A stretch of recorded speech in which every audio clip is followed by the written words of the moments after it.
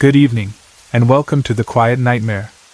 This is a space where silence speaks, and shadows tell stories. Every story you hear is completely uninterrupted, no ads, no distractions. If you enjoy this experience, you're always welcome to stay. Before we begin, tell me where you're listening from, and what time it is. Now, get comfortable. The quiet isn't as empty as it seems. I've experienced the dead for as long as I can remember. It isn't something that started in adulthood, and it isn't something that only happened once or twice during stressful times. It has been part of my life since my earliest memories, like a second layer of reality that occasionally breaks through when it chooses. There are a few experiences that stand out more than the rest, partly because they were so clear and partly because I wasn't alone for some of them. They weren't vague feelings or half-formed impressions. They were full moments, complete with sound, timing, and the kind of shock that makes you remember every detail decades later. One of the strongest early experiences happened when I was 13 years old. My dad was in Vietnam at the time, and my family was living in El Paso, Texas. The house we lived in wasn't large.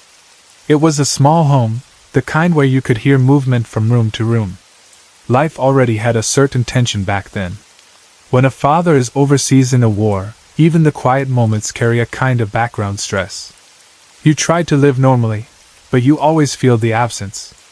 One night I woke up suddenly, and the first thing I heard was noise, loud noise, coming from the living room. It sounded like a party. Not a small gathering. A real, full, busy party. I could hear happy laughter, multiple voices talking at once, and that light, bright sound people make when they're relaxed and enjoying themselves. I could hear glasses clinking together, as if people were making a toast. I could hear silverware being dropped, that sharp metallic sound when a fork hits a hard surface. I could hear the general atmosphere of a room full of people. For a split second, my sleepy brain tried to make sense of it in a normal way. Maybe my mom had company? Maybe relatives came over unexpectedly? But then the other part of me kicked in and reminded me it was the middle of the night, and we weren't the kind of family that hosted late-night parties, especially not with my dad away. I got out of bed and stepped into the hallway. Across from my bedroom was my mother's room. Her door was open, and she was standing in the doorway. I will never forget her expression. She looked terrified.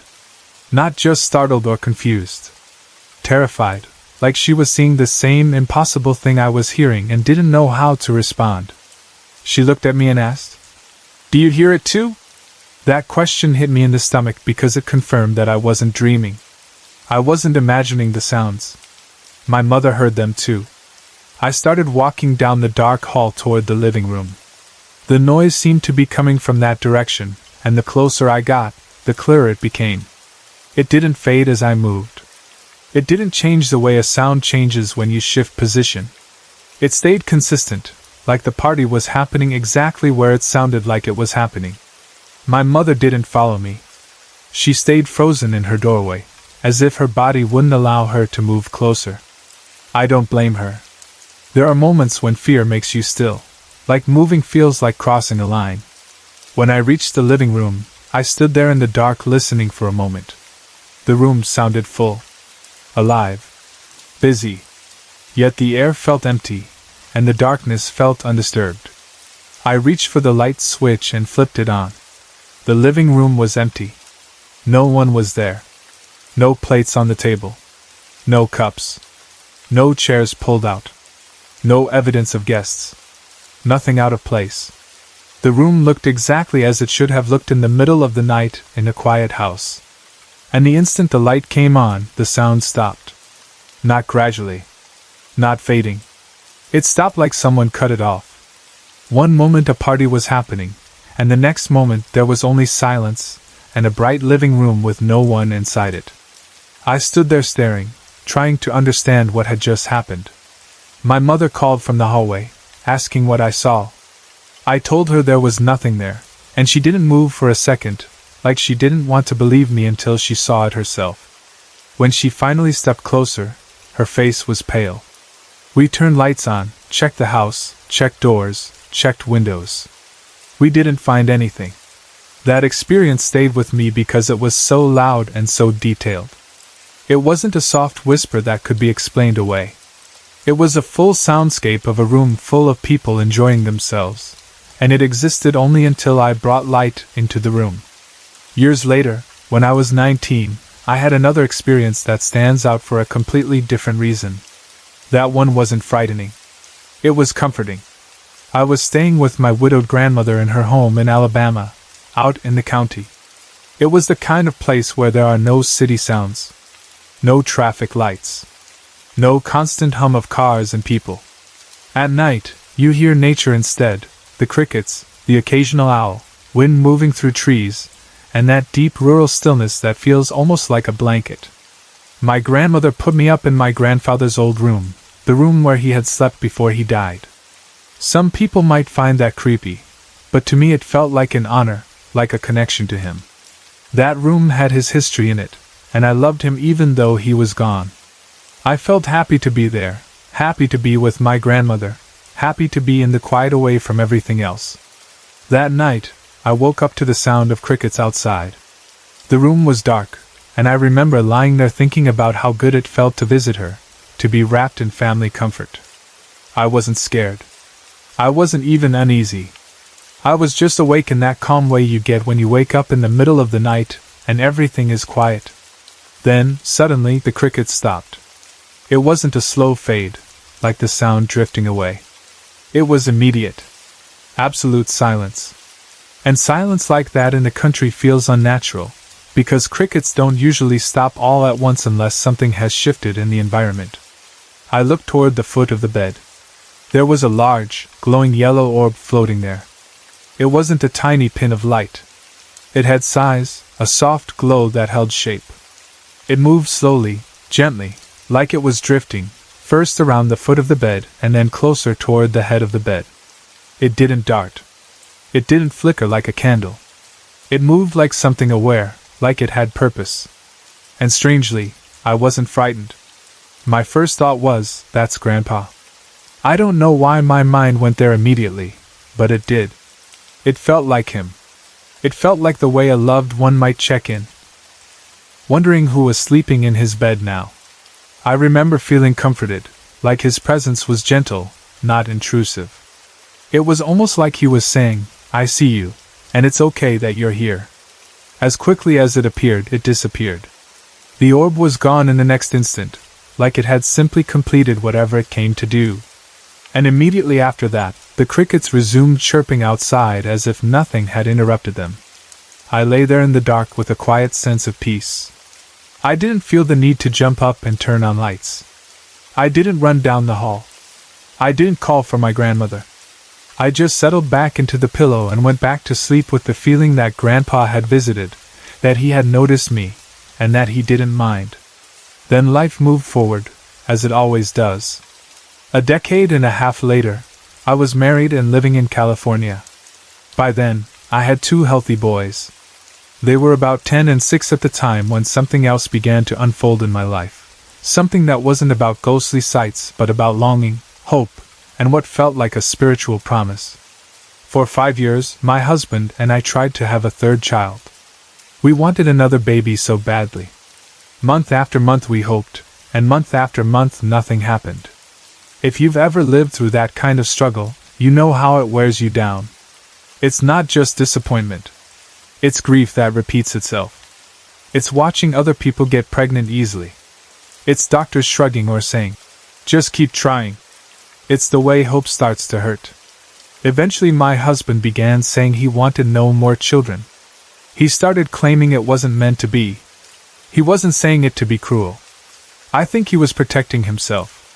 After 5 years of trying, he was tired of hoping and being disappointed. He wanted to accept the life we already had. But I couldn't accept it yet. Not fully. I told my family something that came from deep in me, something I didn't even fully understand when I said it. I told them it seemed like there was a child in heaven waiting to be born, a child meant to be part of our family, who simply wasn't here yet. It wasn't a sentence I had practiced. It was a feeling I had carried for years. It was like I could sense a missing presence, like a seat at our family table hadn't been filled yet. One night, after a fight with my husband over this, I left our bedroom and went to sleep on the sofa in the family room. I wasn't asleep yet. I was lying there crying quietly, exhausted, hurt, and angry.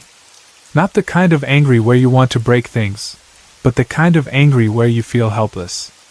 I remember staring at the ceiling in the dim light, trying to calm myself down. Then, in the middle of the room, no more than 4 feet from my face, I heard a voice. It was a gentle young man's voice. There was no image, no orb, no shadow. Just a voice, clear and calm, as if someone was standing there speaking to me like it was the most natural thing in the world. It said, "Don't cry. You will have another child." I sat up immediately and looked around.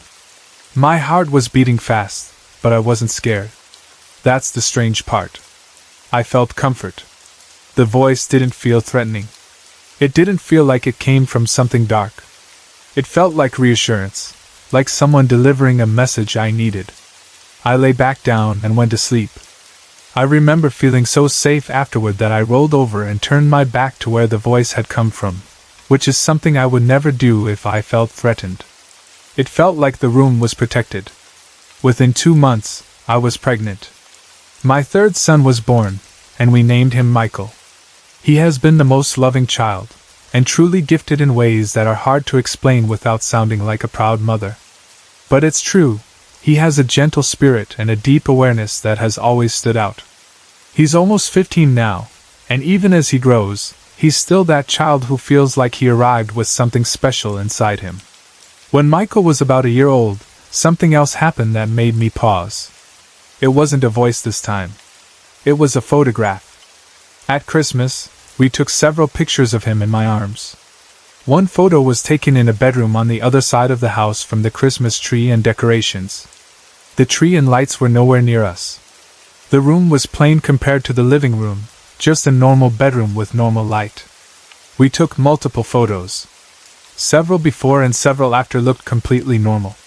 But one picture, one specific picture, of baby Michael and me had sparkling Christmas colors all over our faces. Only our faces. It looked like someone had decorated us with twinkle lights, but it wasn't on our clothes or the background, only our faces. It wasn't like red dye or a lens flare across the whole image. It looked like small sparkling colors, like festive lights dancing on skin. I remember staring at that photo for a long time, trying to make it make sense, and not being able to. There were other moments too. Once, my husband was angry with our older sons because they didn't do a chore they were supposed to do. He punished them by sending them to their rooms for the night with no TV. He thought he was being strict, and maybe he was. But the next day, he told me something that shocked me because it came from him, not from me. He said that while he was alone in the family room, he heard a young man's voice behind him say, in a scolding tone, "Stop the anger. Be kind to your sons." My husband isn't the type to make up stories. He's also not someone who goes looking for paranormal explanations. So hearing him say that made me pay attention in a different way. It made me feel like whatever was around us wasn't only interested in me. It could communicate through the house in ways others could hear too. Another time I was sitting on the floor in the family room watching television, just relaxed, not thinking about anything spiritual. And I felt something pass through me. It felt like an electrical charge migrating from one side of my body and out the other, followed by a light breeze-like sensation. Not cold exactly, not wind you can trace to a vent, more like movement in the air, like something walked right through my space.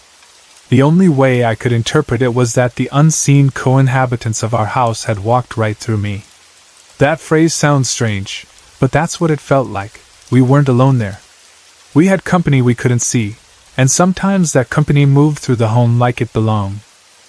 Over time, my husband and sons developed a habit of joking about the name, Larry. I don't even remember how it started, but it became a silly family thing. They would say, "Larry did it," when something went missing or when something felt odd. At one point, they even named our pet bird Larry, like it was an inside joke that kept going. At the time, it was just humor. Families joked to keep fear away. If you can laugh, you feel less powerless. Then after almost 8 years in that house, after the disembodied voice moments, after the strange photo, and after one fruit bowl incident where an inanimate object actually lifted, something happened that made the Larry joke hit differently. I found out from a neighbor that a college student once lived in our house. Apparently he died sometime shortly after graduating, though not in the house itself. Still, he had lived there, and people remembered him. His name was Larry. When I heard that, I felt that familiar chill of recognition, not fear, not exactly, but that feeling you get when something in your life clicks into place in an unexpected way. For years, my family had joked about the name without knowing it had a real connection to the home's past. And suddenly it didn't feel like a random joke anymore. It felt like we had been circling a truth without realizing it. Looking back across all these experiences, from the invisible party in El Paso that my mother heard to the orb in my grandfather's room, to the voice promising a child, to the strange photo, to my husband hearing a voice correcting his anger, and finally learning about Larry, I can't pretend it's all coincidence. It's too consistent. Too layered. Too much a part of my life. I don't claim to understand everything about it, but I do know this. I've never been alone in the way most people assume they're alone. And for better or worse, I've learned to live with that.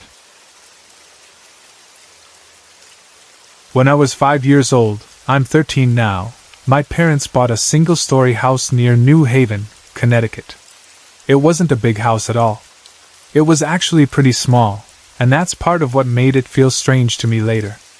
My parents bought a lot of furniture when we moved in, but even with all that furniture, the house still somehow seemed empty. Not empty like we didn't have things. Empty like there was too much space in the air, like the rooms didn't feel full the way other houses felt full. At the time, though, I didn't think much about it. I was 5. Houses were just houses. This one had a backyard and a living room and bedrooms, and that was enough for me. And honestly, for the first 3 months we lived there, nothing weird happened. Nothing at all. I didn't see ghost girls in white dresses. I didn't hear whispering voices calling my name. I didn't see objects flying across the room or doors slamming on their own. If someone asked me back then if our house was haunted, I would have laughed and said no. It felt normal. Or at least, I thought it was normal. For months after we moved in, my parents got me a golden retriever. She was about 2 years old, and we named her Bessie. She was the sweetest dog. She ended up being part of our family for a long time, and she passed away last year. Even now, I miss her. She had that warm, loyal golden retriever personality. Loving, gentle, always happy to be near you. But Bessie had strange habits in that house. There were certain spots she avoided completely. And I don't mean she didn't like them. I mean she refused them like they were dangerous. She avoided the hallway near my parents' bedroom. She avoided a corner next to the couch in the living room. She avoided the entire den. There were other areas too, places that didn't seem special to humans but clearly felt wrong to her. You could not get her to go into those places. Not with treats. Not with toys. Not with calling her excitedly. Not even if you tried to pull her gently by her collar. She would stop, plant her feet, and refuse to move forward. Sometimes she'd back up instead. Sometimes she'd keep her eyes locked on the space as if she was watching something. She wouldn't go in there, period. It didn't matter what you did. At first, my parents thought she was being stubborn, or that she didn't like a certain smell, or maybe she had slipped once and got scared. Dogs can be weird. But over time, the pattern was too consistent. It wasn't one spot. It was multiple spots, and she avoided them the same way every time.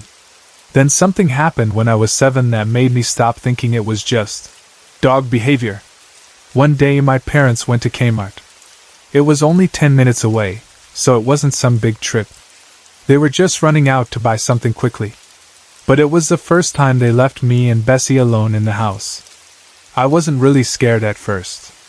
I had been home alone before, at least in other places, and sometimes just for short periods of time. It wasn't new to me. The only difference was that I hadn't been home alone in this house yet. It was a Saturday morning, the kind of morning where kids feel free because there's no school and you can just relax. I turned on the television and started watching cartoons. Bessie was nearby, lying on the floor, relaxed but alert like she always was. Everything felt normal for a few minutes. Then, out of nowhere, the TV turned off by itself. Just off. Like someone hit the power button. I froze and stared at the screen. The remote wasn't in my hand. It was lying on the other end of the couch, far enough away that I hadn't touched it by accident. The television was new too. My mom had bought it only 2 months earlier. It wasn't an old broken TV that could turn itself off from a bad connection. It was supposed to work perfectly. My first thought wasn't ghost. My first thought was confusion. I remember sitting there thinking, what just happened? Did the power go out? Did something blow a fuse? But the lights were still on. The house still had electricity. Nothing else shut off. It was just the TV. It was sunny outside, but it was really windy that day, so I tried to blame it on the wind.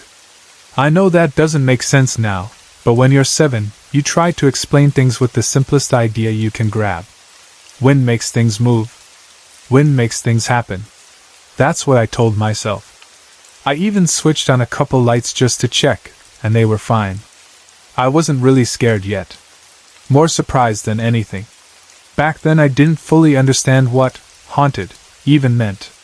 I had heard scary stories, sure, but the idea of something invisible in your house didn't feel real to me. I didn't want to turn the TV back on right away. I don't know why, but something in me hesitated. Like my body didn't want to sit there anymore. So I decided to do something else.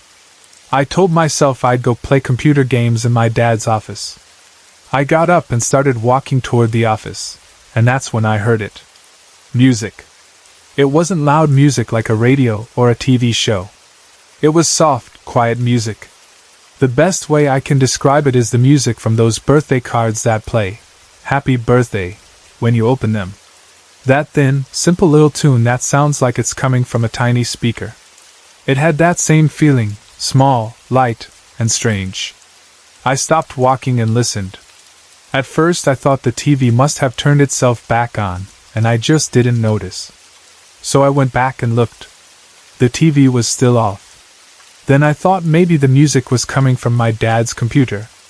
So I went toward the office and checked the computer. It wasn't on. No speakers. No sound. Nothing.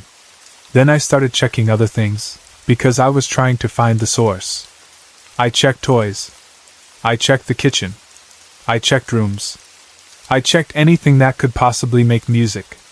But the music wasn't coming from one place. It was everywhere.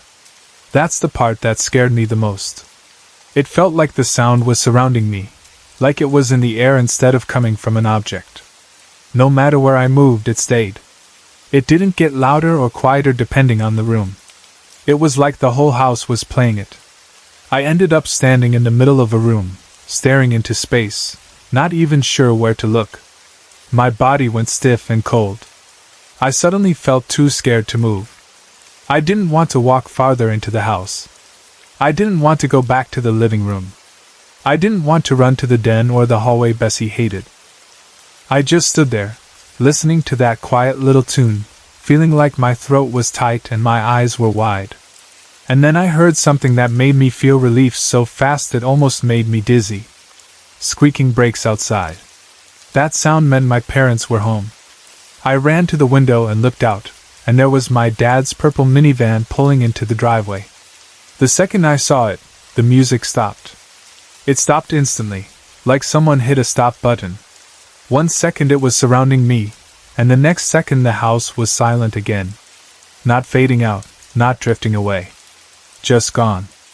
I remember standing there, breathing fast, trying to understand what I had just experienced. Even at 7, I knew that wasn't normal. I didn't have the right words for it, but I knew it wasn't normal. When my parents came inside, I helped my mom unpack groceries like everything was fine. I didn't want to sound dramatic. I didn't want to get in trouble. But as soon as there was a moment, I told my mom what happened. I told her the TV turned off by itself. I told her about the music. I told her it was everywhere and then stopped when they got home. My mom gave me a look. It was that adult look that says, "Stop it, don't start." The look that means, "You're making things up." Then she said something like my imagination was bigger than me. She said it like she was trying to be firm but not mean. And honestly, she wasn't wrong about my imagination. I did have a huge imagination back then. I was the kid who believed there was a monster under the bed and in the closet. I believed my toys had conversations when I wasn't looking. I had made up stories in my head so many times that sometimes my mother didn't know when I was serious and when I was being dramatic. But this time, I wasn't imagining it. I know what I heard. I know the TV turned off. I know the remote wasn't near me. I know the music was real enough that it made me freeze. I know it stopped the exact moment my parents' van arrived, like something knew I was alone, and then stopped when they came back. I didn't know what it was. I didn't know where it was coming from. And the worst part was that after my mom dismissed me, I felt alone with it. Because at 7 years old, when you know something happened but an adult tells you it didn't, you start questioning yourself in a way that hurts. You start wondering if you can trust your own senses. But even now, years later, I still remember it clearly. And when I think back on Bessie refusing to go near certain spots, and that empty feeling in the house even with furniture, and the way the music surrounded me until my parents came home, I can't help asking the same questions I asked as a kid. What was it? And why did it start showing itself only when I was alone? It was back in 2007 in Pennington, New Jersey. I was around 13 or 14 at the time, and I can't remember the exact date, but I remember the night clearly. It was late, around 1 a.m. or so. I had just gotten up to use the bathroom and then went back to my room like it was any other night. I climbed into bed and pulled my blanket up around me, trying to get comfortable. I remember wanting to fall asleep quickly, but my body wouldn't settle. I kept tossing slightly and staring into the dark. It wasn't that I was wide awake with energy. I was tired. I just couldn't cross that line into sleep. Something was keeping me up, and I couldn't put my finger on what it was. It felt like an odd nagging in the back of my mind, like a warning, like something inside me was whispering that something wasn't right. It wasn't a clear thought, more like a feeling that wouldn't leave. But I told myself it was nothing. At that age, I was still learning how to trust my instincts, and most of the time I didn't. I ignored it, like we all do when we don't want to scare ourselves. Eventually I fell asleep. About an hour later, my eyes snapped open. It wasn't the normal way you wake up slowly. It was instant, like something startled me awake without making a sound. My heart was already beating faster before I even understood why I was awake. The room was dark except for a small dim night light near my computer, just enough glow to make the shapes of furniture visible but not enough to light the room clearly. For a second I lay there still, listening. Then I saw movement out of the corner of my eye. It looked like something was coming out from the area near the blinds on my window. The window was in my line of sight from the bed, and I could see the outline of the blinds against the darker night outside. At first my brain tried to explain it as the blinds shifting, like wind or air pressure. But the movement was too specific. It didn't look like blinds moving. It looked like something pushing through.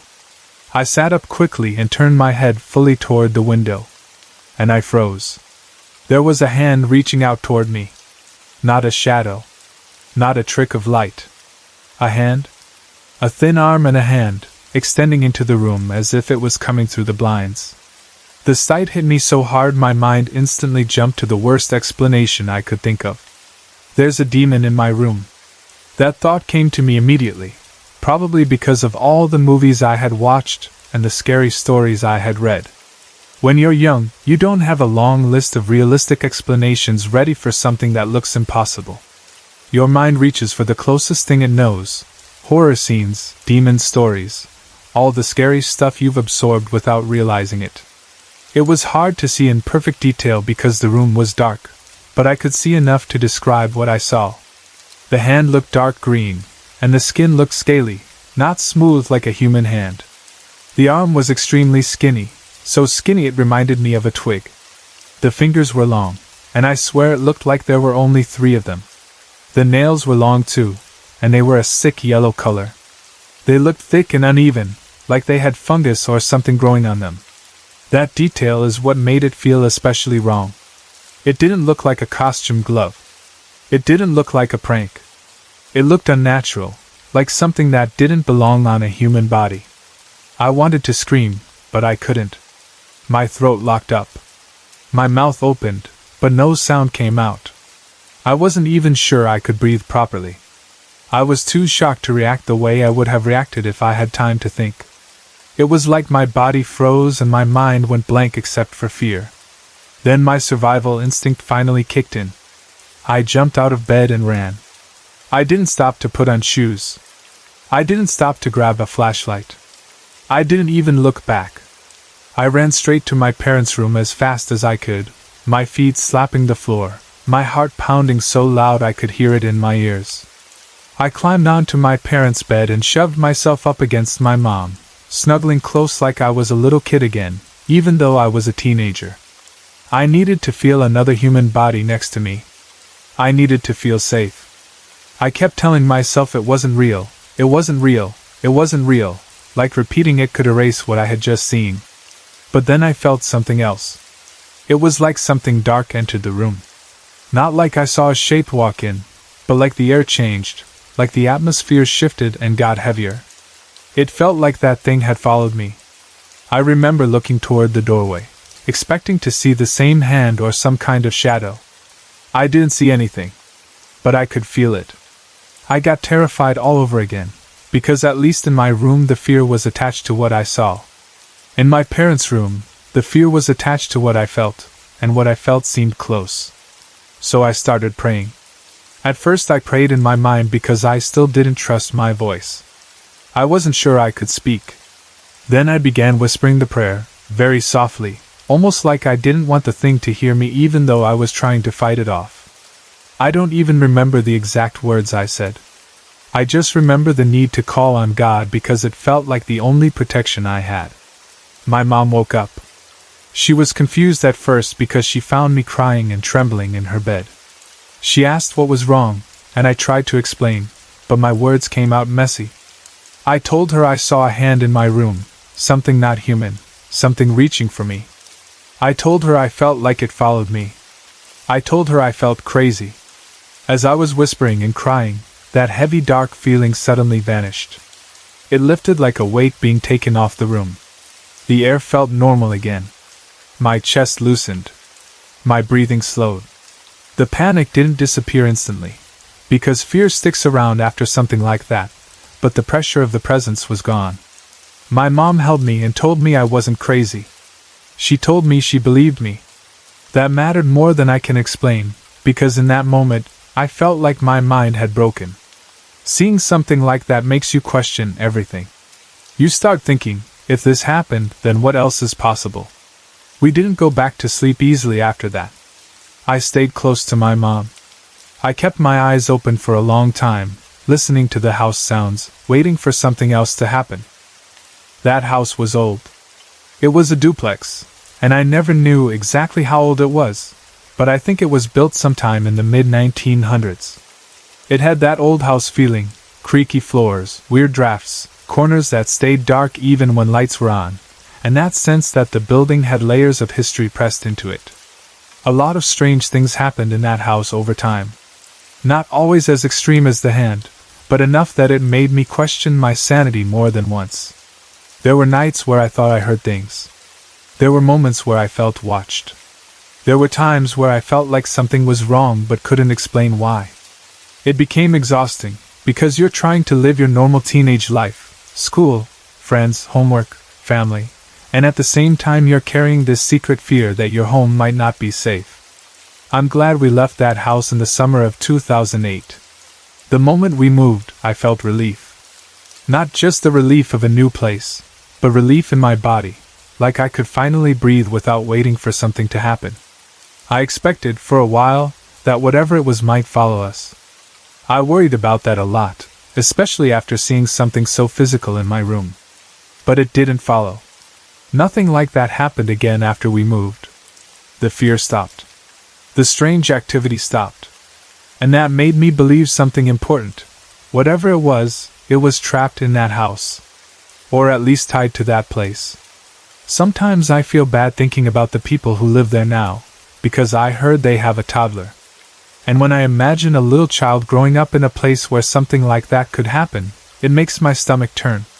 I wouldn't wish that on anyone. I don't know what that hand was. I don't know if it was truly demonic, or if it was something else that looked horrible because of darkness and fear. But I know what I saw, I know how real it felt, and I know that my mother believed me when I told her. And for me, that's enough to say this wasn't just a dream. It was something that happened in that house, in that moment, and it changed how I see the world. I'm currently caretaking a house in northern Michigan. It's out in the kind of area where the nights are truly dark and quiet, where you can step outside and hear nothing but wind, insects in summer, and snow shifting in winter. The house isn't ancient or falling apart. It's roughly 30 years old, and as far as I know it hasn't had a lot of major work done since it was built. It's a normal-looking place from the outside, with normal rooms and normal furniture, and for the first 2 years I lived there I honestly didn't notice anything that made me think paranormal. That's why what started happening about 6 months ago threw me off so badly. It didn't begin with anything dramatic. No full-body ghost walking through a hallway, no loud voice calling my name, no objects flying across the room. It began the way a lot of strange stories begin, with little things that are easy to dismiss. The kind of things you can shrug off because you don't want to live your life feeling scared in your own home. The first signs were simple flickers of light. Sometimes a light would pulse for a second and then steady again. Sometimes it would do it twice in a row. My first thought was electrical issues. That's a boring explanation, but it's a normal one, and I prefer normal explanations.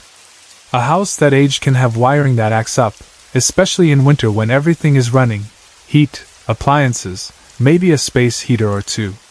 I told myself that was all it was. Around the same time, my cat started doing something that caught my attention. I have 3 cats, and if you've ever lived with cats, you know they can be weird for no reason. They chase dust. They stare at walls. They jump at shadows. They act like they're hunting invisible enemies just to entertain themselves.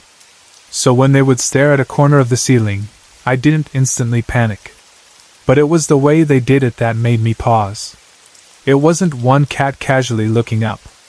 It was all 3 of them lifting their heads at the same moment and focusing on the exact same spot, like something had moved there and all of them tracked it together. Their heads would tilt slightly. Their eyes would follow as if something crossed an unseen line. Sometimes they would stare at a corner for a full minute, then relax like nothing happened. What also stood out was that they didn't seem frightened. Their fur didn't puff up. They didn't run and hide. They didn't hiss. They just watched. That made it easier for me to dismiss. I kept telling myself it was a bug, or dust floating in a sunbeam, or a small sound in the ceiling that only animals can hear. Most of the time, I pushed it out of my mind. Then last winter is when things started getting strange enough that I couldn't laugh it off so easily. One night, I woke up because I heard what I thought was a radio going off in another room.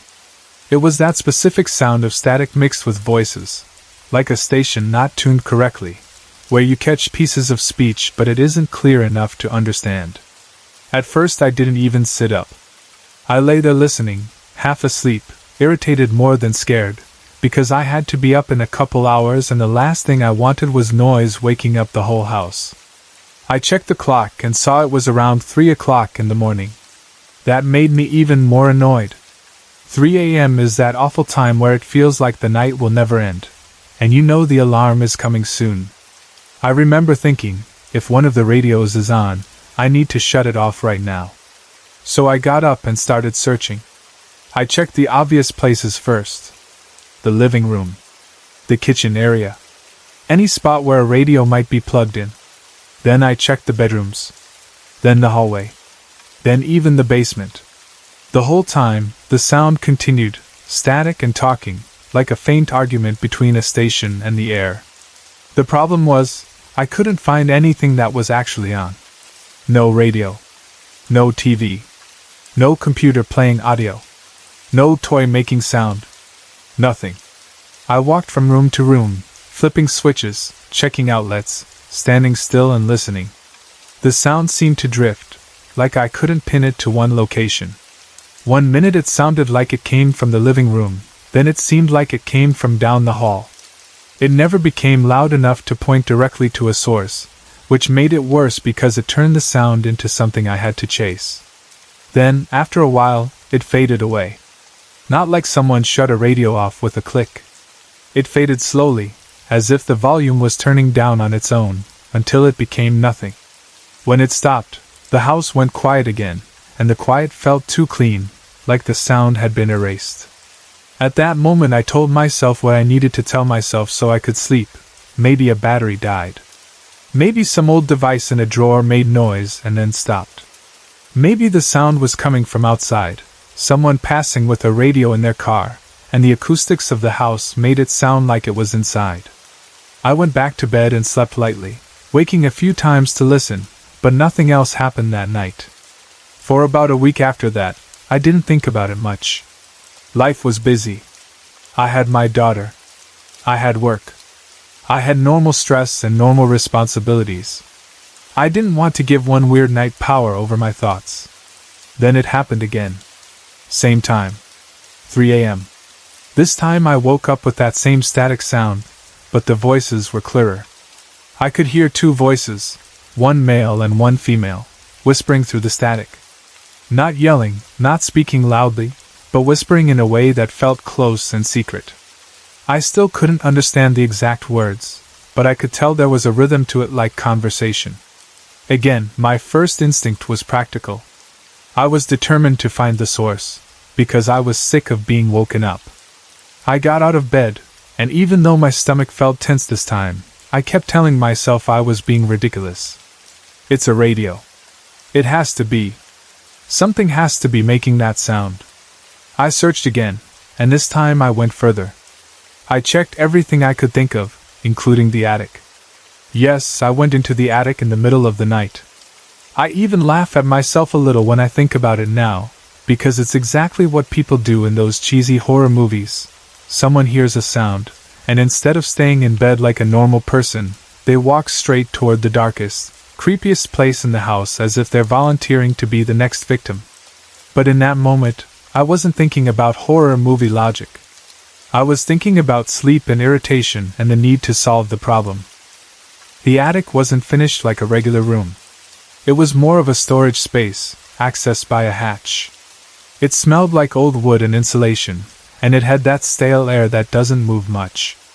I climbed up with a flashlight, scanning corners and beams, looking for anything that could be making sound. There was nothing. No radio. No device. No source. The voices continued for a while anyway, whispering through static, as if the attic itself was speaking. Then, after maybe 15 minutes, it faded out again, slowly, like the sound was sinking back into the house. I went back to bed shaking, not just from cold but from the growing realization that I wasn't finding a normal explanation. Still, I tried to stay calm. I told myself that maybe there was a wiring issue that caused interference. Maybe a baby monitor was picking something up. Maybe the house was catching radio frequency in a strange way. I tried to be logical because logic felt like safety. I think I could have lived with the flickering lights and the weird 3 a.m. radio static voices if it had stayed at that level. But things got more personal when my daughter started being affected. My daughter is 4 years old. She's at that age where dreams can be intense and confusing. Kids can have nightmares, and they can wake up crying, and sometimes they don't even know why they're upset. So when it first started, I told myself it was normal childhood stuff. Then I heard her screaming at night. Not a normal cry. Not a little whimper. These were brutal wails, the kind that make your heart race instantly because they sound like real pain. The first time it happened, my boyfriend was over. We were asleep when the scream came, and I swear it sounded like she had broken her leg or cut herself badly. It jolted both of us awake, but I was out of bed first because that's what mothers do. Your body doesn't even ask questions. It just moves. I ran to her room so fast I almost tripped. She was sitting up, crying hard, shaking, eyes wide. I checked her quickly for injury. I looked at her arms, legs, face. No blood. No obvious pain. I asked her what happened, and she kept saying she had a bad dream. She kept saying her room, and the shadows, gave her bad dreams. That phrase stuck with me, the shadows. Kids do talk about shadows sometimes. They fear the dark. But the way she said it wasn't playful. It was serious, like she believed something in the room was the cause. My boyfriend suggested it might be an excuse for her to crawl into bed with me. He wasn't being cruel. He was being practical. At that time, I was trying to break her habit of sleeping in my bed. She had gotten used to coming in at night, and I was trying to teach her to stay in her room. Sometimes kids will cry or claim nightmares because they want comfort. That's true. So at first I let it go. I comforted her. I stayed with her until she calmed down. I reminded her that she was safe. I turned on her nightlight. I stayed firm but gentle about her sleeping in her bed. Eventually her screaming episode stopped, at least for a little while. I started thinking maybe my boyfriend was right. Maybe she was just pushing boundaries. Maybe it was a phase. Then something happened that made both of us take it more seriously. One night my boyfriend was alone in the house. I wasn't there. My daughter was asleep. The house was quiet. He fell asleep on the couch, like he sometimes did. He told me later he woke up suddenly because he heard a man's voice say, "Where's Amy?" Amy is my name. At first he thought he imagined it. He said it was one of those moments where you're half asleep and your brain can create sound. But then he heard the basement door slam shut. That sound woke him completely. And immediately after the door slam, he heard footsteps quickly scurrying down the basement stairs. Not slow steps. Not the settling of wood. Quick, purposeful movement. Like someone rushing downward. Then silence, like whoever went down there stopped making noise the second they reached the bottom. My boyfriend told me the silence afterward was the creepiest part. The house didn't just return to normal. It felt like it was listening. He got up fast and ran outside. He honestly thought maybe I was pranking him, or maybe one of his friends was messing around. That was the only way he could make it make sense. But I lived in the middle of nowhere. There were no cars in sight. No headlights. No one hiding in the yard. No footprints. No sound of someone running away. Nothing. That night stayed in his mind. It made him restless in my house afterward. He didn't say it like he believed in ghosts suddenly, but he couldn't stop wondering if what I had been telling him, the flickering lights, the voices, the strange atmosphere, might actually be real. After that, I started hearing voices more often. Not always at 3 a.m. anymore. It could happen during the day or at night. Sometimes it sounded like men. Sometimes women. Sometimes laughter. Sometimes crying. Sometimes voices that sounded like different languages. Like conversations I couldn't interpret. And the worst part was I could almost never understand what they were saying. It was like hearing people talk through a wall, but there was no wall and no one there. It began affecting my sleep. I'd lie down and feel alert, like I couldn't fully relax because my mind was listening for the next sound. When you stop sleeping properly, everything gets worse. You become more emotional, more anxious, more sensitive to noises. So of course I began questioning myself too. I was under a lot of stress at the time. Not just because of the house. Life stress. Parenting stress. Relationship stress. Money stress. The normal weight people carry. And stress can do strange things to the body and mind. It can cause anxiety. It can cause sleep problems. It can even cause people to hear or see things when they're exhausted. So I did what a rational person does when they start questioning their own senses. I made an appointment with my doctor. I wanted to rule out medical reasons. I didn't want to jump straight to paranormal explanations if there was a mental health or sleep issue that could be treated. Around that same time, I began having strange dreams too. Not just random dreams. Dreams that felt like warnings or premonitions. One dream in particular still bothers me because of how it lined up with real life. In the dream, my mother called me. I picked up the phone, and while I was listening, I glanced at the clock and noticed it was 7 a.m. In the dream, my mother told me my uncle had died. That news hit me even in the dream, like a wave of grief and shock. I remember feeling that sinking feeling in my chest, the one you get when your world shifts. Then I woke up, and the phone was ringing. I picked it up immediately, heart already pounding, because the timing alone was enough to make me dizzy. As I lifted the phone, I looked at the clock. It was 7 o'clock in the morning. The call wasn't from my mother though. It was my daughter's daycare provider. And she was calling to tell me her mother had died. That might not sound connected to some people, but to me it felt like the dream wasn't about my uncle specifically. It was about death news arriving at that exact time. It was like my mind received the shape of the message, but the details were different in real life. After that dream, other strange little incidents followed over the next 2 weeks. I had more déjà vu than I've ever had in my life. Not a small, "this feels familiar" moment, but strong déjà vu that made me stop mid-action because it felt like I had already lived that exact second. Sometimes I even reacted to things before they happened, like I would reach for something before someone asked me to, or I would turn my head toward a doorway right before a person walked through, as if my body knew before my eyes did. It began happening so often that I started questioning whether my mind was just tired and looping, or whether something else was going on. Then, after that first major dream incident, I saw something that I can only describe as an apparition. It was in my front window. I saw the figure of a man in the window, like he was standing just outside or pressed close to the glass. It wasn't a clear, detailed face like you see in a photo. It was brief, like a sudden appearance that didn't allow me time to fully process. But I remember something else very clearly: bright red. I don't know what the red was.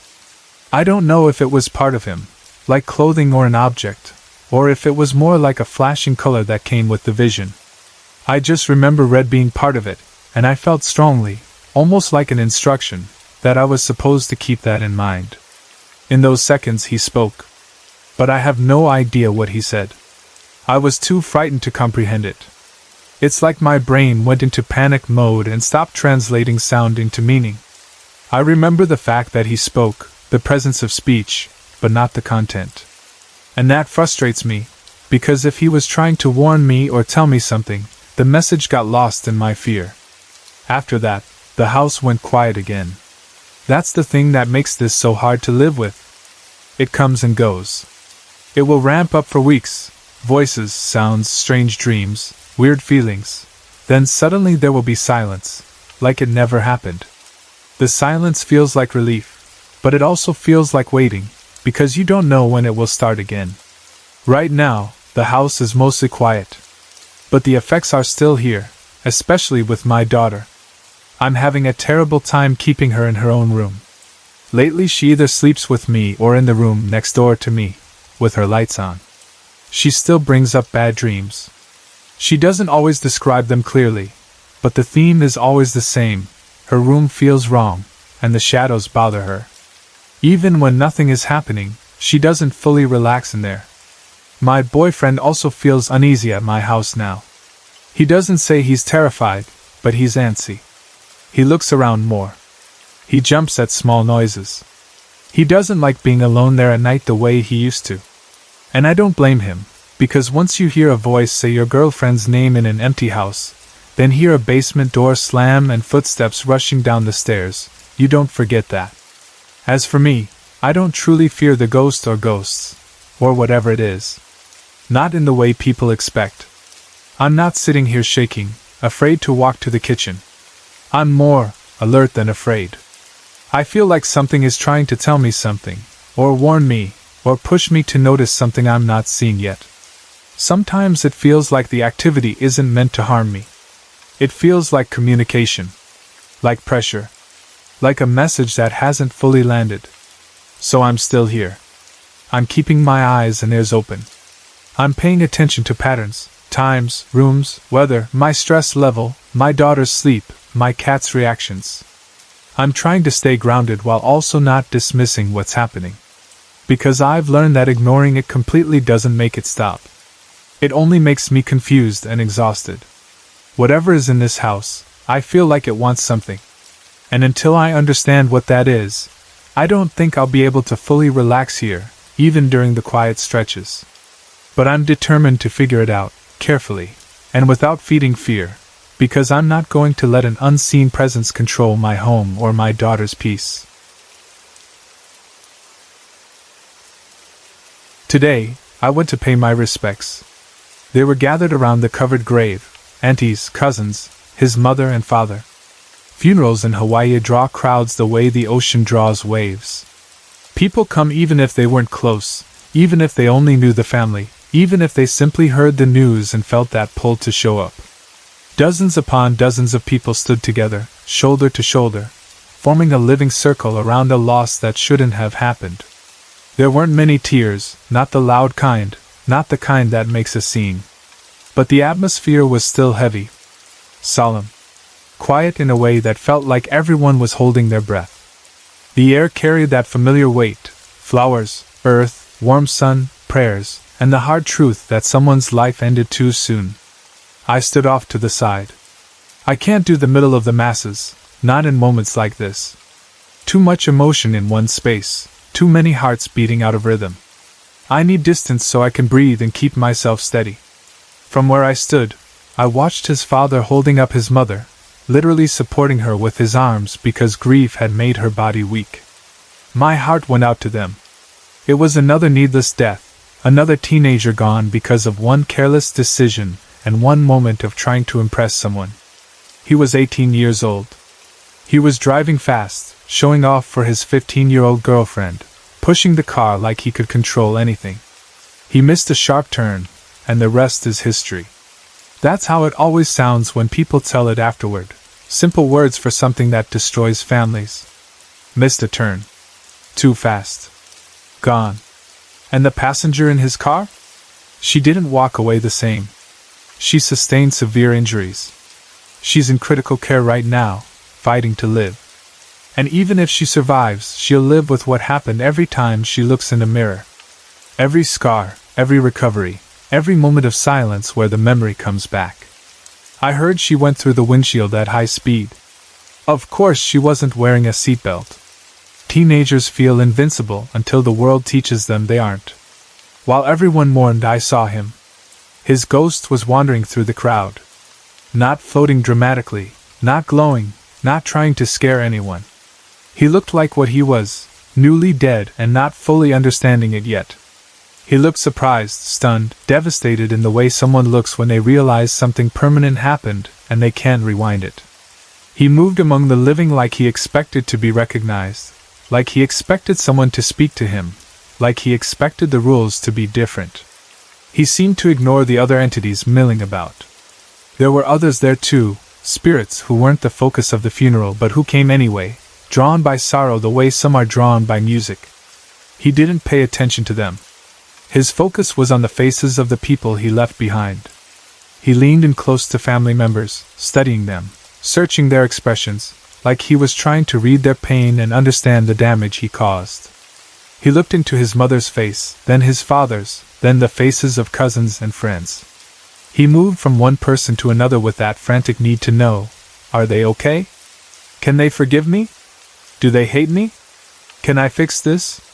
It was obvious he knew what he had done. I could read it on him. It was written all over his posture, his expression, his energy, regret, shame, shock. And above all, apology. A deep, aching sorry that had nowhere to go. But unfortunately, it is too late for him to be sorry. That's the cruelest part of sudden death. People don't get to grow into wisdom. They don't get to make it right. They don't get the chance to be the person they might have become. They just stop, and everyone else has to carry the consequences. Around the guests, there were spectral beings following people. This is normal. Most of us have loved ones who come close when we suffer. Grandparents, old friends, family members who have already passed, returning quietly to stand near their living, offering comfort in the only way they can. I could feel the guardians there too. They stood back, watching, allowing each person to grieve in their own way. Grief doesn't feel good, but it does something necessary. It changes people. It forces maturity. It teaches appreciation. It teaches humility. Guardian angels keep close, but they give space. Mourning is a sacred process, and everyone goes through it differently, at different times, in different seasons of life. Someday, people will grieve our passing too. I watch the children running around. Kids do that at funerals. They don't fully understand the weight, not the way adults do. They play quietly while the adults mourn. They move through the crowd like small birds, chasing each other, whispering, laughing softly, then stopping when an adult voice gets too serious. Their innocence stands in sharp contrast to the grief around them. The crowd kept swelling, the living and the dead. And that's when I stepped farther away, because some of the apparitions began to notice me. When spirits realize someone can see them, the energy changes. Their attention sharpens. Their curiosity turns toward you, and suddenly you're no longer just a person paying respects. You become a doorway, a possibility. And this was neither the time nor the place for confrontation. This wasn't my moment. This belonged to the family. This was their grief, their goodbye, their ceremony. I didn't want to become a distraction, and I didn't want the dead to start crowding me while I stood among mourners. My eyes stayed on his family. I listened to the whispers, the quiet conversations, the prayers and the soft laughter people use to survive sorrow. The sadness was building under the surface, like a tide rising. I had already approached the family earlier to offer my condolences, and now I stood back, watching, holding my own emotions in check. And still, I could feel him watching me. The young man followed me with his eyes, even while he drifted among the crowd. He noticed me noticing him. He saw that I could see. He looked at me like a person drowning looks at someone standing on the shore, hope mixed with desperation. So I did the one thing I could do without causing a scene. I smiled at him. Not a happy smile, not a casual smile. A gentle one. A small acknowledgement. I let him know, without words, that I understood. That I wasn't afraid. That he wasn't invisible to me. And he understood. There was a shift in him when he realized someone could hear him if he spoke. It didn't erase his regret, but it gave him direction. Like suddenly there was a place for his apology to land. I left before the weight became too much. But I'm going back to his graveside tonight. I'm going back when the crowd is gone, when the living are home trying to sleep through heartbreak, when the air is quieter and the dead feel less crowded. Tonight, I will listen to him. Tonight, if he's willing, I'll let him speak. I don't know what he'll say, and I don't know how much peace I can offer a soul that left so suddenly, but I want to try. I hope I can help him move on. When I was younger, I did everything I could to avoid ghosts.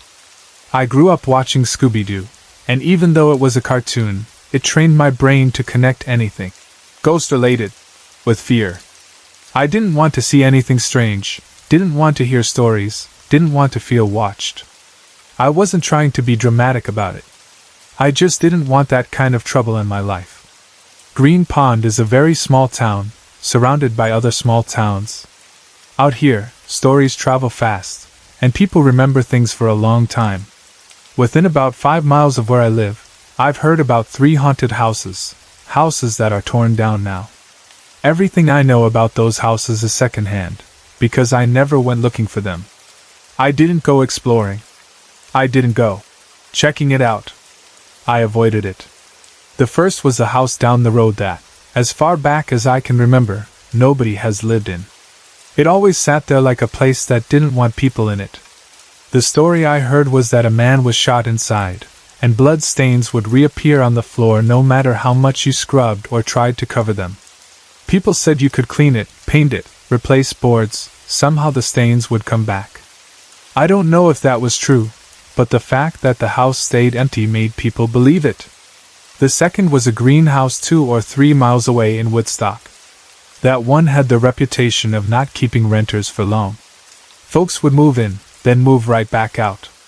The story was that a woman who lived there had been pregnant, depressed, and ended up taking her own life. People said she haunted it. The third was a pink house about 5 miles away in Gray Hill. I believe it was occupied when I first heard it was haunted, but not long after, it was vacant. It sat there and deteriorated for years, 12 to 15 years, until it was finally torn down. It was one of those places you drive by and feel your eyes drift toward it without wanting them to. There was also a subdivision where some houses had been built on top of Indian burial grounds. At least that's what people said. A few of those houses were rumored to be haunted too, including the one my second wife lived in. So that was the environment I grew up around: small towns, old land, old stories, and places people avoided without always saying why out loud. And even if you do everything you can to avoid ghosts, life can still catch you off guard. After my first wife died, something changed in me. The fear didn't disappear completely, but grief made me braver in a strange way. I started visiting her grave whenever I could. Sometimes it would be late, 9 o'clock at night, at a country cemetery where the closest house was about a quarter-mile away. There was only one street light out there, and the darkness around the cemetery always felt wider than darkness anywhere else. But I stood my ground. I went there in the name of Jesus. I told whatever might be there that I had a right to be there. I told it I wasn't going to be run off. And for the most part, nothing ever bothered me. There was only one time I thought I heard something like chains rattling. It sounded creepy enough that my stomach tightened, but instead of running away, I went toward the sound. When I got close, I realized it was the rope on the flagpole tapping against the pole. It was one of those moments that reminded me how easy it is to scare yourself when you're already emotional, and you're standing alone in the dark. Then one night, I had an experience that I couldn't brush off so easily. I was lying in bed asleep when I woke up to someone yanking on my arm. Not a gentle tug like someone trying to wake you.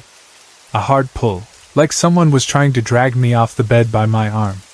It startled me so badly my heart started racing instantly. I snatched my arm back and said out loud, "Well, just pull me off the bed then." The moment I said it, whatever was pulling me let go. After that, I didn't have any problems for a while, until I married my second wife. My second wife lived in a haunted house, and I truly believe she brought some of that activity with her. I don't say that because I want to blame her. I say it because the timing matched, and the type of things that happened matched what she had already experienced before. The main spirit she dealt with, at least the one that stood out, was a spirit that took the form of me and tried to seduce her. That's a hard thing to talk about because it sounds crazy when you say it out loud, but that's what she described. She said it didn't just look vaguely like me. It looked like me enough that at first she thought it was me. It also took her form once and passed by the bedroom door. That part hit me hard, because now it wasn't just a strange noise, or something moving. It was imitation. It was trying to confuse and manipulate. It only tried to seduce her once, and I thank God for that. She told me God rebuked it through her own voice. That part still gives me chills, because she said the moment God spoke through her, the spirit's whole demeanor changed. The thing that looked like me reacted like it had been struck. She said its head didn't just blur, it scrambled. That was her exact word, scrambled. Like its face and head couldn't hold shape anymore. Like it lost control of the illusion. Then it backed up waving its arms, angry and loud, and said something like, "If that's the way it's going to be, just forget it, just forget it." And then it was gone. Years later, she believed it tried to choke her in bed. She said she prayed, and it released her. Whether it was the same spirit or something else, I can't say for sure, but what I do know is that she lived with things I wouldn't wish on anyone. As far as I can tell, after that incident, she didn't have trouble with that particular spirit again. But I believe something else came into our lives later, and I believe I played a part in it. There was a time when my second wife and I were split up. I was lonely, angry, and not thinking right. I went to my first wife's grave. I stood there grieving, bitter, and desperate. And I said something I should never have said. I said, "Why don't you just come home with me?" I said it out loud in a cemetery. And I meant it in grief, but I realize now words like that can be invitations, whether you understand it or not. Looking back, I believe something did come with me. Maybe not my first wife, maybe never my first wife, but something heard me, something took the invitation. I didn't understand that at the time. I didn't realize it until my second wife and I got back together. That's when things started happening in ways that targeted her. She would hear footsteps. Not soft floor creaks, footsteps. She heard banging on walls. She said her bed would be kicked every morning, like something hit the frame hard enough to wake her. She heard someone say "Hi" in a female voice. She heard my voice calling her when I hadn't called. That part made her feel crazy, because she knew my voice, and yet it wasn't connected to me. And when these things upset my wife, it upset me worse. Because I can tolerate a lot if something happens to me. But when something messes with someone I love, especially by scaring them in their own home, that makes me angry. I took it personally, like they were messing with me through her. I started calling them out. I would say things like, "If you've got something to say, say it. If you want to fight, fight me. If you want to scare somebody, scare me." I did it on my terms, at my convenience. The bedroom was off limits. I didn't play around in the room where my wife slept and felt most vulnerable. But elsewhere, I wasn't going to let something push us around without saying something back. I also tried to get them to leave. I went as far as anointing the doors and windows with olive oil, extra virgin oil that I'd bought, and used only for that purpose. I didn't cook with it. I didn't use it for anything else. I treated it like a tool of faith. I anointed while rebuking out loud, speaking with authority in the name of God, telling whatever was there that it was not welcome. I even went through a ritual of my own where I told it, or them, to get in the car. I actually opened the car door, like I was treating it like a real passenger. I told them I was taking them back to the cemetery. Then I drove to the cemetery, opened the door, and told them to get out. I don't know if it worked fully or if it only helped temporarily, but things did quiet down after a while. The house became calmer. The activity wasn't as constant. The tension eased enough that we could breathe again. Still, I can't honestly say everything is completely gone. Every now and then, I still feel like somebody is looking at me. Not always. Not every day. But enough that I notice. And my wife is still scared because of what she went through in the past. Fear doesn't leave quickly once something has violated your sense of safety. I tried to help her face it. I tried to get her to stay in the home and not run from fear. I even did small things to help her feel connected to me when I wasn't there. At one point, when I was working as a night watchman, I got her to listen to my voice on the CB radio while I talked to my friends, and she could talk back. It was a way to make her feel less alone and less trapped by her own thoughts. But eventually, she resorted to sleeping at my parents' house about 50 yards away. It wasn't because she didn't love me. It was because she couldn't rest. She couldn't relax. And if a person can't sleep, their whole life starts falling apart. These days, whatever it is seems to pick on other people more than us, especially when we aren't home. It messes with people who have permission to be there. We once let a homeless man we knew stay the night alone. He didn't fall asleep until my wife and I got home in the morning. And he refused to stay another night. He wouldn't even consider it. He didn't have to explain much. His face said enough. My wife's cousin and his wife experienced things too. They heard running. They heard doors slamming. And when they left the house, his wife was pushed right as they went out the door. Not bumped by a person. Not tripped. Pushed in a way that made them both go silent and leave fast. So now, I try to be careful about what I say and where I say it. Even joking can feel like an invitation sometimes. I even caught myself thinking that if I ever give someone permission to come in and cook something, or give someone permission to spend time there, I should probably say it inside the house instead of outside so the spirits can hear it too. That sounds ridiculous when I type it out, but when you've lived through enough weirdness, you start thinking in those terms. All I can say is, I feel sorry for anyone who breaks into our trailer. Because if they come in thinking they're going to steal something, they might get a surprise they aren't ready for. And I hate to admit it, but part of me thinks if I could videotape their reaction, it would probably be entertaining in a dark way. Because sometimes humor is the only way to survive stress you didn't ask for. But I still don't trust these spirits. I don't treat them like friendly guests.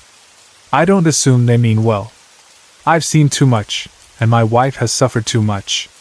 Whatever is there has lied, imitated voices, and crossed boundaries, and that's enough for me. God bless.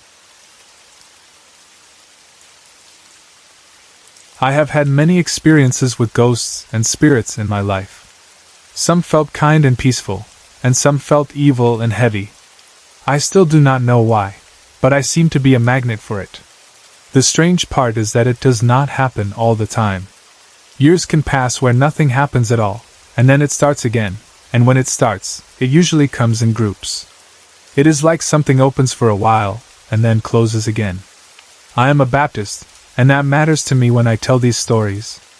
I believe in demons, and I believe that evil is real. I also believe I am protected from harm. I do not believe anything can possess me, not if I belong to God. I do believe evil can try to scare me, and it can try to touch me, and it can try to mess with my mind, but I do not believe it can take me over. That belief is the only reason I have been able to stay calm sometimes, because I have learned over time that fear is exactly what these things want.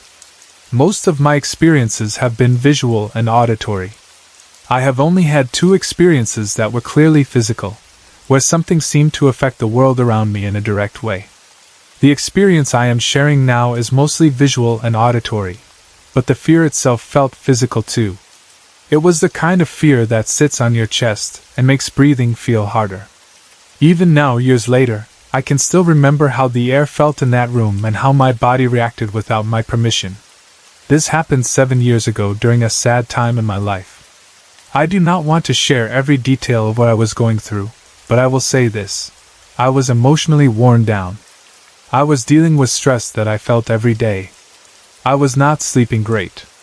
I was carrying sadness and anger that I did not always know how to release. I believe that kind of emotional state makes a person more open, not because you want to be open, but because you are tired, and tired people have thinner walls. When you are exhausted inside, it is harder to keep your mind steady. It is harder to keep your spirit calm. And it is easier for fear to take hold. At that time, I was living in Hayward, California. I was not living alone in that house. I was sharing it with my sister and her husband. It was their place too, and normally the house felt safe.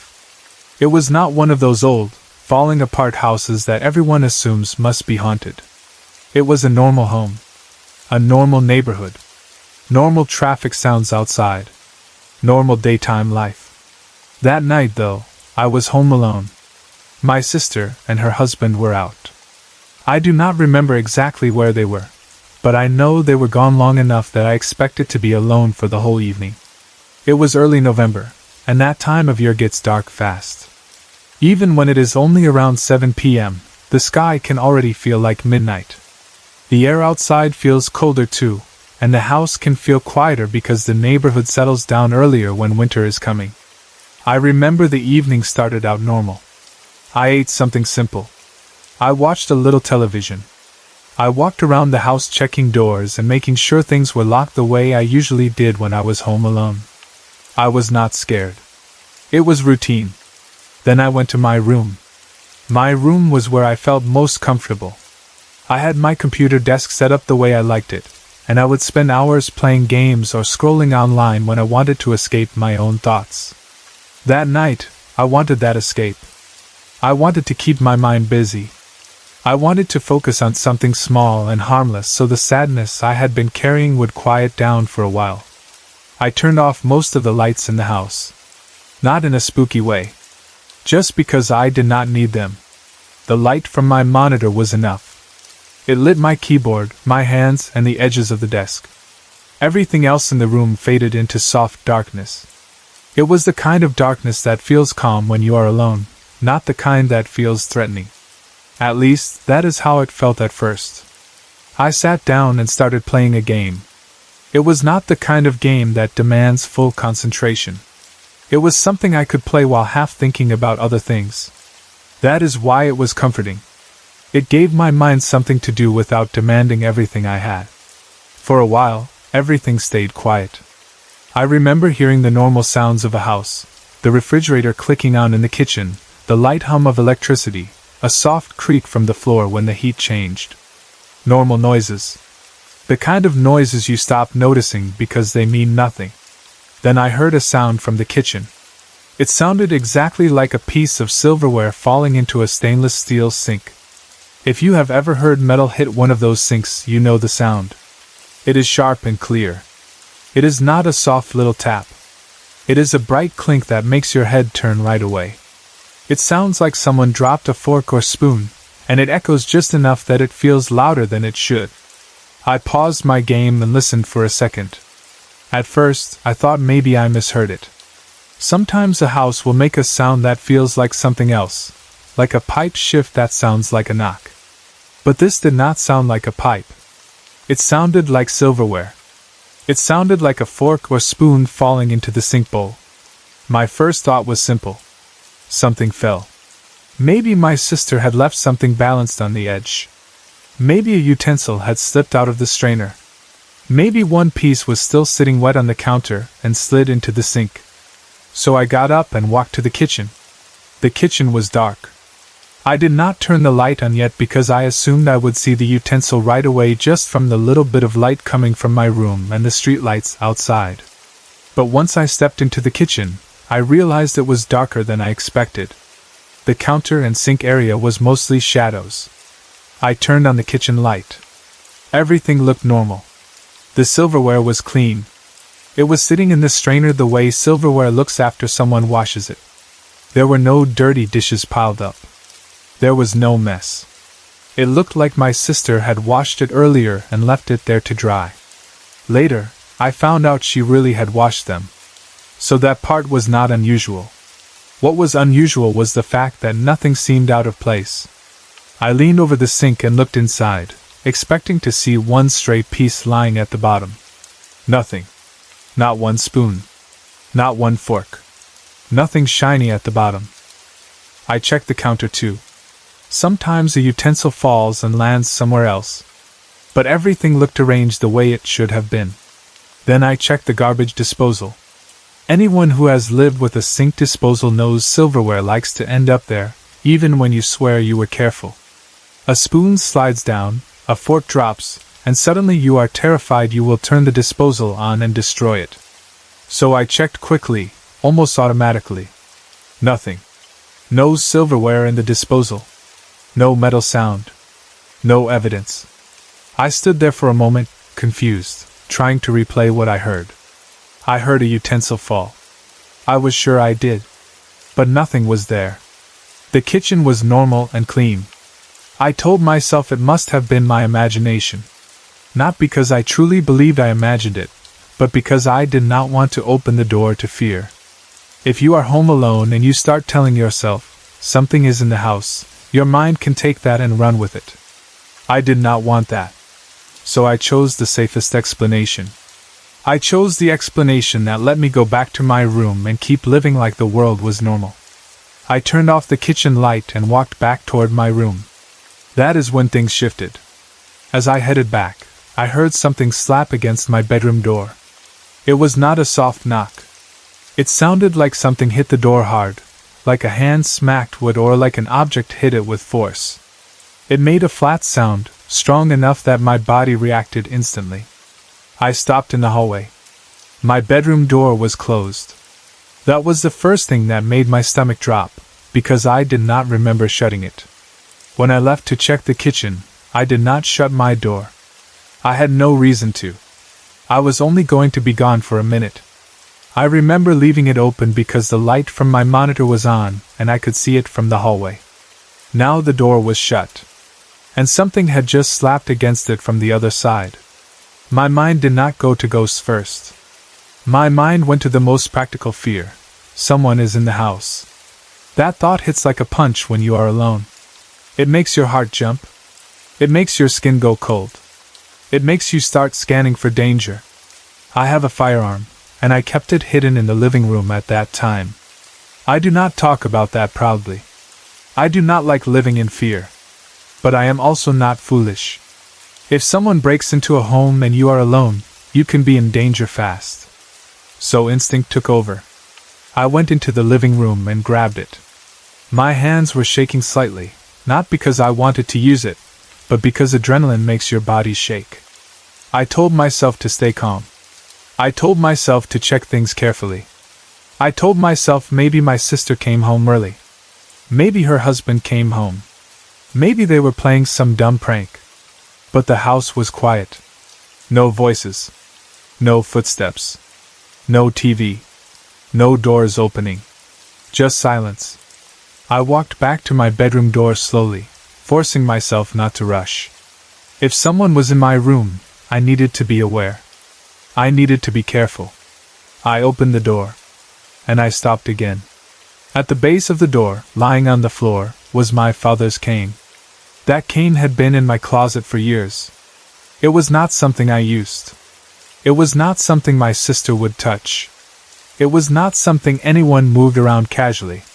It had meaning. It was connected to my father, to memory, to family. It was one of those objects that stays in one place because it feels wrong to treat it like a random stick. It had never moved. Now it was on the floor at the base of my door, as if it had been pushed there. I stared at it like it didn't belong in reality. My brain tried to make a normal explanation. Maybe it fell out of the closet. But the closet door was closed. Maybe I had moved it earlier and forgot. But I hadn't. Maybe my sister moved it. But she wasn't home. The more I tried to reason, the less it made sense. And then, from the kitchen, I heard a louder sound. This time it sounded like all the silverware fell into the sink at once. It was not one piece. It was a crash of metal, a clatter like a handful of forks and spoons dumped into stainless steel. It startled me so hard my whole body flinched. My grip tightened. My mouth went dry. That sound forced me back into intruder mode. If all the silverware just fell into the sink, someone had to be there. Someone had to have touched it.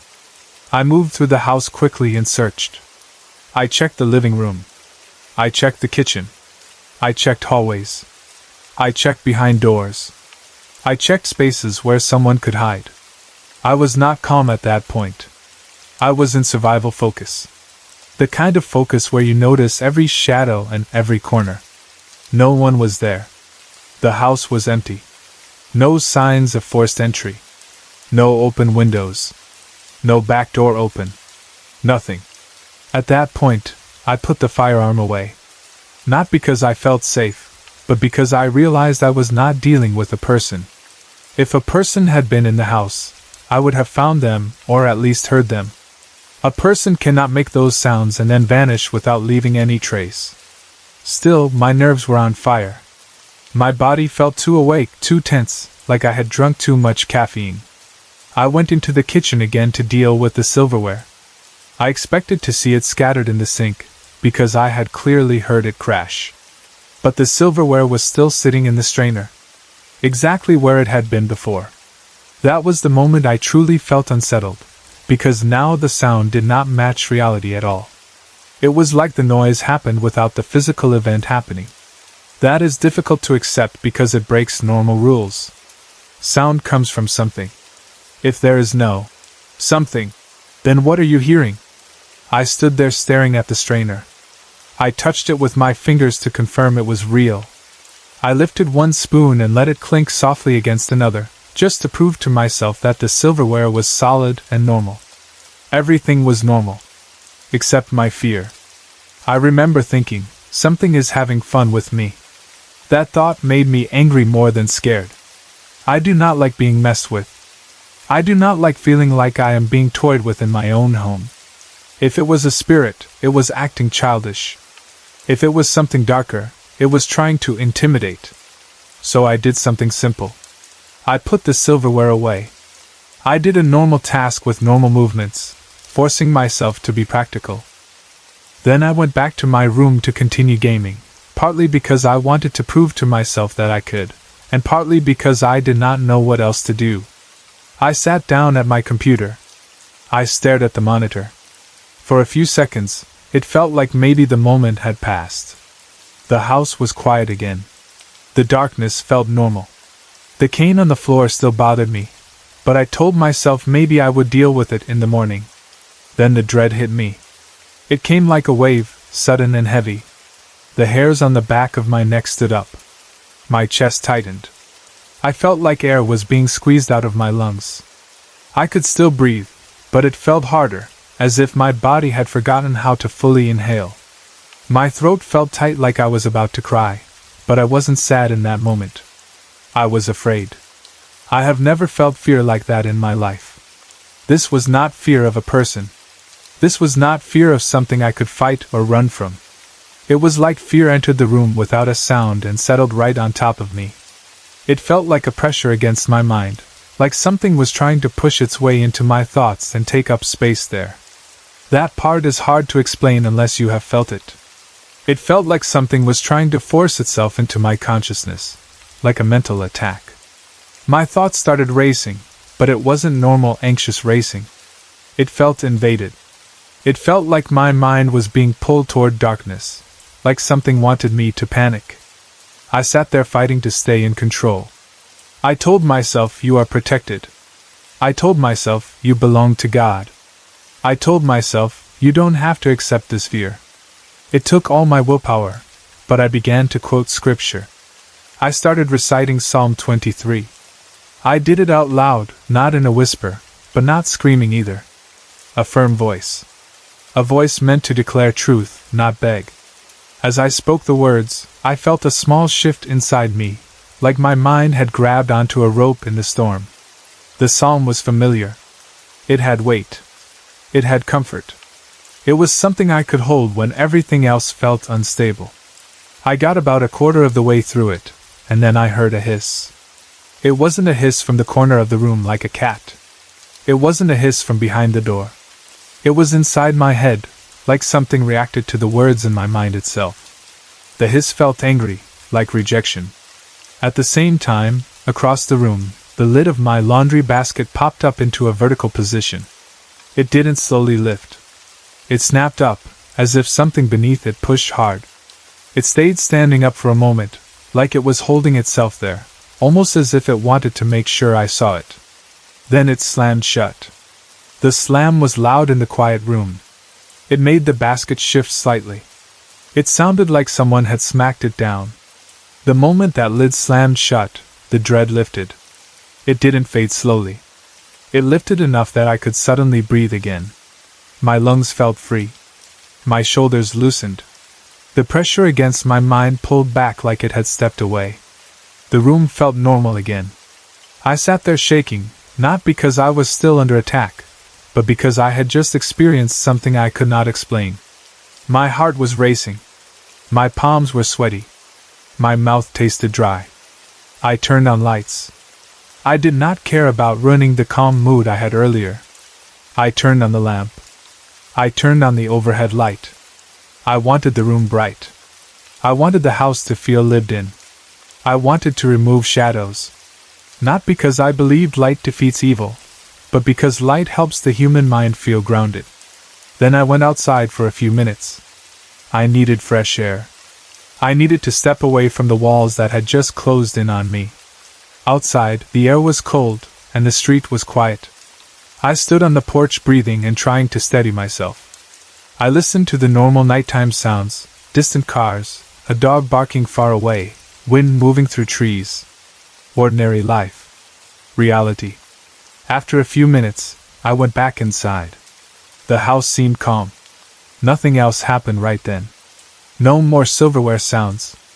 No more door slaps. No more basket lid movement. The cane was still there on the floor, and I picked it up and put it back where it belonged, touching it gently, because even in that moment I didn't like the idea of it being used as part of whatever happened. I stayed awake for a while after that. I didn't go back to gaming. I just sat with the lights on, thinking, praying quietly, listening. Eventually, a female friend of mine came over.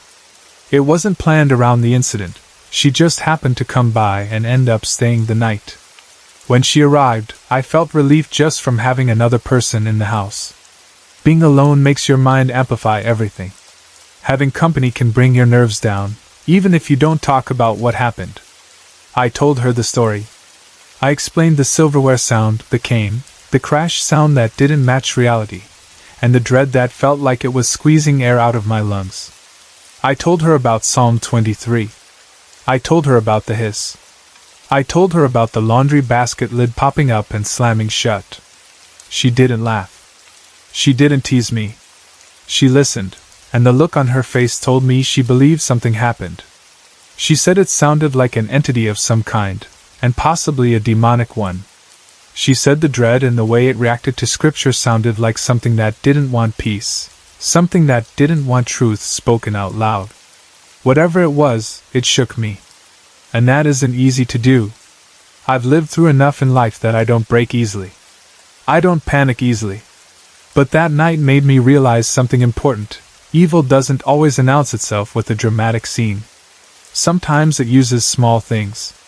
A sound in the kitchen. A door that closes. An object that should not be moved.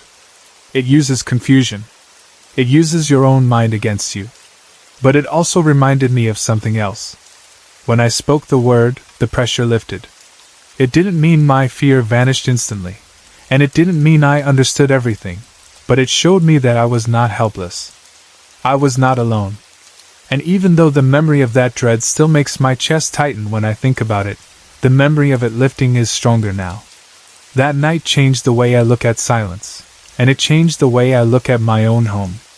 It also made me more careful about my emotional state, because I truly believe my sadness at that time made me easier to target. I still believe I'm protected from possession, but I also believe fear is real, and it can be used like a tool against you if you let it. That was one of the nights I will never forget. A little over a year ago, my mom and I moved from Concord, California to Aptos, California. It wasn't a move we planned because we were excited about a new town or because we wanted a fresh start. It was the kind of move you make when life backs you into a corner, and you have to do what you have to do. Things had started to fall apart financially in Concord. My mom quit her job, and at first we both believed she would find another one quickly. That's what you tell yourself when you're trying to stay calm. You think it's fine, something better will come along, we'll be okay, we'll figure it out. But days turned into weeks, and weeks turned into months, and nothing worked out the way we hoped. Interviews didn't lead anywhere. Calls didn't come back. Bills didn't stop coming just because we were stressed. The rent didn't care that we were worried. Every month felt like we were trying to hold water in our hands. No matter how hard we tried, it kept slipping away. It got worse slowly at first, then all at once. I remember the tension in our apartment. The quiet conversations, the way my mom would stare at papers for too long as if she could make the numbers change by looking at them harder. I remember how the mood in our home shifted from normal to heavy. Even when we weren't talking about money, money was still there, sitting between us. It changes the way people breathe. It changes the way you sleep. It makes small problems feel bigger, because you know you don't have room for any more problems. Eventually, my mom had to do the thing she didn't want to do. She had to ask for help. She turned to my grandmother. My grandmother lived in Aptos, and she had a spare house next door to her own.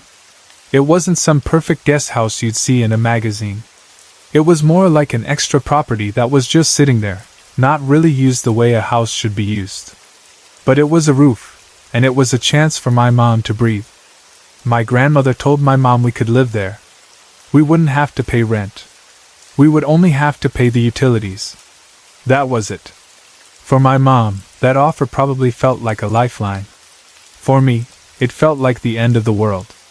I was completely against moving. I didn't want to leave Concord. I didn't want to leave my school. I didn't want to leave my friends. I didn't want to leave the normal life I understood, even if money was tight and things were stressful. I was at an age where your world is your routine, your classmates, your teachers, the places you hang out, the way your days are shaped by familiar streets and familiar faces. The idea of starting over somewhere else didn't feel like a fresh start to me. It felt like losing everything that made me feel like myself. But we didn't have a choice. That's the part people don't always understand. Sometimes adults talk about moving like it's just a decision, like you choose one town over another. But when money gets bad, you don't choose. You survive. And my mom was trying to keep us afloat, and the spare house next to my grandma's was the only option that didn't feel like we were about to fall off a cliff. So we packed up our apartment and moved to Aptos. I remember the drive feeling long even though it wasn't that far in the grand scheme of California. It felt long because I was mad and sad at the same time. I sat in the car thinking about my friends, thinking about my school, thinking about how I wouldn't be there the next day, or the next week, or the next month. I remember staring out the window and pretending I didn't care, but my chest felt tight the whole time. My mom tried to talk to me, but I didn't want to talk. I didn't want to be comforted. I wanted to stay where I was. When we arrived at my grandmother's property, I saw the spare house. And I hated it immediately. I don't mean I hated the idea of it. I mean the moment I stepped foot inside, my whole body reacted like it didn't want to be there. The house was filthy. It wasn't the kind of dirty where you need to mop once. It was old dirt, forgotten dirt, dust in corners that looked like it had been sitting for years. The walls looked tired. The floors looked tired. The air smelled wrong, like stale fabric and old wood and something sour underneath it. The stench hit me like a wave. I remember standing in the doorway thinking, how are we going to live here? How can my mom call this a home? It was also unbelievably cold inside. Not just cold because the heat wasn't on yet. Cold in a way that felt like the house held cold. Like the cold lived in the walls and the floors and the air. Even when the day outside was normal, the inside felt like a basement. It made my skin feel tight. It made me want to keep my arms crossed. It made the house feel unwelcoming in a way I couldn't fully explain. I know it sounds dramatic to say I hated it the second I entered, but that's the truth. Some places make you feel like you're stepping into a warm space. This place felt like it didn't want us there. My mom tried to stay positive. She has always had that ability to push through difficult things, because she doesn't have the luxury of falling apart. She walked around the house saying things like, "We can clean it," and "We'll fix it up a little," and "It'll be okay once we make it ours." She said it like she was convincing herself as much as she was convincing me. Little by little, we started cleaning. We didn't clean one room and feel proud. It was more like we cleaned constantly, and still felt behind. We scrubbed surfaces. We wiped walls. We vacuumed dust that seemed endless. We opened windows even when it was cold outside just to get fresh air in, because the smell made me feel sick. We washed everything that could be washed. We threw away things that were too far gone. We also made minor improvements where we could. Nothing major, because we didn't have money for big renovations, and it wasn't even our house in the sense of ownership. But we did small things that can make a place feel livable: new curtains, different furniture arrangement, better lighting, cleaning and reorganizing so the rooms felt less abandoned. The house still looked shabby. There's no other word for it. Even after we cleaned, it still looked like an old place that needed a lot more love than we could give it. But it looked better than it had. It started to look like someone lived there again, instead of looking like a building people forgot. For the first few months, I was mostly focused on adjusting. New town. New routines. New school stuff. New feeling of being far from friends. I wasn't thinking about ghosts or paranormal things. I was thinking about normal teenager problems and the stress of moving. I was thinking about how awkward it felt to have to start over socially. I was thinking about how my life seemed to be changing without me having any control. Then my older brother moved in with us. That changed the energy of the house. Not in a spooky way. In a practical way. When there are more people in a place, the house feels less empty. It feels less like the walls are watching you. It feels more alive. My brother being there also made me feel less alone. Even if we argued like siblings do, I was glad not to be the only kid in the house. Not long after my brother moved in, I started noticing something strange. At first, it was so small that I didn't even tell anyone. I would see a black blur out of the corner of my eye. It would zoom across a hallway or past the edge of a doorway. It was always quick. It was never in the center of my vision. It was always peripheral, like it stayed just out of clear sight. And then it would disappear into a room. The weird thing was that it didn't look like a normal shadow. It didn't look like the way shadows shift when a car passes outside or when a light changes. It looked like something moving with intention. Like something going somewhere. Sometimes it almost seemed like it had a hood. That part sounds strange, because a blur shouldn't have clothing. But the shape of it made my mind think. Hooded. Like a head shape with a darker drape around it. It was never clear enough for me to say, yes, it was a hooded figure. But the impression was strong. I dismissed it at first. I told myself I was seeing things. I told myself it was my eyes adjusting to the dimness of the house. This house wasn't bright the way my old apartment was. The lighting was different, the corners were darker, and the whole place felt colder and shadowier. I figured my brain was just filling in gaps. I also didn't want to start a conversation in my family about, I think I saw a shadow person. That sounds insane out loud. I didn't want my mom to look at me like I was being dramatic again. I didn't want to feed my own fear by saying it out loud. So I kept it to myself, and every time I saw it, I would blink, look again, see nothing, and tell myself it was nothing. But it kept happening. Not every day, but often enough that it became a pattern. I would be walking down the hallway, and something would dart past the doorway. I'd be in the living room, and I'd catch a dark movement near the kitchen entrance. I'd be going to my room, and something would seem to slip into the den or the back room. Every time, it was the same, black blur, quick movement, gone. Eventually, I saw it when I wasn't alone. One day I was hanging out with my brother in his room. We were playing video games, waiting for my mom to get home. It was a normal sibling moment.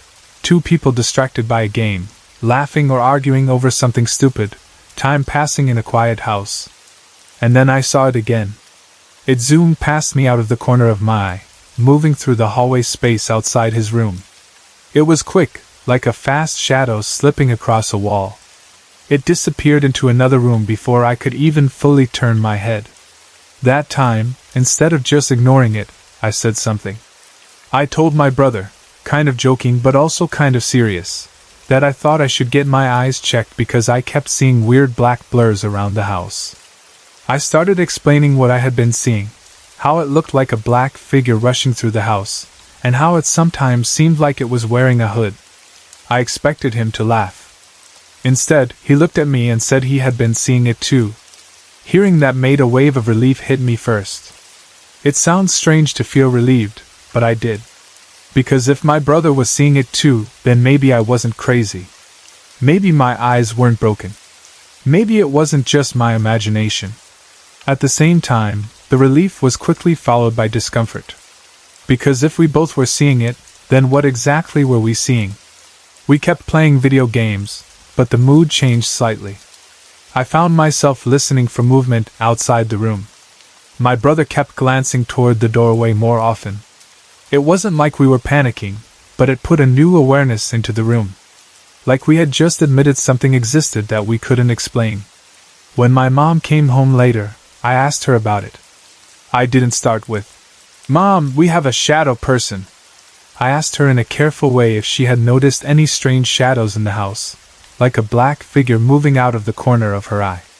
To my surprise, she confirmed she had seen it too. That moment changed everything for me. Because once you have 3 people in the same house saying they've seen the same thing, it stops being a personal issue. It becomes a house issue. It becomes a shared reality, even if you can't prove it. I became intrigued after that. I became fascinated. I know some people might think that's a weird reaction. Most people would be terrified. But my fear didn't show up right away because the thing wasn't acting aggressive. It didn't stand in the corner staring. It didn't move things. It didn't make sounds. It just moved through the house, fast and silent, like it had its own routine. So instead of being scared, I got curious. I did what teenagers do when they're curious.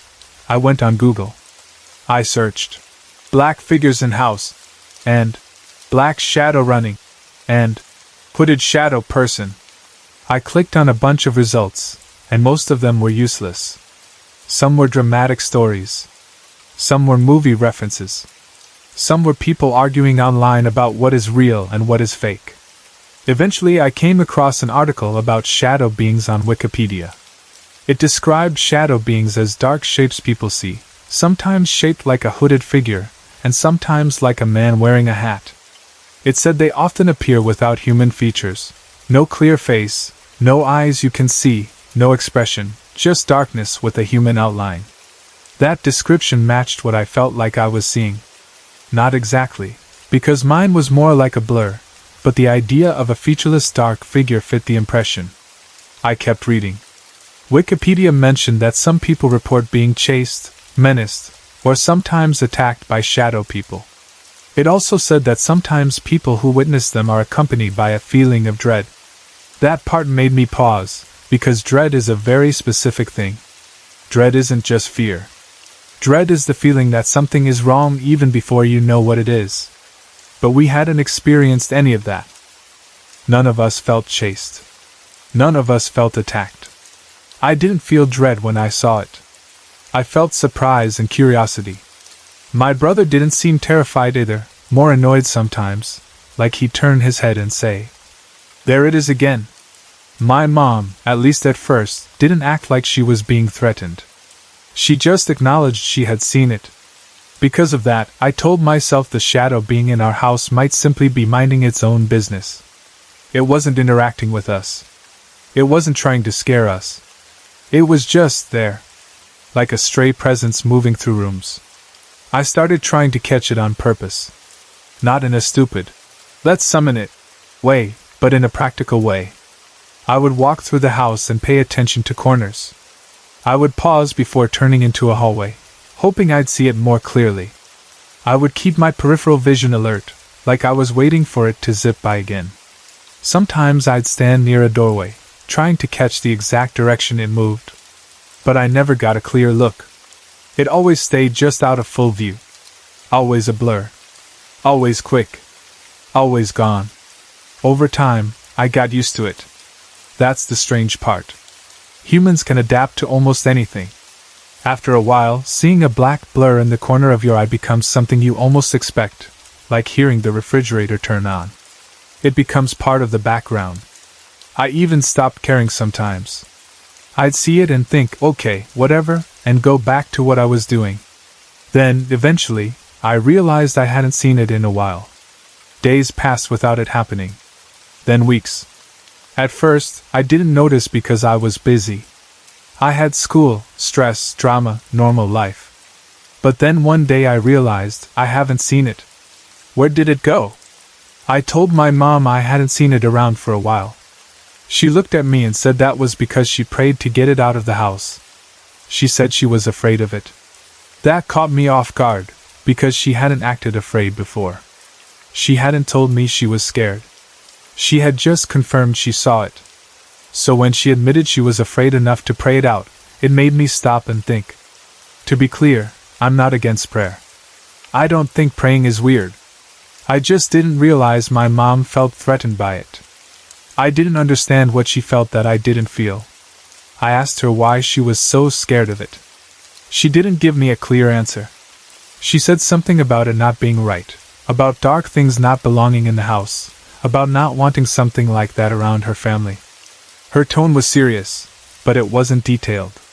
It was more like a mother's instinct speaking, protect the home, protect the kids, protect the peace. That's what confused me. Because I never felt scared of it. I didn't feel that dread Wikipedia talked about. I didn't feel like something was trying to harm us. It didn't feel like a demon to me. It felt like a presence that moved through the house and didn't care about us. Almost like we were the ones living around it, not the other way around. So to this day, I still don't know exactly why my mom was so scared of it. Maybe she felt something I didn't. Maybe she sensed a heaviness I ignored. Maybe she had experiences she didn't tell me about, like certain feelings at night when she was alone. Maybe it bothered her more because she was the adult, and she felt responsible for protecting us, while I was younger and could treat it like a mystery. All I know is that once she prayed, it stopped.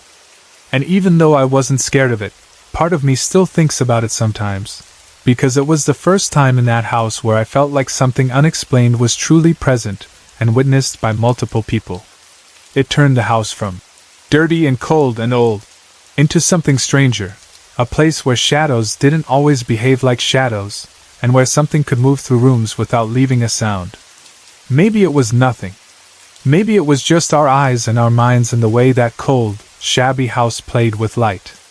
But then I remember my brother saying he saw it too, and my mom confirming she saw it too, and the way it moved with the same quick, purposeful motion every time. And I can't fully convince myself it was only imagination. I still wish I understood what it was, and why it chose that house, and why my mom felt fear when I felt only curiosity.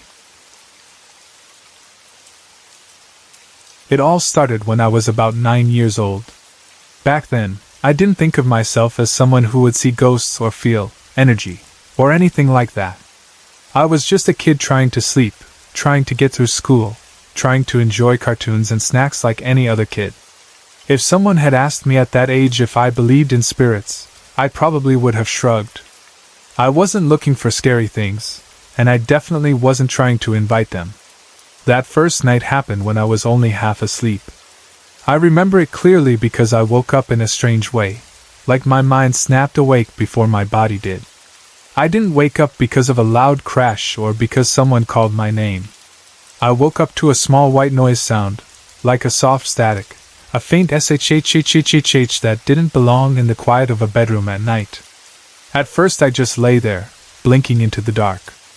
I sat up a little, listening because I wasn't sure if I really heard it. Then I heard it again, the same little sound. I wasn't fully afraid yet. I was nervous and curious, like the way you feel when you think you heard something in your house but you're not sure if it's real. I turned my head toward the wall, because the sound seemed to be coming from that direction. The room was dark, but my eyes were used to the dark. I could still see shapes, corners, and the outline of furniture. That's when I noticed something in the corner, something dark, low to the ground. At first my mind tried to make it normal. I thought maybe it was a pile of clothes or a backpack. But then it moved, and I heard a sound that made my stomach tighten. It was sobbing. A little girl, crying softly, like she was trying to hide it. The crying was low volume, not a loud wail, but it was steady, real, and sad in a way that made the room feel colder. That's when I got scared. Not because I instantly thought, ghost. My first fear was something more normal. I thought it was my younger sister. For a second my mind went, why is she crying in the corner? Did she get out of bed? Did she have a nightmare? Did she hurt herself? Then reality hit me hard. My sister was asleep right next to me. I could hear her breathing. I could see her shape under the blanket. There was no way she was also crying in the corner. The moment I realized that, the fear became sharp. My heart started beating fast. My throat got tight. My hands went cold under the blanket. I didn't know what to do. I didn't want to get out of bed, absolutely not. I didn't want to step onto the floor and walk toward that corner. I didn't even want to sit up higher, because I felt like if I moved too much, whatever was in the corner would notice me. So I did the only thing I could think of.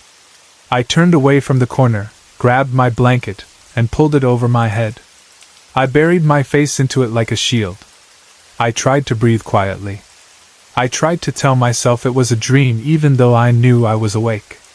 I tried to make my body go back to sleep by force, because as a kid, sleep feels like an escape hatch. Eventually I dozed off, but it took a long time, maybe an hour.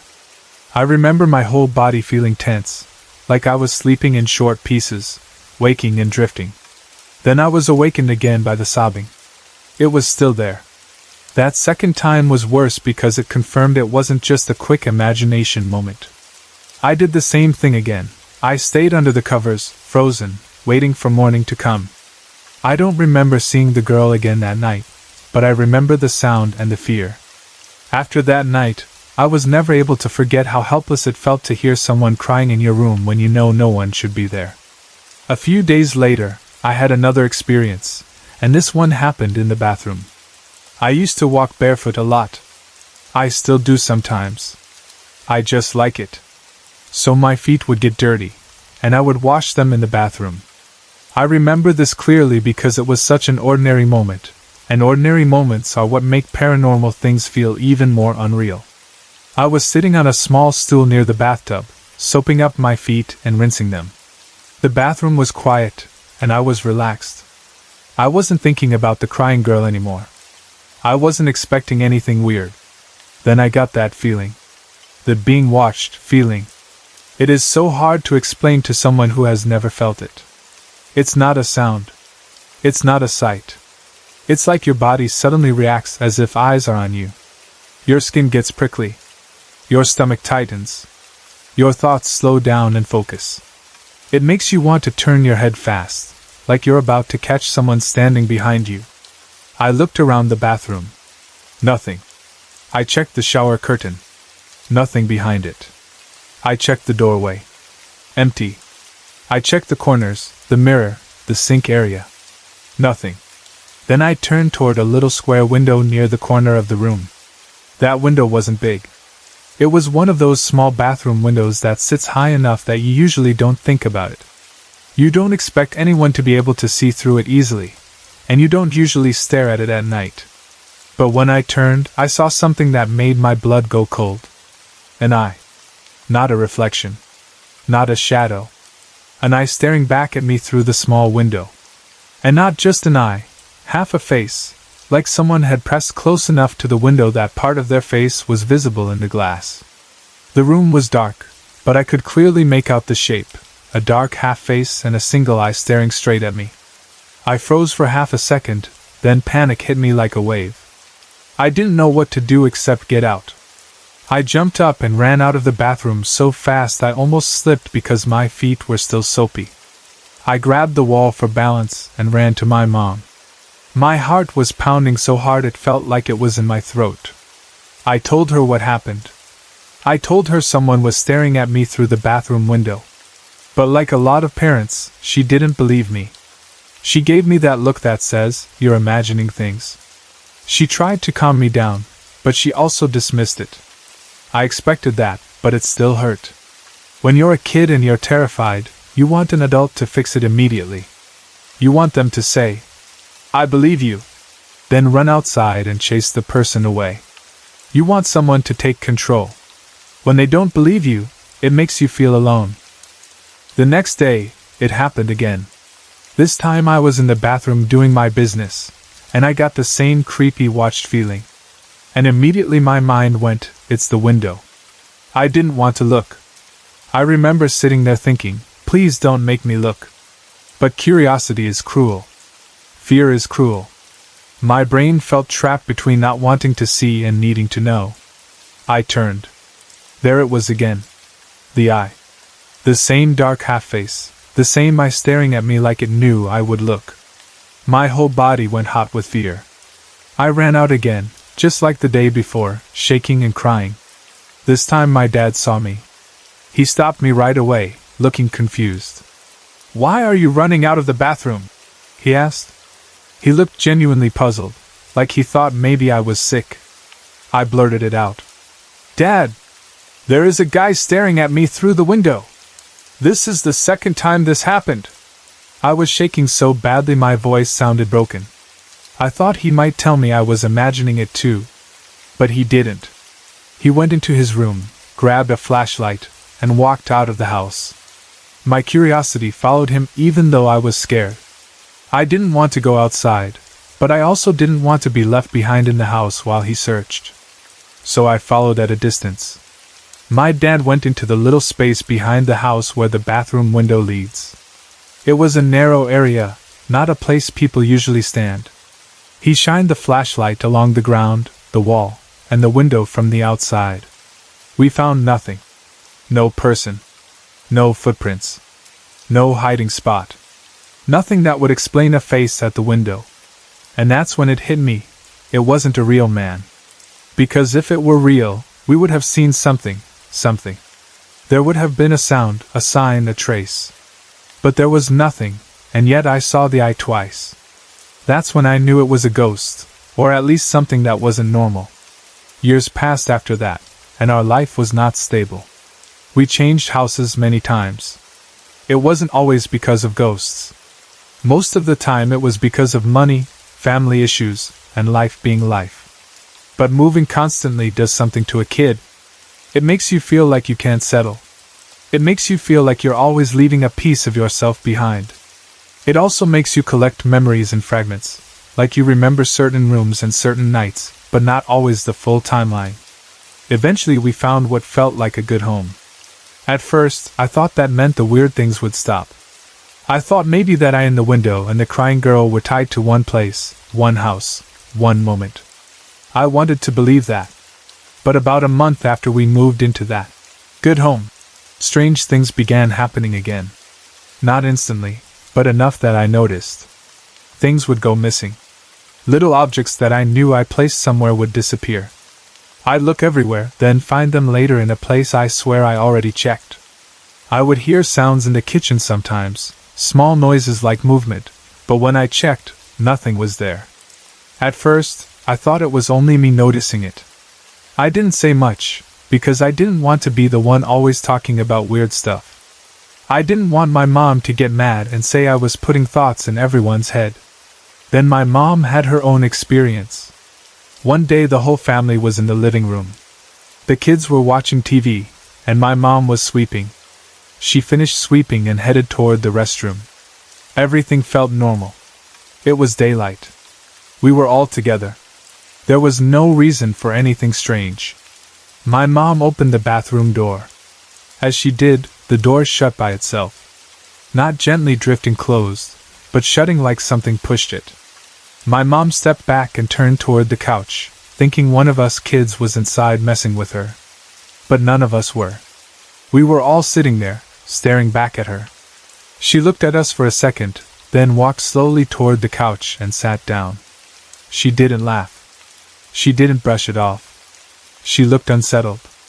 Then she told us what happened. She said the door shut on its own as she opened it. That was the moment I felt both scared and relieved. Scared because it meant something was happening. Relieved because it meant it wasn't just me. My mom experienced it too, and my mom wasn't someone who imagined things easily. A few months later, another incident happened that made all of us quiet. We went to my grandmother's house on my dad's side. Before we left, we made sure everything in the house was off. Lights off. Appliances off. Doors locked. We were going to be gone for a few hours, and my parents were careful about that stuff. We went to my grandmother's, had a big family dinner, talked, laughed, did the normal family things. Then we came back home a few hours later, maybe 3 or 4 hours, not all night. When we entered our house, we heard a whirring sound coming from the kitchen.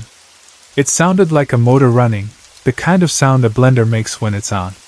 That hard, steady whir that fills the room. We all froze for a second. My dad went in first. The rest of us stayed behind him because we were nervous. My dad wasn't scared the way we were. He was focused, like he was ready to handle whatever it was. He turned on the kitchen light. The blender was on. Not just plugged in. On. Running. My dad walked up to it and shut it off, then did something that still sticks with me. He checked the back of the blender to see if it was warm. If someone left a blender running for hours, it would heat up. The motor would be warm, maybe even hot. But the blender was cold. Not a little cool. Cold. Almost freezing, like it hadn't been running at all, even though we heard it running. That didn't make sense. We had been gone. No one should have been in the house. The blender shouldn't have been on, and if it had been on, it should have been warm.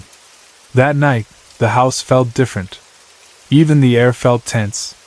We didn't talk much about it, but I could tell everyone was thinking the same thing. What is going on in this place? Then there was Mexico.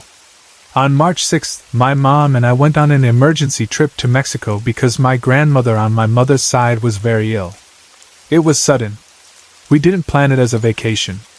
It was family emergency mode, packing fast, traveling tired, worrying the whole time.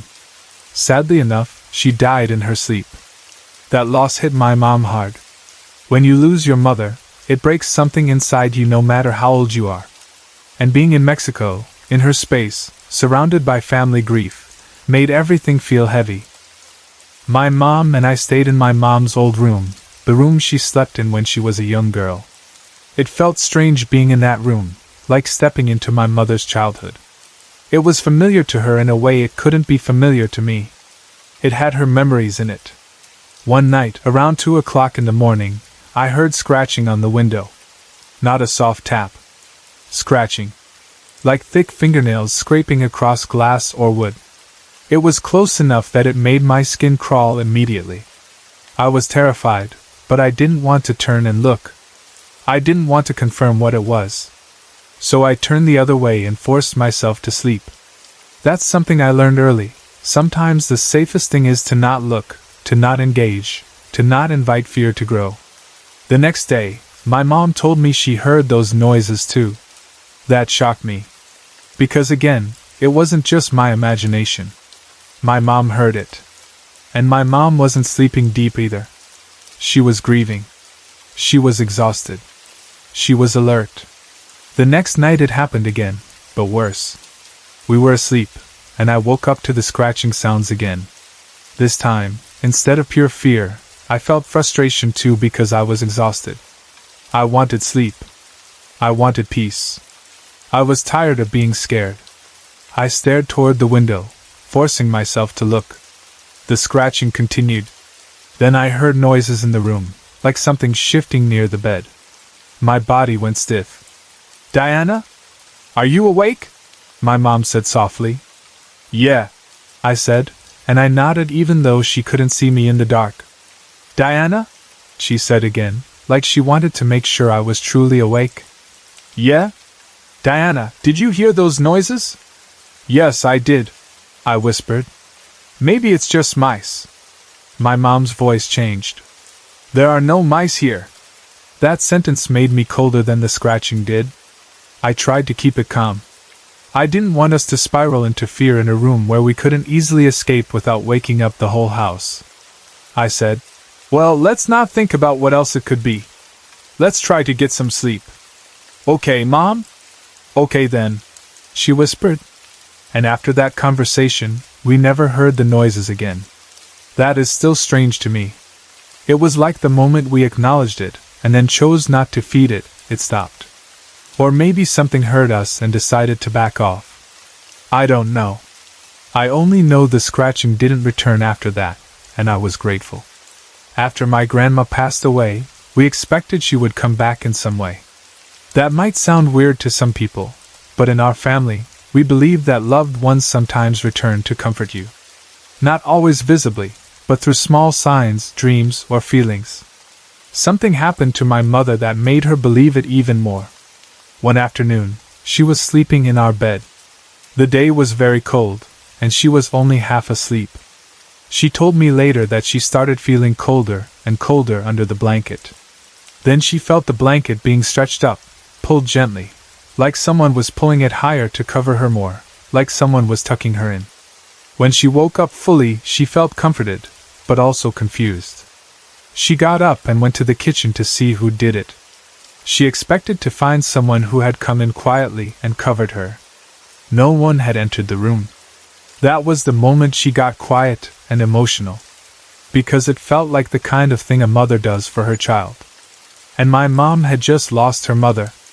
A month later, I returned to California by myself because my mom was going to stay longer and come back later. I didn't like being separated from her, but it was what had to happen.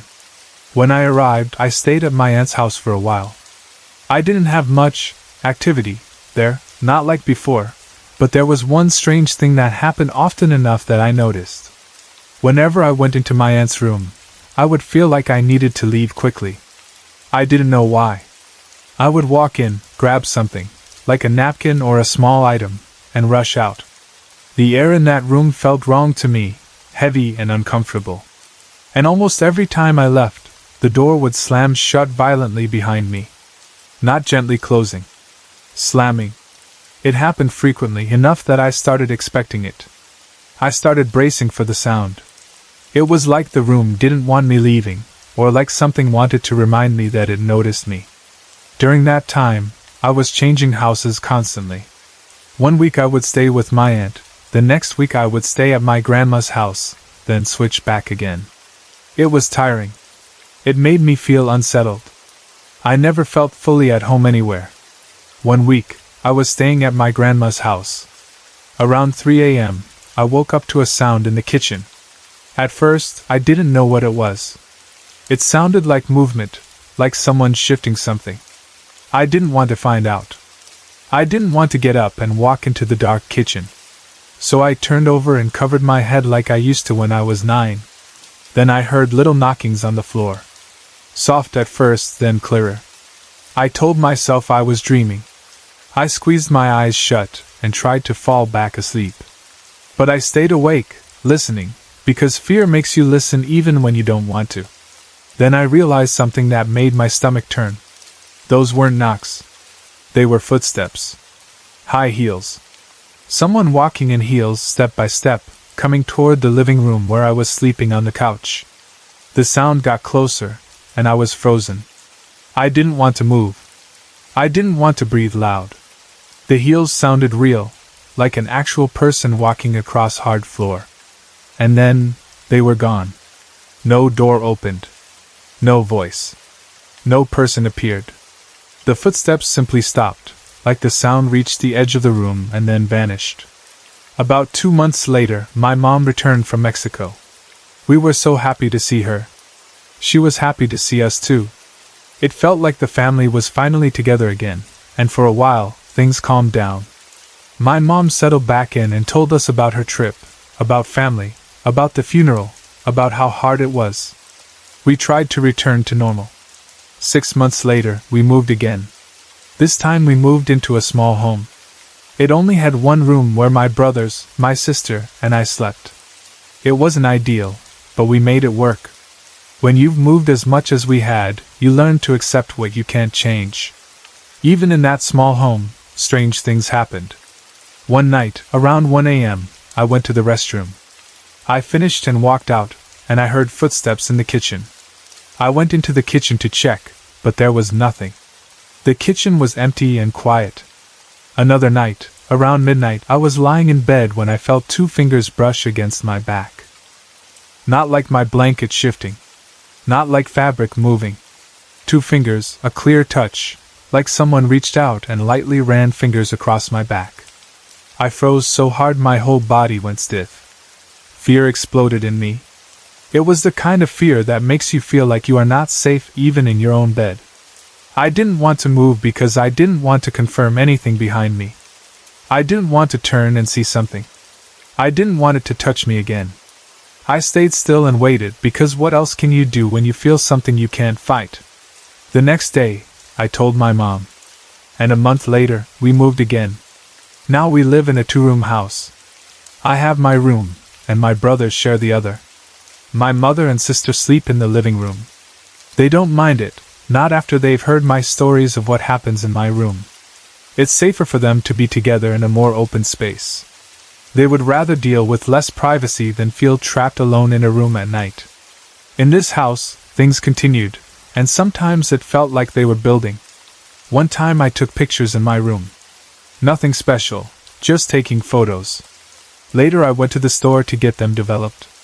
When I got them back, I noticed orbs, about 3, over my face. I know people argue about orbs all the time.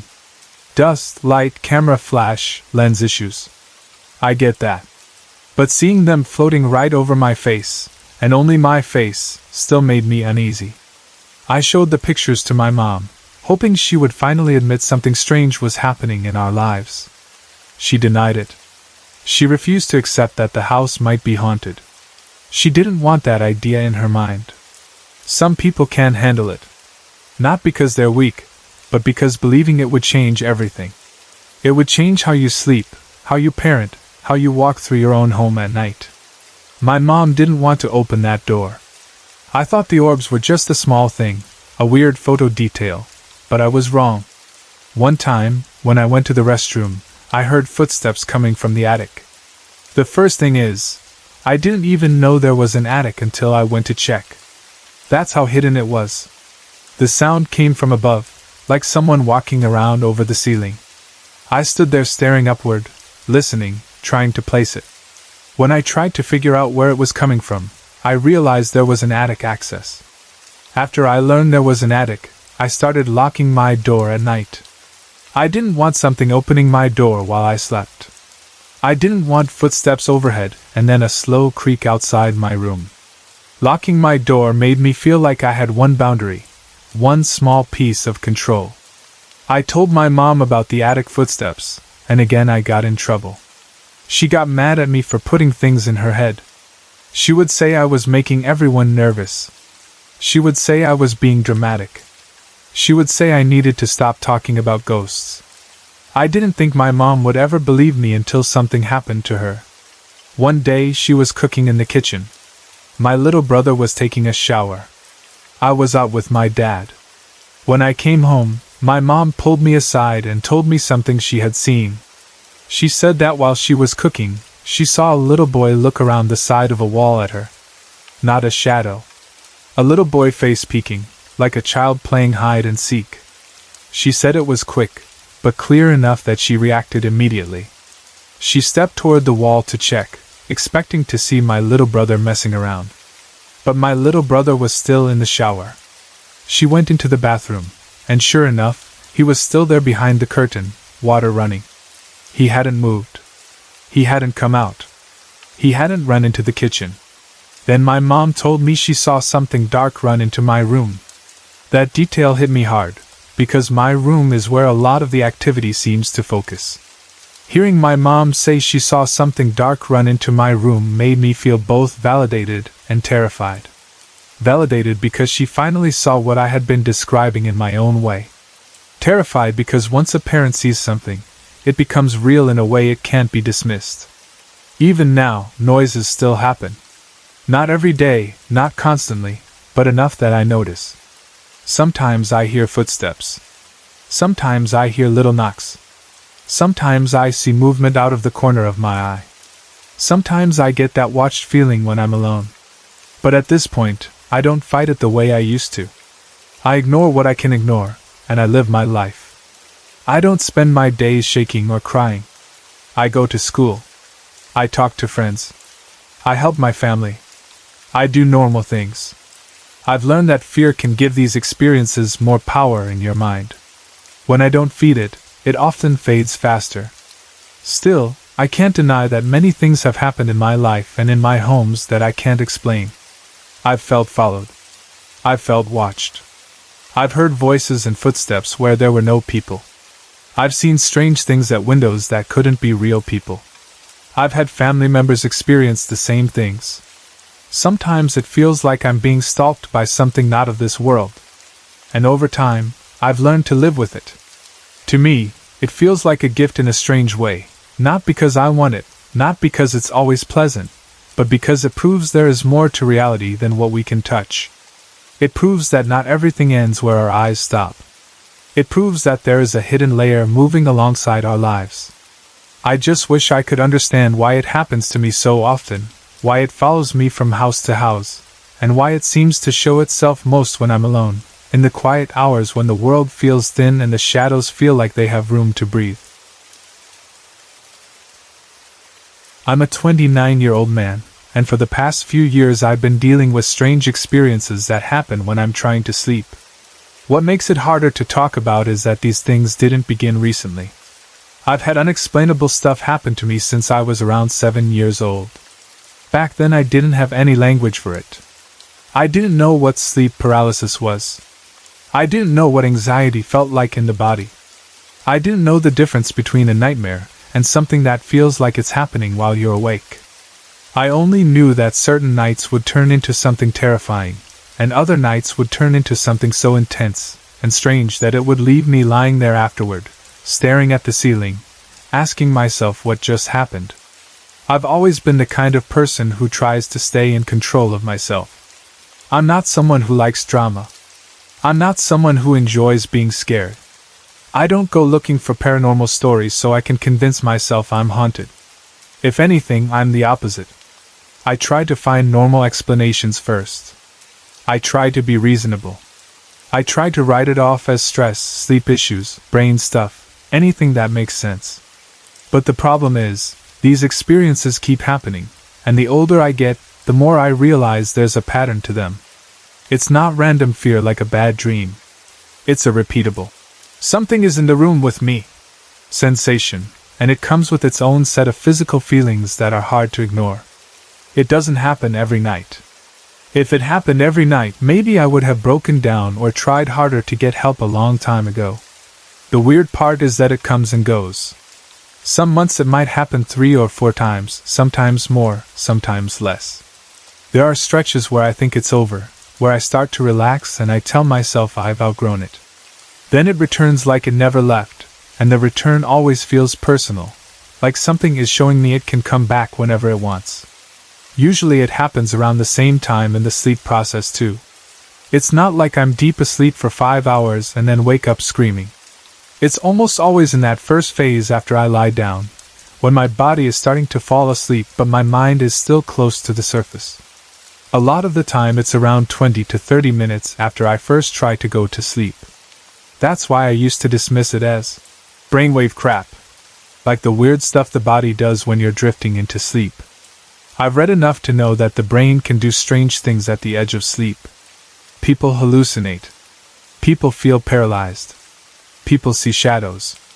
People hear voices. I have tried to use that information as a way to calm myself. But what happened tonight pushed it into a different category for me. Because tonight, for the first time, I feel like I actually saw what has been messing with me. It's 12:25 a.m. right now as I'm writing this, and it's been about 40 minutes since the experience. I tried to read online about what I saw, because I needed to know if anyone else has described something similar. I needed to know if there's a name for it, a pattern, anything. I'm not writing this because I want attention. I'm writing this because my hands are still shaking and part of me feels like if I don't get it out of my body somehow, I won't be able to sleep at all. I'm sitting here trying to breathe normally and convince myself I'm okay. My chest feels tight in that leftover fear way, and my eyes keep drifting toward the places in my room where shadows gather. Let me explain what it's usually like for me, because it's not always the same experience. There are 2 types, and sometimes they feel like opposite sides of the same thing. The first type is the frightening one, the one I've dealt with since I was a kid. It starts with a feeling. I'll be lying in bed, and I'll suddenly know something is in the room. It's not a thought I choose. It arrives like an instinct. Like my body detects something before my mind can argue with it. My skin will prickle. My stomach will tighten. The air around me will feel heavier, like pressure. It's not always cold. Sometimes it's not even a temperature change. It's just a shift in atmosphere, like the room becomes crowded even though I'm alone. Along with that, there's a malevolent feeling. That's the only word that fits. It doesn't feel like a random presence. It feels hostile, like whatever it is wants something from me, and what it wants isn't good. It feels like it's pressing into me, like it's trying to force itself into my space, into my body, into my mind. Sometimes it feels like a push. Sometimes it feels like a weight. Sometimes it feels like my chest is being compressed. It makes me feel vulnerable in a way that's hard to describe. I can be in the same room I'm in every night, but in that moment it stops being my room. It becomes a place where I'm being watched, surrounded, targeted. When that fear hits, I fight to wake up. That might sound confusing, because technically I'm already awake enough to feel it. But it's like my mind is caught between asleep and awake, and I'm trying to rip myself fully into wakefulness because I believe that if I can fully wake up, I can break whatever is happening. It's like I'm stuck in the doorway between sleep and reality, and something is waiting there to grab me. I'll try to move. I'll try to shake my head. I'll try to force my eyes open wider. I'll try to make sound. Sometimes I can, sometimes I can't. Sometimes it feels like my voice is locked in my throat. Sometimes I can only breathe shallowly. Sometimes I feel like I'm trying to scream and nothing comes out. And the fear that fills me during those moments is not normal fear. It's irrational. It's huge. It's like fear without a story. Like my body is terrified but my mind can't attach it to a reason other than something is here. It feels like panic dropped into my bloodstream. I'll feel it rush through my arms, my legs, my stomach, and then it sits in my chest like a stone. When it's over, I'm usually left exhausted. Sometimes it happens once and then stops, and I can eventually fall back asleep with the light on. Other times, it happens again and again. That's the worst. I'll have an episode, then lie there thinking it's done, then as I start to drift again, it returns. Sometimes 2 or 3 more times in the same night. That creates a cycle where I'm afraid to fall asleep because I feel like sleep is the doorway that allows it in. So I'll turn the light on, sit up, check the room, check my phone, drink water, anything to keep myself grounded. But sometimes the light doesn't matter. Sometimes it happens in bright morning hours too. That's another thing that messes with me. The time of day doesn't matter. The amount of light doesn't matter. It can happen at night with the room dark, or in the morning when sunlight is coming in, or even during a nap. I've had it happen when I'm only half asleep and it's already daytime. Then there are the episodes people would classify as night terrors. Those are different in a strange way. Those are the nights where I experience intense fear and scream, but I don't remember why. I'll wake up with my throat sore or my heart racing, and I'll have no clear image or story attached. Just the remembrance of panic. Just the body memory of terror. Those are the most frustrating because there's nothing to analyze afterward. There's nothing to say, okay, this happened because of this. It's like waking up with a bruise on your mind and not knowing what caused it. For a long time, those experiences made me dread bedtime. Even as an adult, I've had stretches where I don't want to go to sleep. I'll stay up later than I should, telling myself I'm just watching one more video or finishing one more thing. But really I'm delaying the moment I have to lie down in the dark and face whatever might come. But then, in the last year or so, something else began happening, and this second type of experience made everything more confusing. Instead of fear, I started having experiences that felt good. Not just pleasant dreams. Something deeper, more intense. It feels like euphoria trying to take hold of me. The best word I have is euphoria, because it doesn't feel like normal happiness. It feels like my entire body is being filled with something bright and powerful. It's like the opposite of dread. Instead of pressure that scares me, it's a pressure that feels overwhelming in a good way, almost too good. At first, when the good sensations started happening, they didn't last long. They would come for a few seconds, then fade, and I would wake up confused. The first few times, I thought maybe it was just a strange body sensation, maybe something like a dream sensation bleeding into wakefulness. But it kept happening, and slowly I began to recognize it when it started. I would be drifting off, and suddenly I would feel it building, like a wave rising. The best comparison I can make is the drop feeling on a roller coaster. Those butterflies in your stomach, that rushing sensation, that moment where your body feels like it's floating and falling at the same time.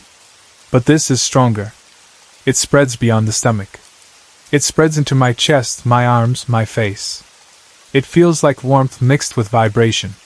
It feels like the world becomes bright even with my eyes closed. It doesn't feel sexual. It doesn't feel like a simple, good dream. It feels like energy, like power, like something huge pressing into my awareness. And the strangest part is that during those euphoric episodes, I don't want to wake up. With the fearful episodes, I fight to wake up because I want to escape. With the euphoric episodes, I fight to stay in it. I want to hold the feeling because it feels incredible. It feels like I'm touching something bigger than normal life. But I always end up waking because the intensity grows and grows until it becomes too much to handle. It becomes overwhelming, like my body can't contain it. Over time, I got better at holding it longer. At first it was a few seconds, then maybe 10 seconds, then longer. It happened frequently enough that I started to learn how to stay calm when it began, how to breathe through it, how not to panic. I would tell myself, okay, this is the good one, don't fight it, let it flow. And the longer I could stay calm, the longer it would last. That made me start wondering if I was more awake during those moments than I realized. It felt like I was asleep, but not deep asleep. It felt like I was in that edge state again, where the body is resting but the mind is aware. I would often recognize that I was partially asleep because the room felt slightly unreal, like I was aware of it but also not fully connected to it. But it didn't feel like a normal dream. It felt like a state. As the good experiences became stronger, something new began happening. I started to feel energy radiating from my hands and arms. The best way I can describe it is vibration. My hands would feel like they were humming. My forearms would feel like they were buzzing. The sensation would start small, like pins and needles without pain, then grow into a deep vibration, like electricity under the skin. And in those moments, I would get this bizarre feeling like I could do anything. Like the power in my hands was huge. Like I could shoot lightning, or move mountains, or push something across the room without touching it. I know how that sounds, and I'm not saying I actually believed I was a superhero. I'm saying the sensation felt powerful enough that my brain reached for extreme comparisons. It didn't feel like normal body vibration. It felt like something building. When those good episodes happened, I began to wonder if maybe something good was trying to communicate with me. Or if I was tapping into something spiritual. Or if it was just my brain doing weird chemistry at the edge of sleep. I went back and forth with those possibilities. Some nights I felt comforted. Other nights I felt confused. The hardest part was that I couldn't control when it happened. It came when it came. Tonight, the good feeling started again. I had gone to bed like normal. I had done everything I could to make sleep easy. The room was quiet. My TV was on earlier, but I turned it off. I had my phone face down. I tried to clear my mind. I wasn't drinking alcohol. I wasn't doing drugs. I'm not out of control in my life. I'm not someone who can't tell what's real. I'm a functional adult. I know the difference between fantasy and reality in my waking hours. I fell asleep, or at least I began drifting, and then the euphoric sensation arrived. I recognized it quickly. It started in my stomach as a floating drop, then spread upward. My chest felt warm. My whole body felt like it was being filled. My hands started vibrating. This time, though, I managed to open my eyes. That's what makes tonight different. Usually, when the experience is happening, my eyes are closed or my vision is not clear enough to observe the room. Tonight I opened my eyes and could see my room. My TV was on, not loud, but it was on, casting light. I could see my bed. I could see the outline of furniture. I could see my mirror across from my bed. And I could see my hands. Around my hands I saw waves. Not imaginary waves, not something I pictured in my mind.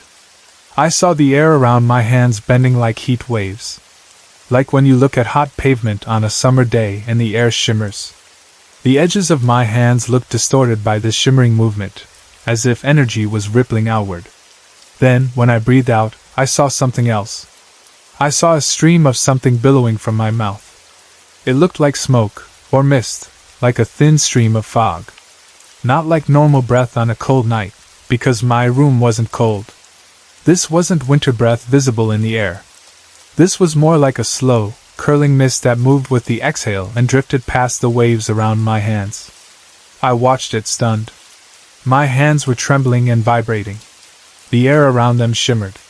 My breath looked like mist. And I could see it clearly. My eyes were open. I wasn't dreaming in the normal sense. I could see my TV. I could see the room. This wasn't just a dream image. It felt like I was awake inside the experience. For a few seconds, I was more amazed than afraid. I was trying to understand what I was seeing. I was trying to tell myself, okay, maybe it's just the light from the TV creating a visual effect. Maybe it's my eyes adjusting. Maybe I'm half asleep and my brain is overlaying images onto reality. Then I looked at the mirror. And I saw a dark figure in my room. Not standing directly in front of me, but visible in the mirror's reflection. It was there like a presence behind me, like something occupying space in the room. I couldn't see a face. I couldn't see eyes. The figure looked hooded, like a head covered by a dark hood. The body shape was there, but it was mostly darkness, like a silhouette that swallowed light rather than reflecting it. The second I saw it, the euphoria snapped into fear. It was immediate, like a switch flipped. The powerful good sensation in my body became tangled with panic. My stomach dropped in a different way. My chest tightened. My hands still vibrated, but now the vibration felt like shock, not pleasure. The mist in the air felt threatening. The waves around my hands felt wrong. It was like I had been in something beautiful for a moment, and then something stepped into it and corrupted it. I stared at the mirror, trying to confirm I really saw what I saw. I didn't want to blink. I didn't want to look away. I wanted proof. But the more I stared, the more fear flooded my body. I felt tears rising, not because I was sad, but because my nervous system was overloaded. I could feel myself beginning to cry even while I tried to stay still. This wasn't a dream. This was an experience. I could see my TV on. I could see my room. I could see my hands. I could see the mirror. I could see the figure. I could feel everything happening in my body, and I could remember it clearly even as it was happening, like my mind was recording it. Then I tried to snap out of it. I don't know how else to describe it. I tried to wake up more. I tried to break the state. I tried to force myself back into normal consciousness. I tried to move, to sit up, to change my breathing. I tried to shake the feeling out of my arms. My heart was racing. The fear was huge. I felt like something had been watching me, waiting for the moment I opened my eyes, waiting for the moment I became aware enough to see it. When the experience finally broke, I was left shaking. My hands felt weak. My chest hurt. I sat up and looked around my room, and everything looked normal again, but I didn't feel normal. I kept glancing at the mirror. I kept expecting to see the hooded figure again. I didn't want to turn off the TV because the light made me feel safer, but I also didn't want to stare at the mirror because it felt like a doorway now, like a place where I might see it again. That's when I got up and came online. I tried to search for anything. Hooded figure. Shadow person. Vibrating hands. Mist breath. Heat waves around hands. I didn't even know what to type because the experience didn't fit neatly into one category. It felt like multiple things at once. Sleep paralysis mixed with something energetic mixed with something spiritual mixed with something frightening. Now I'm sitting here writing this with tears still in my eyes, not because I want sympathy, but because I'm shaken. Part of me wants to convince myself I'm crazy, because crazy is a clean explanation. If it's just my brain, then I can treat it. If it's just stress, then I can manage it. If it's just sleep paralysis, then I can learn to ignore it. But the truth is, I've had this happen in so many places. It isn't tied to one house. It isn't tied to one room. It isn't a ghost in my home story. This happens to me. It has happened in lots of places I've slept. Different houses. Different apartments. Different rooms. Different times of my life. That's why I'm convinced it isn't a location haunting. It feels personal. It feels like something about me, my mind, my spirit, my sleep state, makes me vulnerable or visible in a way I don't understand. I know I'm not crazy in the way people think when they hear stories like this. I'm not out of control of my life. I'm not walking around seeing things in daylight like hallucinations. I function. I work. I handle responsibilities. I'm not confused about reality. I can tell you exactly what happened tonight, And I can tell you exactly what my room looked like and what time it was and what I felt. But I do believe that when I'm asleep, or half asleep, I'm more vulnerable. It's like my defenses are lower. It's like my consciousness is in a different state, and that state allows influence. Maybe it's spiritual. Maybe it's psychological. Maybe it's both. I don't know. All I know is that I feel like something can reach me easiest during that first 30 minutes after I fall asleep, when my mind is shifting and my body is still aware. For years, I've tried to dismiss it. I've tried to tell myself it's just sleep paralysis. I've tried to tell myself it's brain chemistry. I've tried to tell myself it's nothing. And honestly, I could live with that explanation if it was only fear episodes and night terrors. Because those can fit into sleep stuff. But tonight felt different because my eyes were open. I saw the waves around my hands. I saw the mist. I saw the hooded figure in the mirror. And the moment I saw it, it fit perfectly with the pattern of malevolent presence I've felt for years, the same MO, the same. Something is here with me. Feeling that always comes with dread. I'm sitting here now trying to calm down, trying to convince myself the room is empty, trying to tell myself nothing is going to jump out at me. I keep looking toward the mirror, then looking away.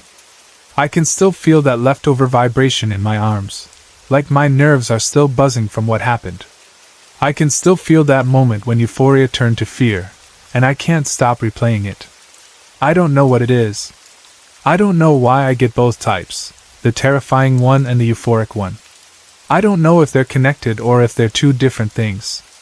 I don't know if the good sensation is something spiritual and the hooded figure is something that tries to interfere. I don't know if the good sensation is a trap and the hooded figure is the real face behind it. I don't know if it's my own mind producing visuals and fear at the edge of sleep. But the clarity of tonight is what scares me most.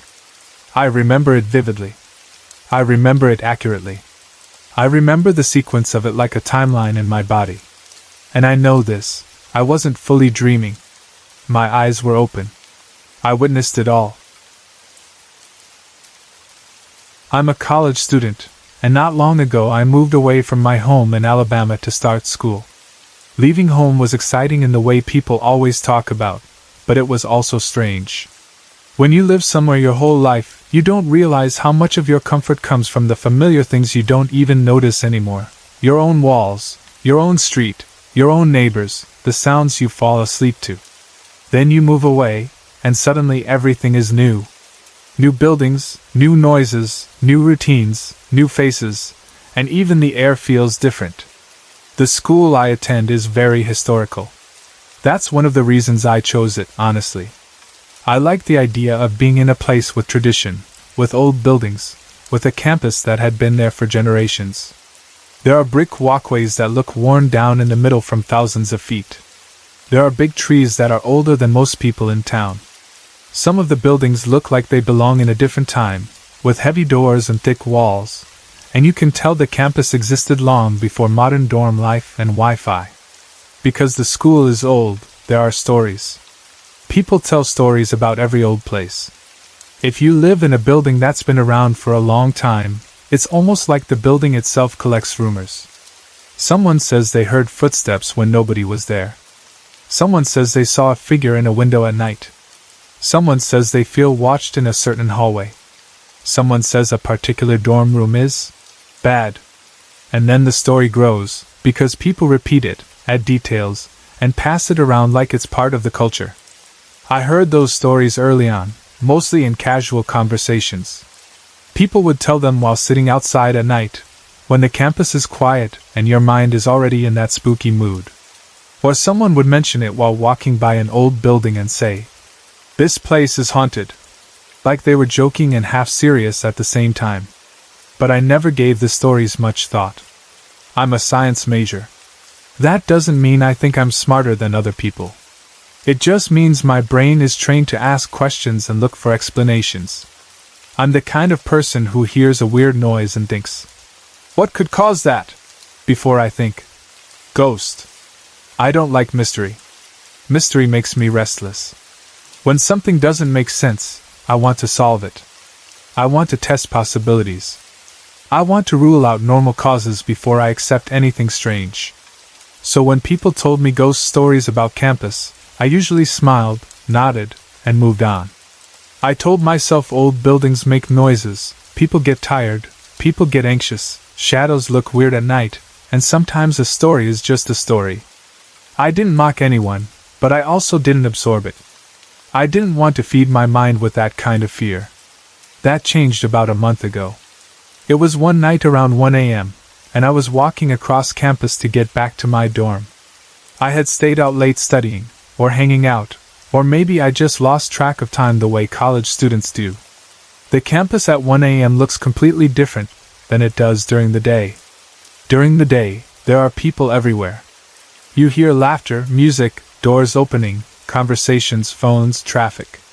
At night, especially that late, it's like the whole place becomes hollow. The lights are still on in certain areas, but they don't make the campus feel safe. They make it feel dramatic.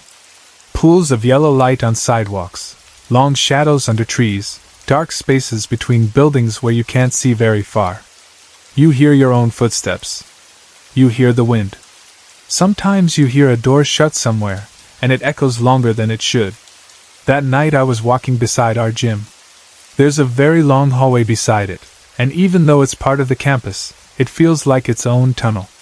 The gym building is huge and solid, and the hallway runs along one side in a way that makes it feel like a corridor.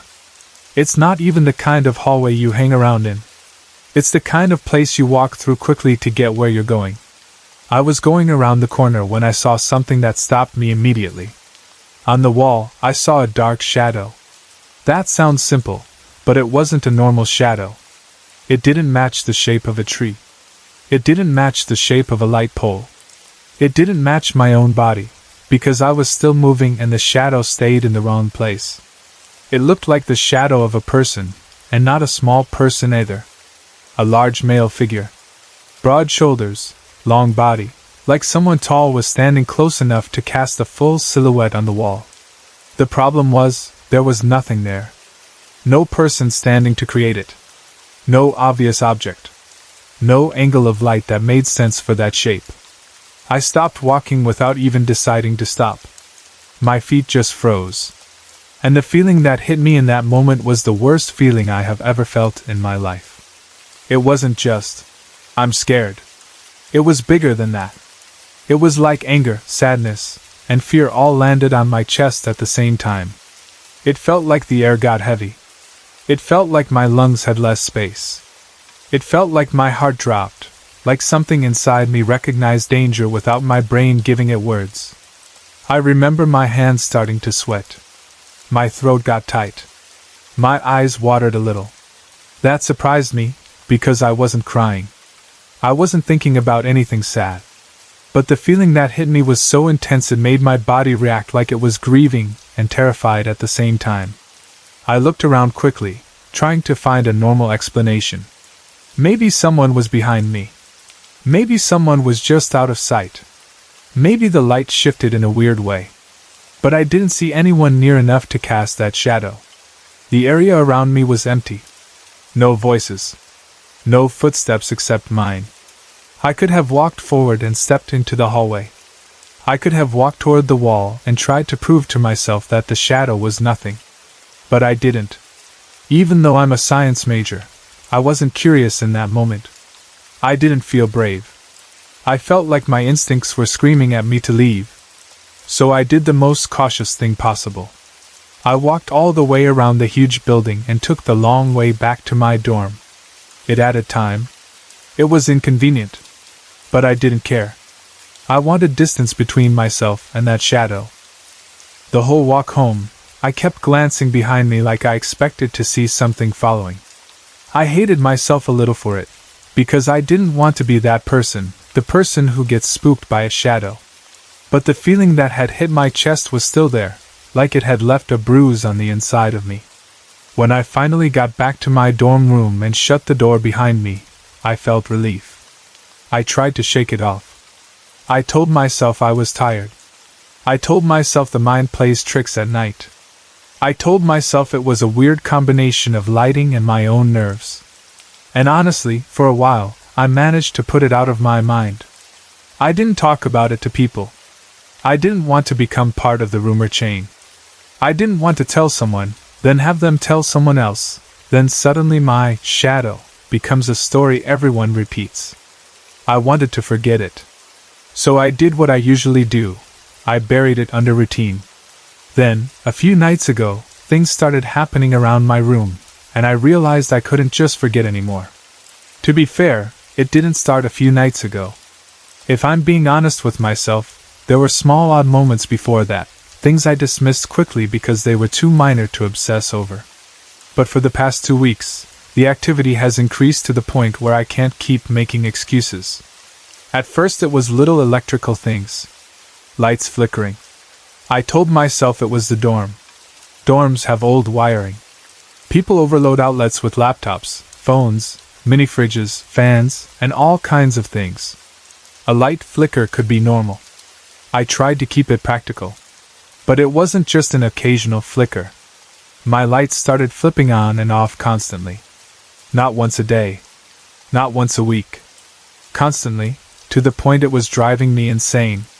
I would sit at my desk and the light would flicker. I'd be in bed and it would blink, like someone was playing with the switch. There were nights where I would stare at the light fixture, waiting for it to do it again, and it would, almost like it wanted me watching. I checked the switch. I checked the bulb. I checked the lamp cord. I tried to see if the light was loose.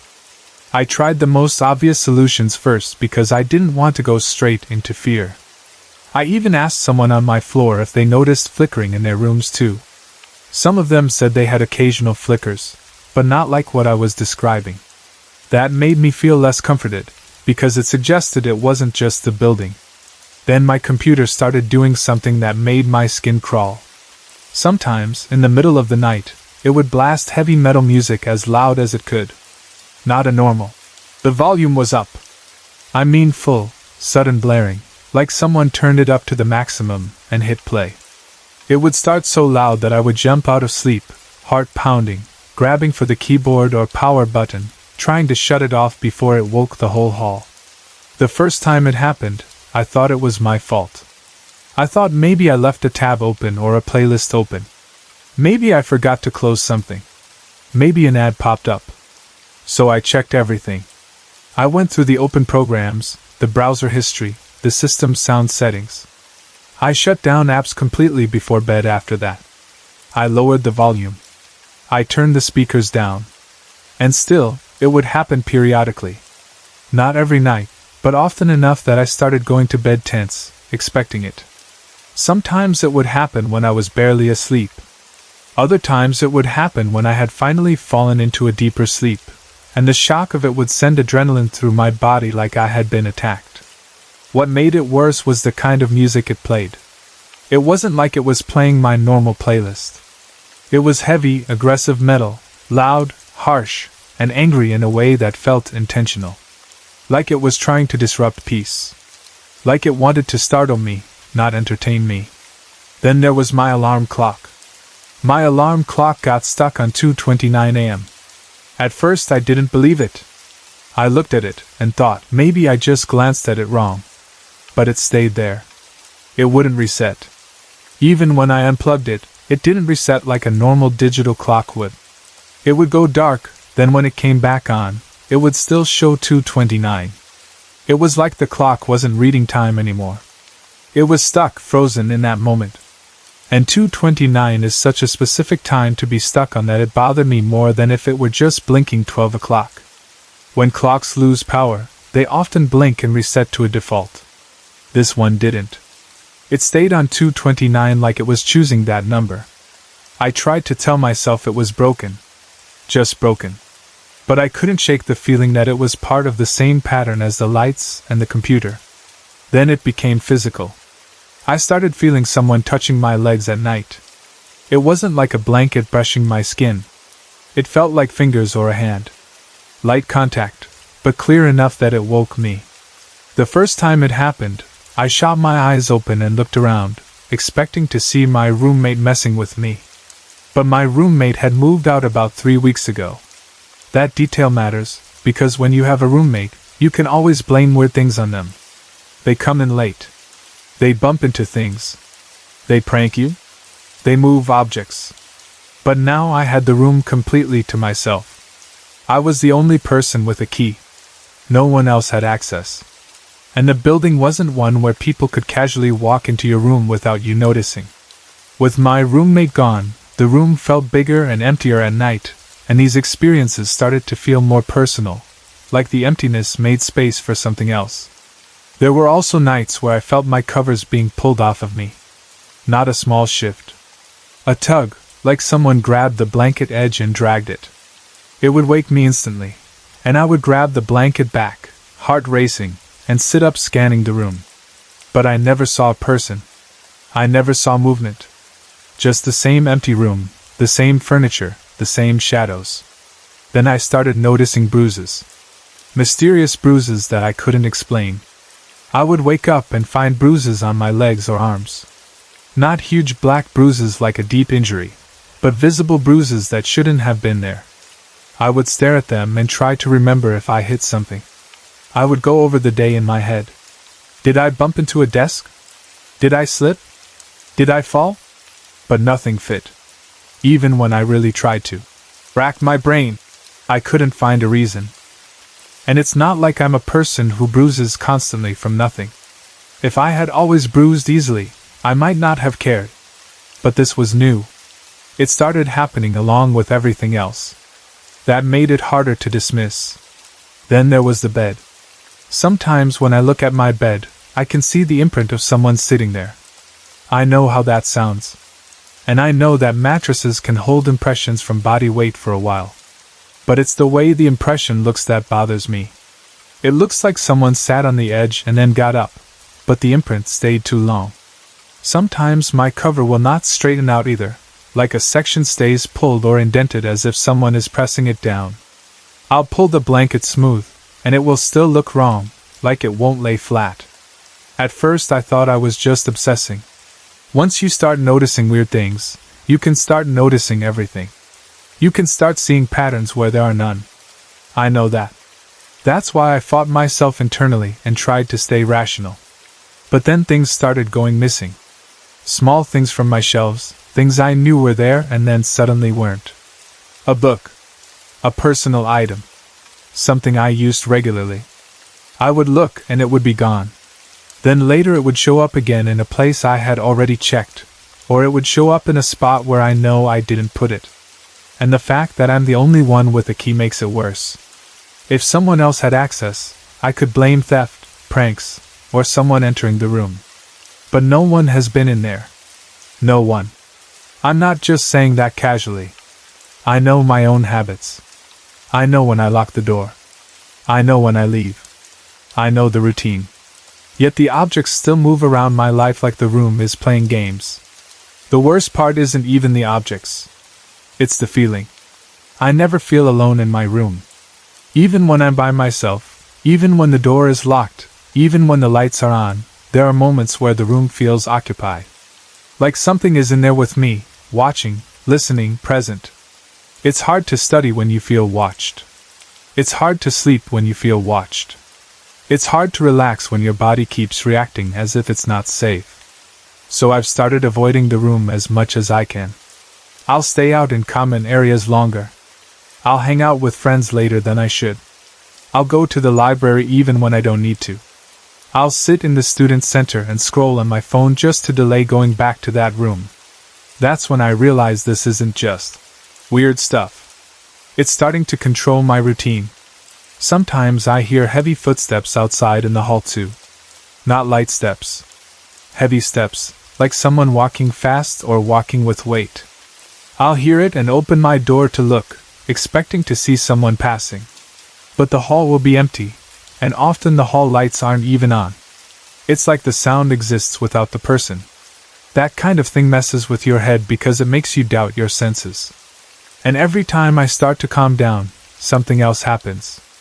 A flicker. A blast of music. A cover tug.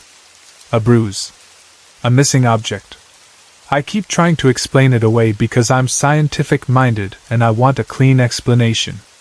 I've considered electrical problems, And I've considered that maybe the dorm wiring is unstable.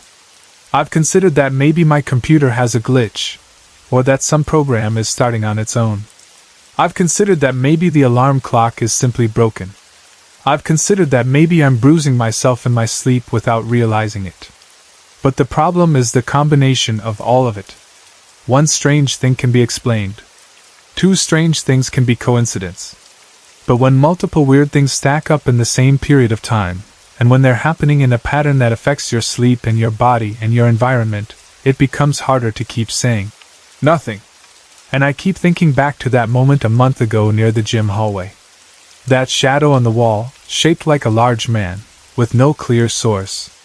And the feeling that hit my chest like the entire world's sadness and anger got dumped onto me at once. That feeling wasn't like normal fear. It was like an emotional weight that didn't belong to me. And that's what my room has started to feel like too at times. Like something is pressing emotion into me. I don't know if it's connected. I don't know if that shadow in the hallway was the beginning of it, or if it was a warning, or if it was completely unrelated and I'm just connecting things because my mind wants a story. I'm aware of that possibility. I'm aware that when you're stressed, your mind can connect dots that aren't connected. But I also know how real my body feels during these experiences. And that's the hardest part. Because as much as I want to be rational, I'm reaching the point where I don't know what to do. I'm not sleeping well. I'm constantly alert. I'm constantly scanning. I'm avoiding my own room. That is not normal, and it is not sustainable. I've tried basic things. I've tried leaving lights on. I've tried checking everything before bed. I've tried turning my computer fully off. I've tried unplugging things. I've tried staying calm and not reacting. But the activity continues in a way that feels unpredictable. And in a way, that's what scares me the most. Not the bruises or the music or the lights by themselves, but the sense that I'm being pushed into a corner mentally. Like something is testing what it can do, little by little, and I'm losing peace. I don't want to lose my mind over something I can't explain. But I also can't ignore it anymore, because it's starting to control my life. I'm honestly a bit ashamed of myself for how long it's been since I posted an update. When I first came here, I was scared and stressed and didn't know where else to turn. People actually helped me. I got pointed in the right direction, I got encouragement, and I felt like I wasn't alone in what was happening inside my home. Then time passed, and I stayed quiet for too long. It wasn't because things stopped. If anything, the story got bigger. It's just that every time I tried to come back and write, something always seemed to get in the way. I tried a few times shortly after my last post, but I kept running into bad timing. Any time I finally sat down and thought, okay, tonight I'm going to update everyone, the site wouldn't be accepting new submissions. After a while, I stopped trying as hard, and then months went by and it felt awkward to come back. But I have a lot to tell at this point, and I don't want to leave people hanging, especially when other people might be dealing with similar things and looking for answers the way I was.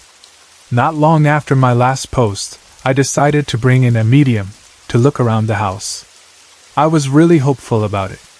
I wanted someone experienced to come in and confirm what I was experiencing, to name it, to explain it, and hopefully to get rid of it.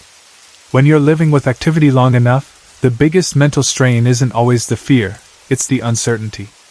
You start thinking, am I losing it? Is this real? Is it all in my head? Is my home dangerous? Is my child safe? And if someone can come in and say, yes, this is what it is, it feels like you can finally breathe. So I booked him, paid what he wanted, and waited for him to show up, honestly believing he might be the solution.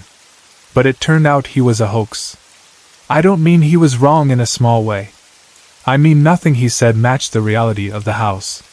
He claimed the child ghost was a boy, not a girl, and even that detail bothered me because the child presence I had sensed and experienced never felt like a boy.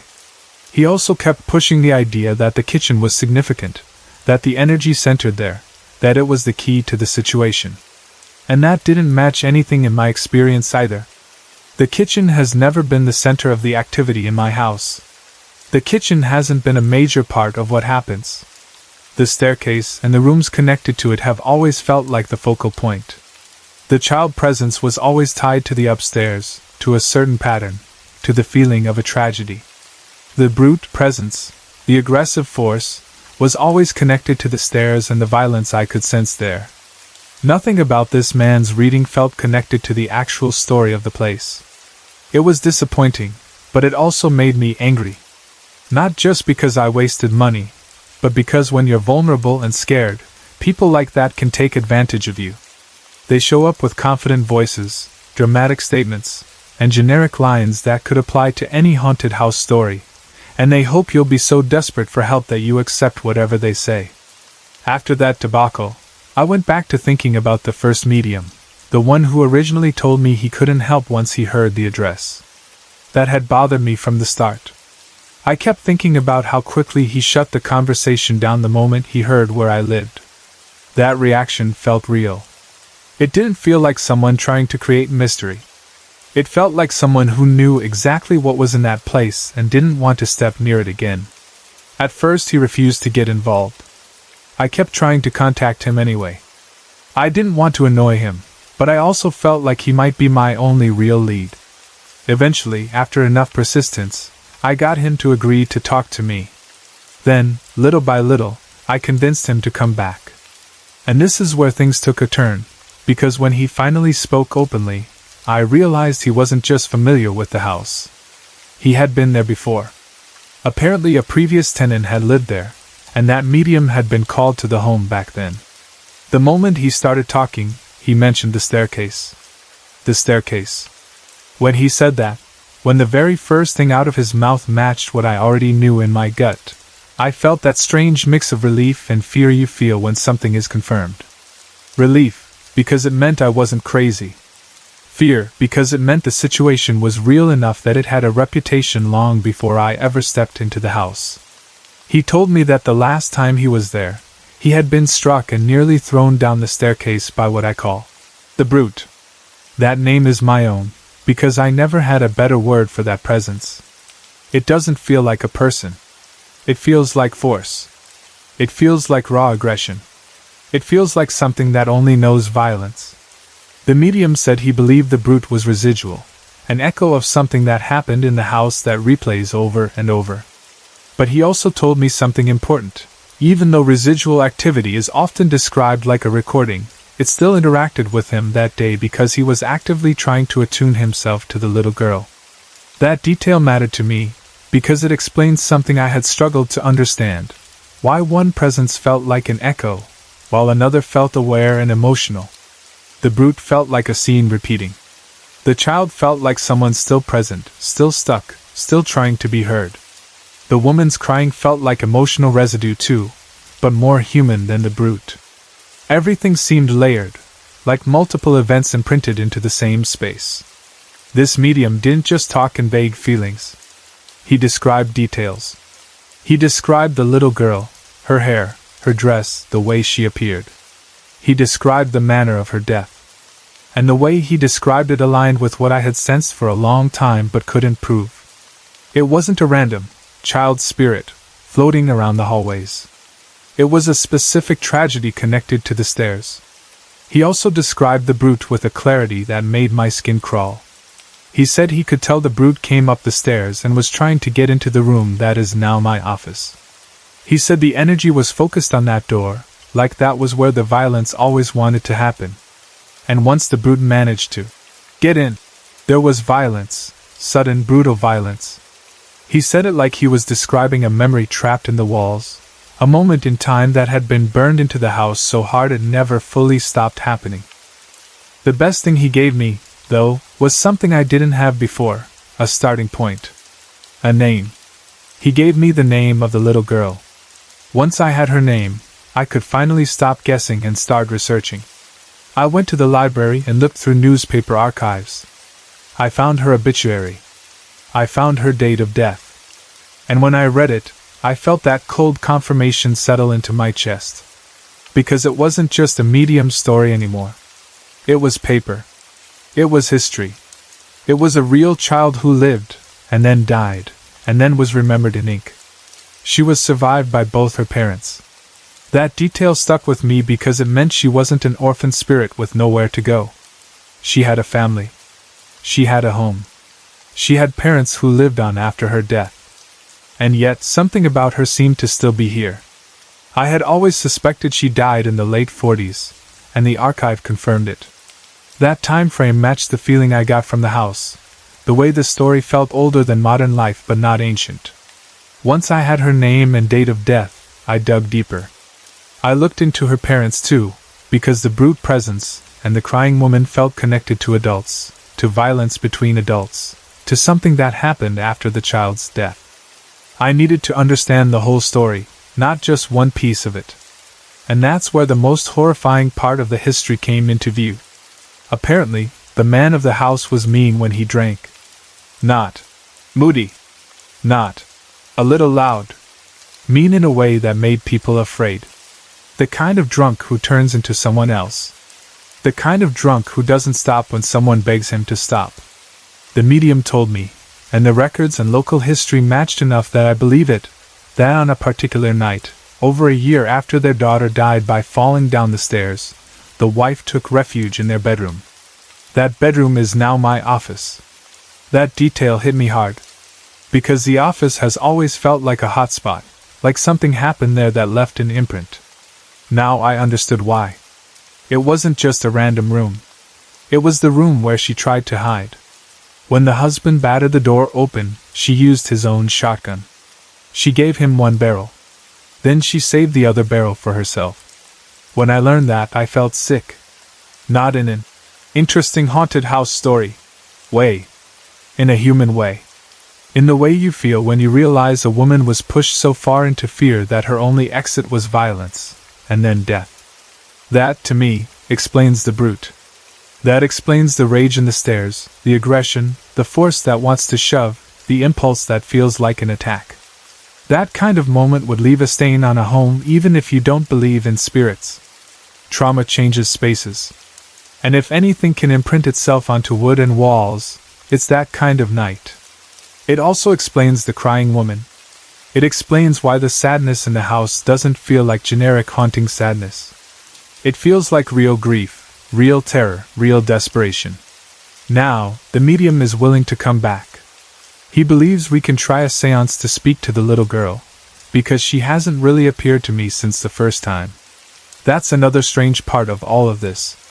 It's like once I became aware and started actively trying to understand, the child presence pulled back. Or maybe she only shows herself when she feels safe. Or maybe she only appears when the conditions are right. I don't know. But my goal isn't to provoke the brute. My goal is to help her, if she truly is still here in some way. The problem is, the seance and the work he wants to do is expensive.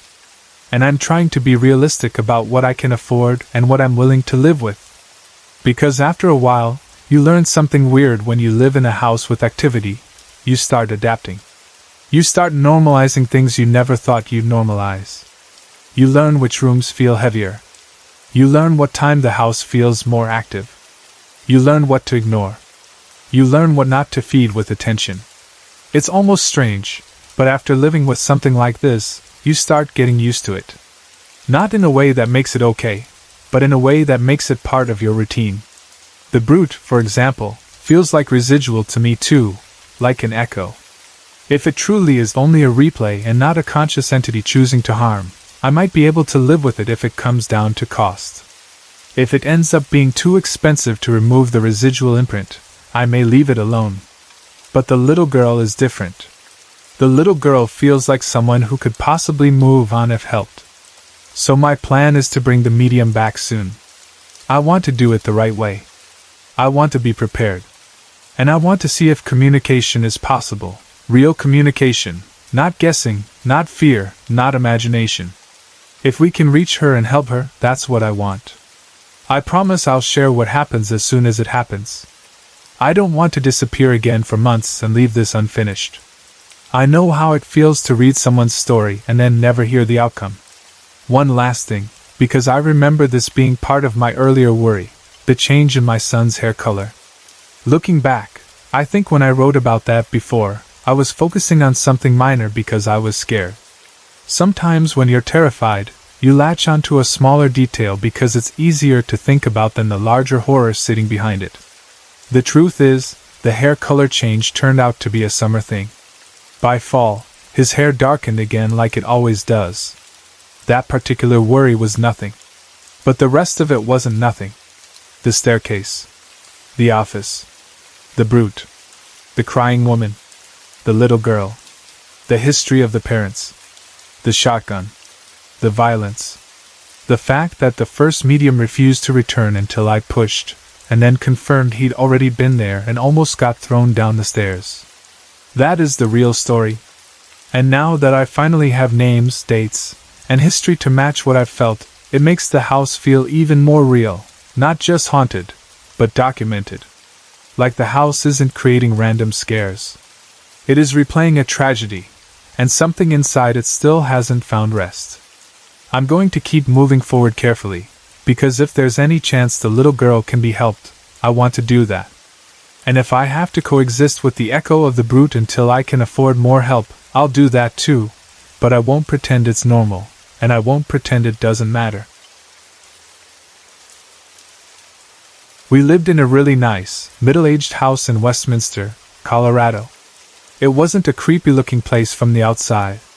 It looked like the kind of house you'd see in a normal neighborhood where kids rode bikes, people watered their lawns, and nothing bad was supposed to happen. It had a good-sized yard, a driveway, and enough space that it felt like a real home, not a cramped apartment. But even though the house looked normal, it never felt normal to me. I was 12 when my brother and I moved in there with my dad and his new family. My brother was 10. My dad had remarried, so now there was my stepmother and my 2 half-sisters living there too. The house was spacious, and on paper it should have felt like an upgrade. We had more rooms, more space, more quiet. But the moment I walked through that house as a kid, I felt something that I didn't have words for yet. It was like the air had eyes. I always had this feeling like someone was constantly too close to my face, staring at me, watching me, studying me, waiting for me to notice. That feeling alone was enough to make me uncomfortable, but I was also at a time in my life where I wasn't exactly calm inside. I was young, angry, and full of trouble. My parents' divorce had messed me up in ways I didn't understand back then. Adults would say things like, "You'll adjust," or "It's for the best." But kids don't feel it that way. To a kid, it feels like the world broke and nobody can fix it. I carried a lot of anger. I acted out sometimes. I didn't trust people easily. I didn't like feeling like I didn't belong anywhere. And when you live with anger and sadness in your chest, you can't always tell the difference between your own emotions and what a place is doing to you. It all mixes together.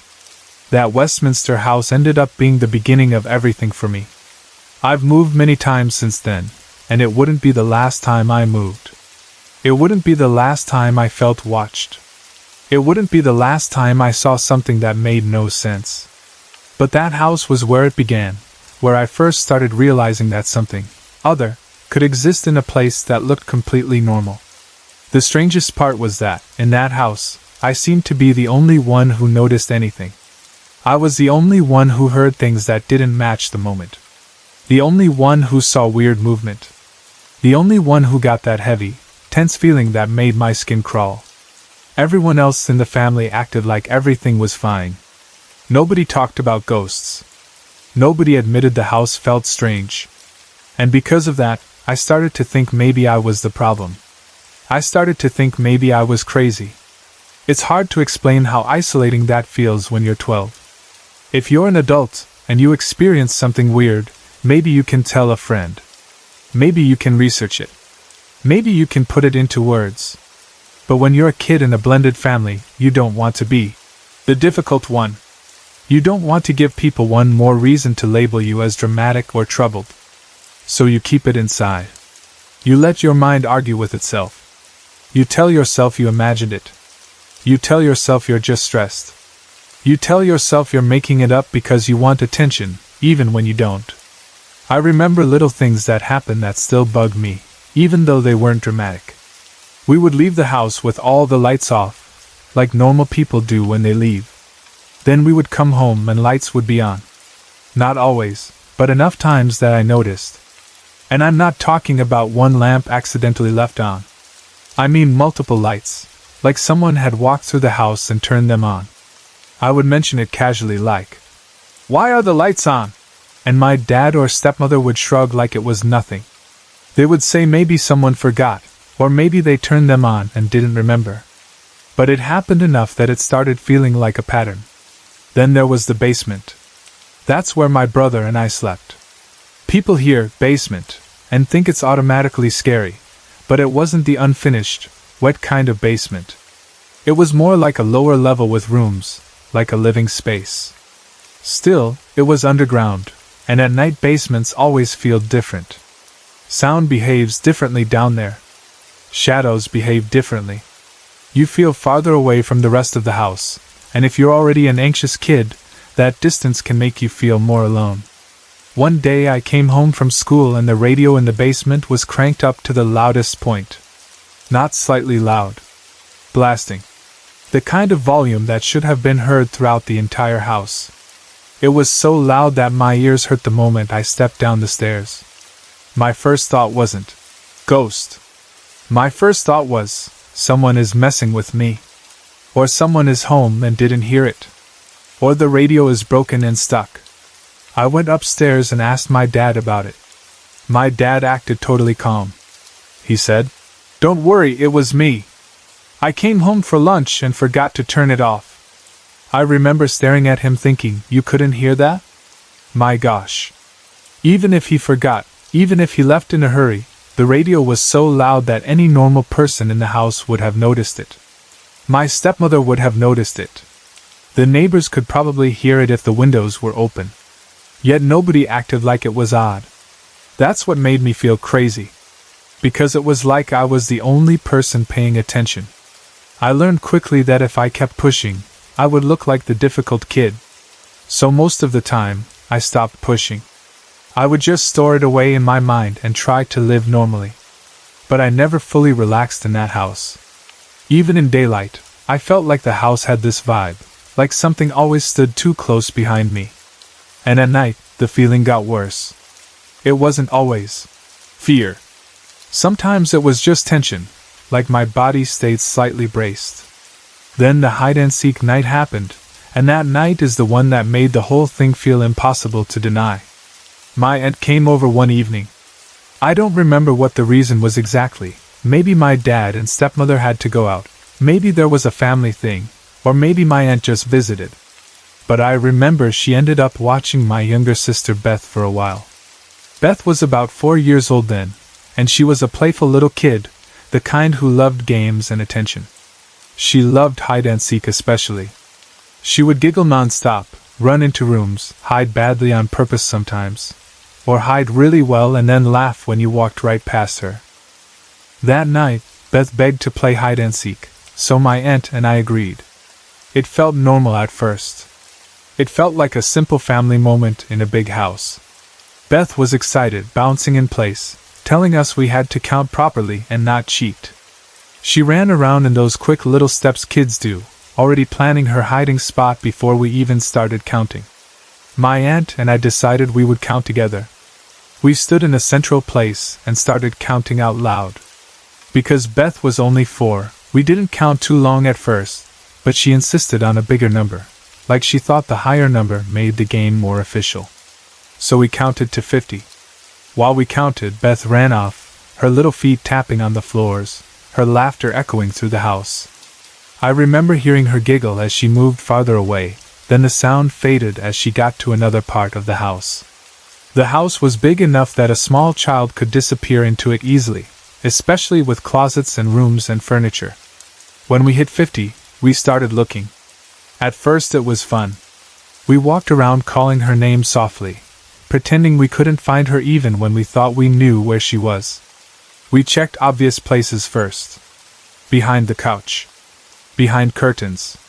In corners. Under tables. We checked the bathroom. We checked the closets. We walked into rooms and opened doors, expecting to catch her hiding with her hands over her mouth to hold in laughter. But we didn't find her. So we checked more seriously. We checked downstairs in the basement, because the basement had rooms and a bathroom too. We checked upstairs, my parents' room, other rooms, closets up there, the kitchen, the living room, the little spaces where a kid might squeeze herself. We even checked the garage. We checked behind doors. We checked behind big pieces of furniture. We checked the laundry area. And we still didn't find her. At first, we laughed. We thought, wow, she's hiding well for a 4-year-old. But after 10 minutes, then 15, then 20, the laughter started fading. Because when a child hides too long, your mind changes. It stops being a game and starts becoming fear. You start thinking about what's possible in a house. Could she have climbed somewhere? Could she have gotten stuck? Could she have locked herself in a closet? Could she have gone outside? Could she have gone into the garage and shut the door? Could she have fallen? The longer it took, the more my chest tightened. We looked everywhere. I mean everywhere. My aunt and I were tearing through rooms. We checked the closets again. We checked under beds. We checked behind shower curtains. We checked cabinets low enough for a kid to fit. We checked inside the laundry dryer, because sometimes kids do dumb things and crawl into places they shouldn't. We checked suitcases and storage bins. We checked any small space that could hide a little body. It became endless. And it took us a good 30 minutes before we reached the point where my aunt wasn't smiling anymore, and I wasn't smiling anymore. We were both getting scared. My aunt started calling Beth's name in a louder, more serious voice. Not playful. Not teasing. She was calling like an adult who expects a child to answer. Beth didn't answer. We went back downstairs again and listened. And then we heard it, her laugh. A clear little laugh from downstairs. That should have been a relief, but instead it made everything worse, because we had already searched the basement. If she was laughing down there, then she had been down there the whole time, and how did we not find her? I ran ahead of my aunt, heart pounding, and checked the 2 rooms downstairs. Nothing. I looked under the beds. I opened the closets. I checked behind doors. I checked corners. I even checked the suitcases again, because at this point I didn't trust anything. Nothing. We stood there in the basement, and I could hear Beth's laugh again, like she was close but not visible. It was like the sound was playing tricks, coming from one direction and then another. That's when I stopped treating it like a game completely. I started yelling. Not yelling in anger, but yelling in fear, the way you yell when you're trying to stop a child from doing something dangerous. I kept shouting, "Okay, you can come out now!" over and over. Then I got more direct. "Beth, come out!" No reply. I called again. "Beth, come out!" Still nothing. At that point, I was shaking. My aunt was pale. We were both trying to keep our voices steady, but we couldn't. We were terrified. And I was honestly about to tell my aunt we needed to call the police, because a child being missing for that long is not a joke. Even if you hear her laugh, even if you think she's playing, you don't gamble with that. We kept searching. For 1 full hour. An hour is a long time when you're scared. It feels like forever. My throat hurt from calling her name. My stomach felt sick. My mind was racing with images of all the worst possibilities. And the thing that made it worse was the house itself. The house felt too big, too quiet between sounds, too full of corners and closets. It felt like it could swallow a child. And then, all of a sudden, Beth ran out of one of the rooms. One of the rooms I had already checked. She came running out smiling and said, "I was right here all this time." I remember the exact feeling that hit me in that moment, shock first, then anger, then disbelief. Because that room had almost nothing in it. It wasn't cluttered. It wasn't full of furniture. It had a bed, a closet, and a suitcase. That's it. No secret trapdoor. No big pile of blankets to hide under. No huge dresser to squeeze behind. No crawl space. And we had checked that room at least 5 times. Not once. Not twice. 5 times. I stood there staring at her, and I didn't even know what to say. My aunt looked like she might cry from relief and fear mixed together. Beth looked proud of herself, like she had won the best hiding game in the world. But I couldn't accept it. I kept thinking, how did we miss her? How could a 4-year-old hide for an hour in a room with almost nothing in it, while 2 adults searched every inch of the house? There was no way. And yet she was standing there, breathing hard from running, smiling like nothing happened. After that night, I didn't feel the same in that house. It wasn't just creepy vibe anymore. It felt like the house could do something, like it could interfere, like it could bend what you see, like it could hide things from you. I talked to my grandma about it later because I needed to tell someone who would understand. My grandma was older, and in my family she carried a lot of cultural knowledge, the kind of knowledge people don't write down but pass through stories and warnings. When I told her what happened, she didn't laugh. She didn't act surprised in the normal way. She looked at me with horror. She said something like, "What do you think you're doing playing games like that at night?" I remember feeling defensive for a second. Hide and seek is a kid game. It's normal. But the look on her face told me she wasn't talking about the game itself. She was talking about the time, and the energy you invite when you play certain games at night in certain houses. She continued serious and low, like she didn't want to speak too loudly. "Don't you know you'll be playing with others as well?" she said.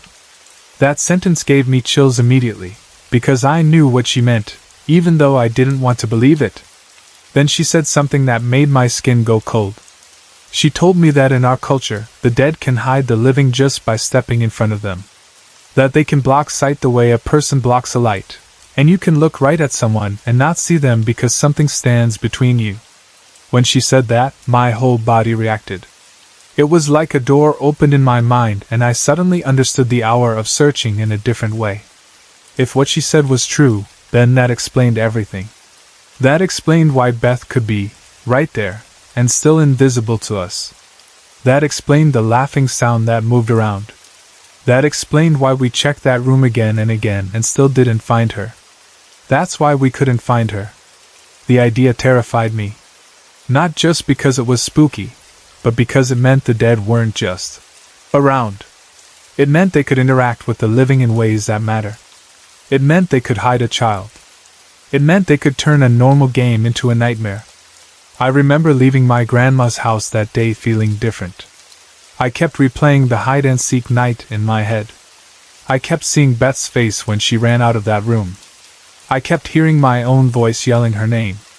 I kept feeling that fear like a tight band around my chest. And I started thinking about everything else in that Westminster house. The lights turning on, the radio blasting, the constant feeling of being stared at, the way I was the only one who noticed things most of the time. It all connected in my mind like a chain. I don't know if the house was haunted in the classic way people describe. I don't know if it was the land, the history, the energy of the family living there, or something attached to one person. I just know how it felt to live there, like the house was spacious, but the space didn't belong fully to us.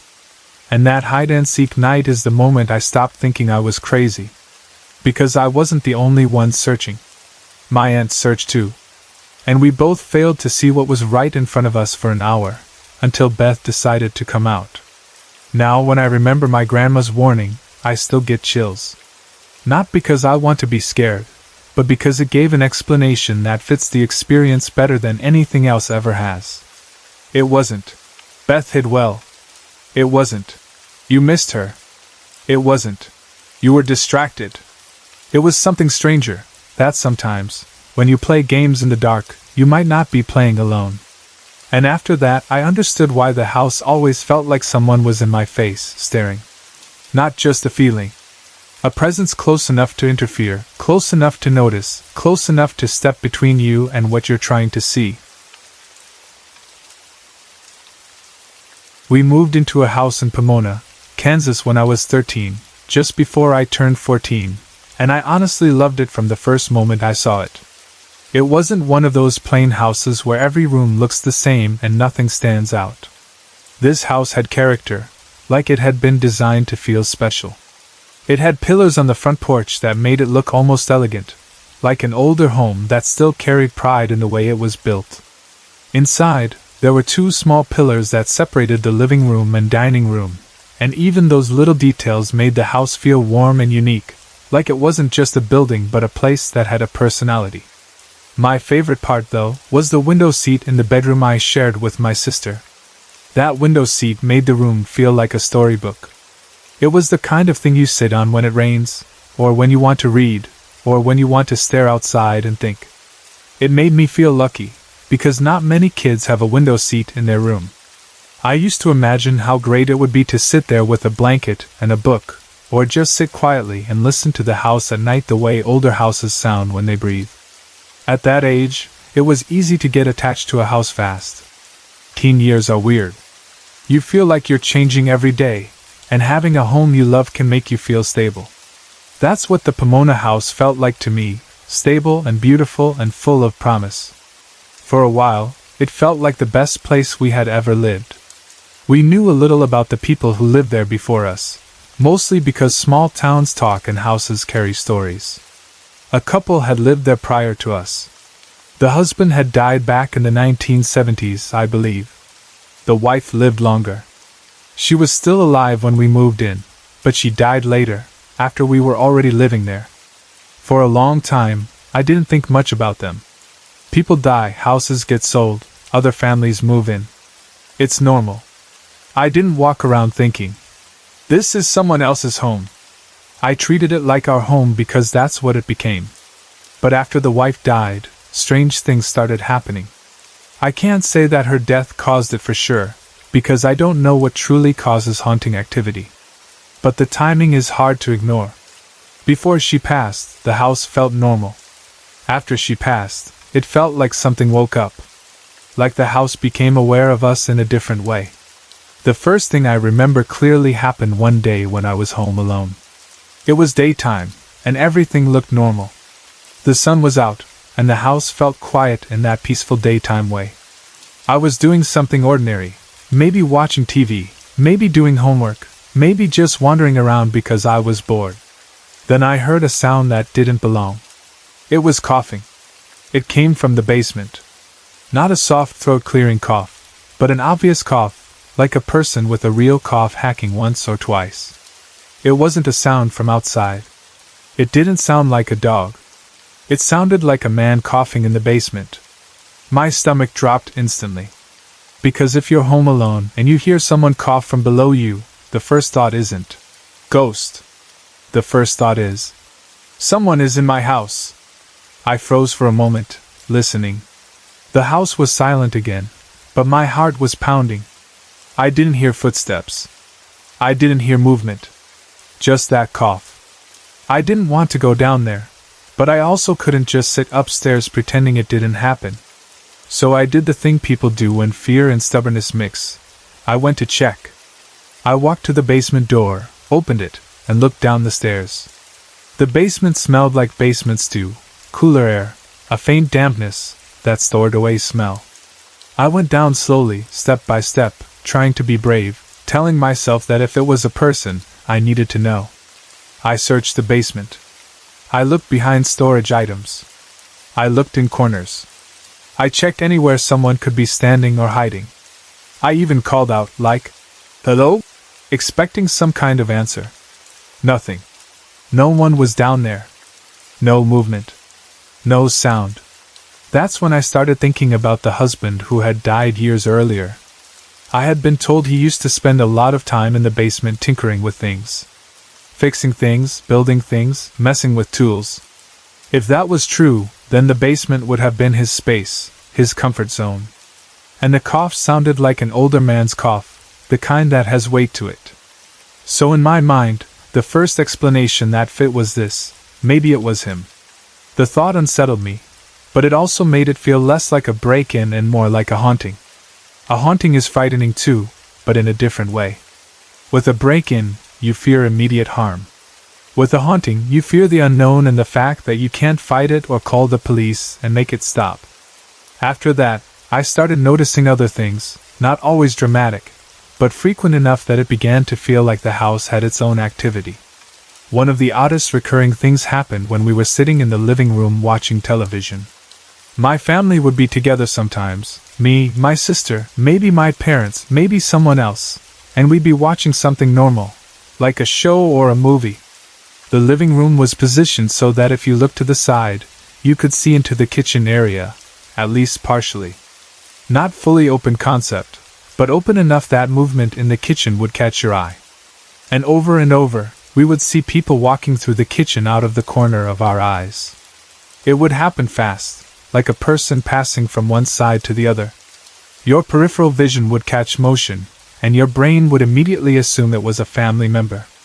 You'd glance toward the kitchen expecting to see your mom grabbing something from the fridge, or your sister walking by, or your dad heading to the sink. But when you looked directly, nobody was there.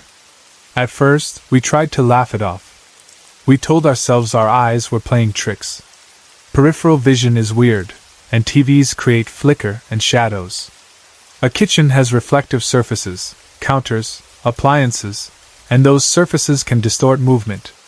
We tried to be logical, but it kept happening. It happened enough that the kitchen started feeling like a hallway for something we couldn't see. Like something like to move through there where people would catch the motion but not the details. The fact that it was always from the corner of your eye made it worse because it made it hard to prove. You can't point and say, "There," because the moment you focus, it's gone. Even if we could logically explain it, it still felt freaky. The human body reacts to movement in the corner of your eye because movement can mean danger. It's instinct. So every time it happened, even if you told yourself it was nothing, your heart still jumped a little. Then one night, something happened in my bedroom that scared me more than anything before, because it wasn't just a sound in another room or a quick glimpse in peripheral vision. It was in my space, right next to me, when I was alone and vulnerable. I woke up in the middle of the night to the sound of metal banging on metal. At first, I didn't know what it was. When you're half asleep, sounds can be confusing. I thought maybe it was neighbors doing something outside, like someone moving tools or banging something against the fence. But then I looked at the clock and realized it was around 3 o'clock in the morning. 3 a.m. is a strange hour. It's quiet. It's the deep night when most people are asleep. When you hear something loud at that time, it feels wrong, like something is breaking the normal rules of night. I sat up in bed, listening. The sound continued. A steady clink and bang, like something hard hitting something else hard repeatedly. Then it hit me what it was. I had a brass bed. And hanging from it, I had plastic beads. They weren't heavy beads. Just decorative beads that hung down, and would move if you bumped the bed or if someone touched them. They could make that clinking noise when they hit the brass. The beads were banging against the bed. And I wasn't moving. There was no draft. No wind blowing through a window. The vent wasn't on. The air felt still. Yet the beads were swinging enough to smack the brass frame with repeated clinks. I remember staring at them, trying to understand what could make them move like that. My mind went to the simplest explanation first. Maybe the house shifted, maybe a truck passed and shook the room slightly. Maybe something fell somewhere and caused vibration. But the movement felt too steady, too deliberate. Then, as I stared in the dark, I noticed something else in the room. Little lights. Floating lights. Not from a lamp.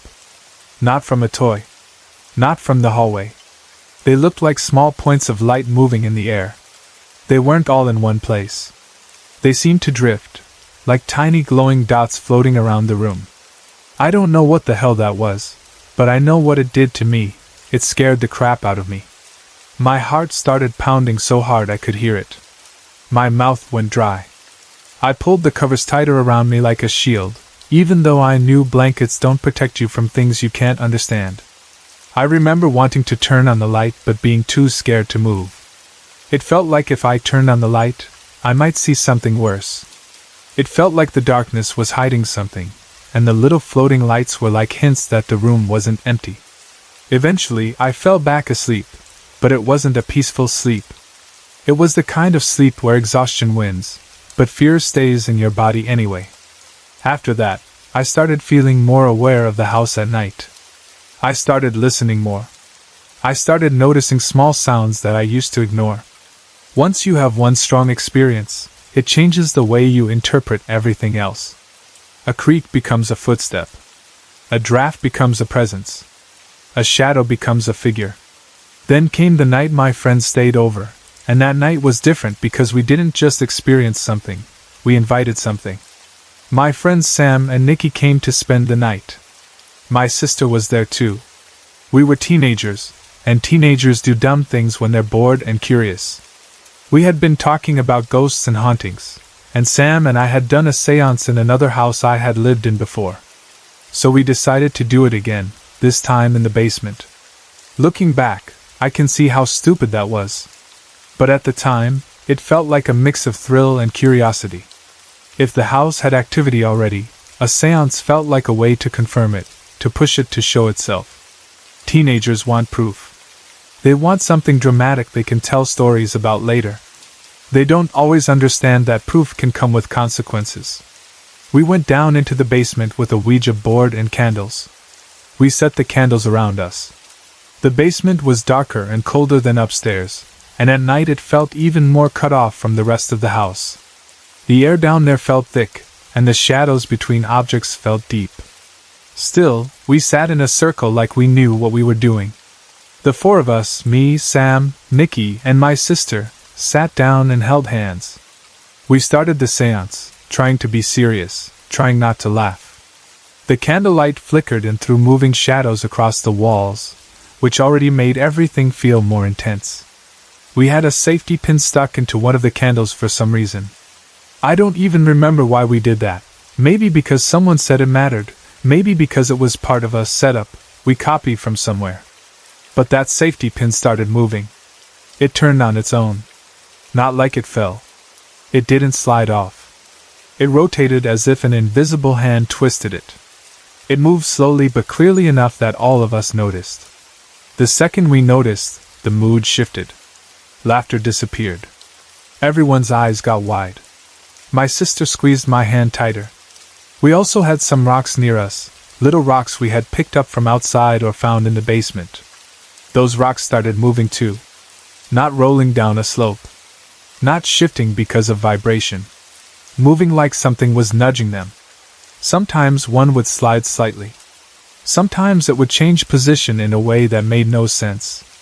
After a while, we sensed that somebody was there with us. It wasn't just the movement of objects. It was a feeling. Like the air in the circle had become occupied. Like we weren't alone in the basement anymore.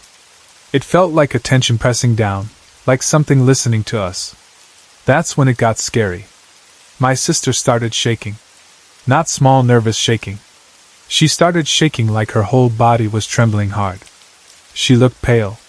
Her eyes looked wrong, like she wasn't fully present. She began acting strange, like she was being taken over.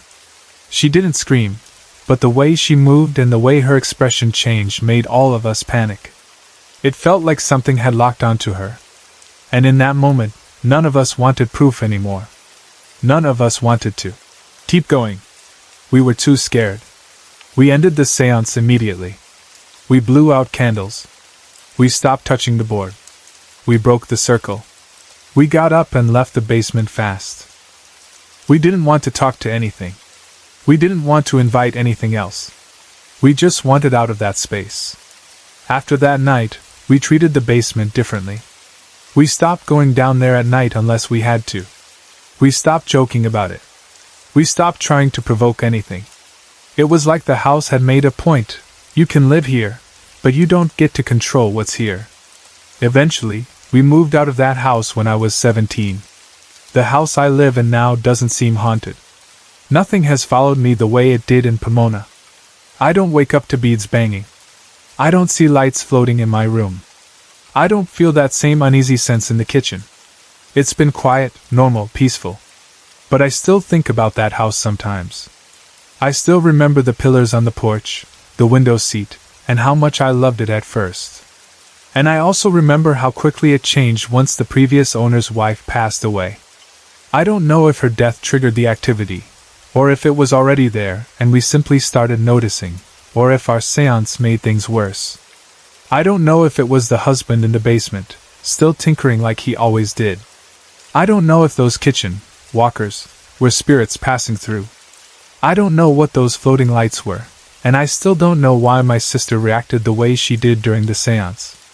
All I know is that I loved that house, and then it taught me, very clearly, that some places hold more than furniture and walls. Some places hold stories, and sometimes those stories don't stay silent, even when you wish they would. I was about 6 to 7 months pregnant, and that stage of pregnancy was strange for me in general. I was tired a lot, but I also couldn't always sleep deeply. My body felt heavy. My back ached. My stomach felt tight and stretched. My baby moved at the most random times, and sometimes the movement would wake me up even when I had finally gotten comfortable. I was also more emotional than I wanted to admit. Little things would irritate me. Certain sounds would make me jump. And if I watched anything scary, even if it was a cartoon, my mind would carry it longer than it should. That night, I was down in the basement of our home lying on an air bed. It wasn't the most glamorous setup, but it was comfortable enough, and sometimes I liked being down there because it was cooler and quieter than the rest of the house. My husband worked the graveyard shift, so I was alone for most of the night. I had gotten used to him being gone at those hours, but being pregnant changes how alone feels. When you're carrying a baby, your mind becomes more protective. You become more aware of your environment, even when you're trying to relax. I had been watching Scooby-Doo for a long time. It was one of those nights where you say, "I'm just going to watch one episode," and then hours go by. I watched a particularly long Scooby-Doo marathon, and even though it's silly and the monsters always turn out to be some person in a mask, it still puts ideas into your head. Dark hallways, doors creaking open, something hiding behind you, the feeling of being watched. I'm not blaming the show for what happened, but I do think it helped set the mood in my mind without me realizing it. When the marathon ended, I felt sleepy. I turned everything off and lay there on my airbed. The basement lights were off, but there was enough dim light from upstairs and maybe a small lamp somewhere that I wasn't in total darkness. The basement had that typical basement smell too, cool air, a little musty, like stored things in concrete and old cardboard. It wasn't a gross smell, just the normal smell of a lower level in a house. I started to drift off. I don't think I was asleep for more than 15 minutes. That's what it felt like to me. I remember being in that light sleep zone where you're not fully unconscious yet. You can still hear the house. You can still feel the air. You're just slipping into that quiet space. Then I had the feeling that someone was standing over me. It was immediate, like a switch flipped. I went from half asleep to fully awake in 1 second. My heart jumped and my whole body tensed. It wasn't a noise that woke me. It was that instinctive feeling of presence, like your skin knows before your eyes do. It felt like someone was close enough that if I opened my eyes, I would see a face. I opened my eyes right away. At first I thought one of my brothers might be there. My family sometimes came in and out of the basement, and I thought maybe someone came down to grab something and saw me sleeping and was standing there about to speak. That was my logical explanation. That was my mind trying to keep the moment normal. But when I looked up, what I saw was not one of my brothers. It was a black figure standing over me. It wasn't a normal shadow on the wall. It was shaped like a person, tall, solid, and completely black. Darker than the darkness around it. And the most disturbing part was the position. It was standing over me with its arms stretched out to its sides, like a wide, unnatural posture. Not like a person stretching, not like a person reaching for something, but like something presenting itself. For a second I couldn't move. I just stared. My brain tried to make it make sense, but there was nothing to grab onto. It had no details I could recognize, no clothing I could identify, no face, no skin tone, no hair. Just blackness shaped like a human body. Then fear hit me so hard I thought my body might break. It scared the crap out of me. I'm not exaggerating. I was so scared that for a split second I thought I was going to go into labor right there. My stomach tightened, Not like a contraction, but like my whole body had gone into shock. My baby shifted inside me as if it felt the sudden panic too. My mouth went dry and I could barely breathe for a moment. The only thing I could do was sit up. I pushed myself upright fast, and I yelled. I don't even remember exactly what I yelled. Probably something like, "What are you doing?" or "Get out!" or just a pure scream. I just know I made noise because I needed to break the moment. I needed it to know I was not helpless. The second I yelled, it disappeared. It didn't walk away.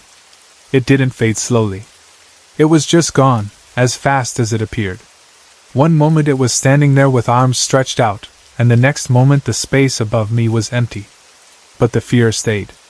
I sat there on the airbed shaking. My heart was pounding like I had sprinted, and I kept looking around the basement, expecting it to show up again. I didn't want to lie back down. I didn't want to close my eyes. I didn't even want to be in the basement anymore, but my legs felt weak and my mind felt foggy from panic. I turned on every light I could. I kept the lights on for the rest of the night until morning. I didn't care how much electricity it used. I didn't care if it looked ridiculous. I needed light because darkness suddenly felt unsafe. I stayed awake for a long time, sitting up, checking my phone, watching the stairs, listening to the house settle. Every little sound made my nerves jump. When I did finally doze off, it wasn't real sleep. It was shallow, tense sleep where you wake up every time the house creaks. When morning came, I felt exhausted and raw. I wanted to tell myself it was a dream. I wanted to tell myself it was sleep paralysis. I wanted to tell myself it was my imagination because of Scooby-Doo. But it didn't feel like a dream. It felt like I had opened my eyes and seen something physically standing there. And that's when I realized something else that bothered me. I wasn't fully paralyzed. I was able to sit up. I was able to yell. That's not how my nightmares usually worked. In nightmares, you feel trapped. In this, I felt fear, but I could move. That made it feel more real to me, not less. After that night, the basement never felt the same. Even in daylight, I started feeling uneasy down there. I would go down to do laundry or grab something, and I would move quickly. I would avoid looking into dark corners. I would keep lights on even when I didn't need them. I would feel that cold prickling on the back of my neck, like the basement remembered what happened. A couple of weeks later, something else happened. It was around 9 o'clock in the morning. I remember the time because I was awake, the house was bright, and everything should have felt normal. Daytime makes you feel safer. Sunlight makes you think, nothing can happen now. Bad things happen at night, right? That morning I was in the basement alone again. I was expecting my mother to come over. She was supposed to stop by, and I remember waiting for her in that casual way you do when you know someone is about to arrive. I was thinking about what she might want, what we might talk about, maybe what I needed from the store. Normal thoughts. I don't know what made me look toward the staircase, but I did. And I saw a shadow. It looked as if someone was standing at the top of the staircase. You know how you can tell when someone is standing on steps because of the way light blocks around them? It was like that. The shadow was shaped like a person in the upper part of the stairs, as if someone was about to come down. The way our house is built, the bathroom is right by the staircase. There's a window near that bathroom that lets outside light shine through, and that light reflects onto the staircase wall. Because of that, you can usually tell if someone is there. If someone walks by upstairs, the light changes. If someone stands on the steps, you see the shape. So I assumed it was my mom. I called out to her casually, like, "Mom?" or, "Hey, is that you?" expecting her to answer and walk down. No reply. The shadow didn't move the way a person would move. It didn't shift weight. It didn't step down. It just existed for a moment. Then it moved away from the staircase. Not like a person stepping away with footsteps you can hear. It moved in a way that felt like it slid out of view. My stomach tightened again, and I felt that nervous alertness return, even though it was daytime. Then I heard something else. A female voice humming in my living room upstairs. It wasn't loud. It was soft, like someone humming a tune under their breath. And what made it worse is that it sounded like it was moving with footsteps. Like someone was walking and humming at the same time, passing through the living room area. My first thought was still my mom. Maybe she came in and didn't respond because she didn't hear me. Maybe she was upstairs and didn't realize I was in the basement. Maybe she was walking around, humming like she always did sometimes. But something felt off. The humming didn't sound like my mom exactly. I can't fully explain that. It wasn't like it was a completely different voice that I could identify. It was more like the tone was wrong, the energy of it was wrong, like it wasn't connected to a real person in the house. I went upstairs. I moved quickly, not running but fast enough that my heart was pounding again. I checked the living room. Nobody. No one was there. The house was empty. The doors were still locked. No car outside. No sign my mom had arrived. The humming was gone too, like it stopped the moment I entered the space. I stood in the living room for a long moment, listening. Silence. At that point, I didn't know what to do. I wasn't going to call the police because how do you call the police and say, I heard humming? I wasn't going to tell everyone because people would just say pregnancy hormones and stress. I tried to push it down and focus on being pregnant and preparing for the baby, because I didn't want to live in fear. To make a longer story shorter, I gave birth to my son. Having a baby changes everything. Your focus shifts to survival, to feeding schedules, to sleep, to diapers, to doing whatever you can to keep your child safe. For a while, the strange things faded into the background because I didn't have time to obsess. I was exhausted. I was busy. I was a mother. But then, about a year later, something happened that brought the fear back in a different way. My son and I were playing in the hallway. He was walking by then, exploring like toddlers do. He was curious about everything, touching walls, staring at lights, picking up tiny things from the floor that you don't even notice. He was chatty, always making sounds, always babbling, always moving. Then he suddenly stopped. He stared at the ceiling. Not just a quick glance. A full, fixed stare like something was up there and had his attention. His face changed too. He didn't look curious. He looked cautious, like he wasn't sure what he was seeing but he knew it was something. I tried to take him to my room. He would not budge. He went stiff, like a little statue. He wouldn't take a step forward. He wouldn't turn away from the hallway easily. It was like his body refused to cross a line in the floor. At first, I thought it was a toddler thing. Kids get stubborn. They decide they don't want to move, and they don't. They throw fits, cry, and refuse. But this wasn't a normal tantrum. It wasn't, I want candy. It wasn't, I'm tired. It was a fear refusal. He looked like his instincts were telling him not to go. And this started when he was 1. He would be playing and happy, then get to the hallway and change. His mood would shift as if a switch flipped. He would get quiet. He would stop talking. He would stare. He would hesitate to move through that space. Now he's about 2.5, and it's still happening. He can be laughing, running around, chattering nonstop, and then he gets to the hallway and it's like he becomes a completely different child. He goes silent. He stares. He refuses to step forward. He sometimes cries like he's overwhelmed. That's why I'm starting to believe there's something in that hallway. It's not just my imagination. My son reacts like he sees something or feels something that I can't. And toddlers don't fake fear well. They don't act scared for attention unless they've learned that pattern, and even then it's usually obvious. With him, it feels instinctive. I'm also convinced there's something in my basement.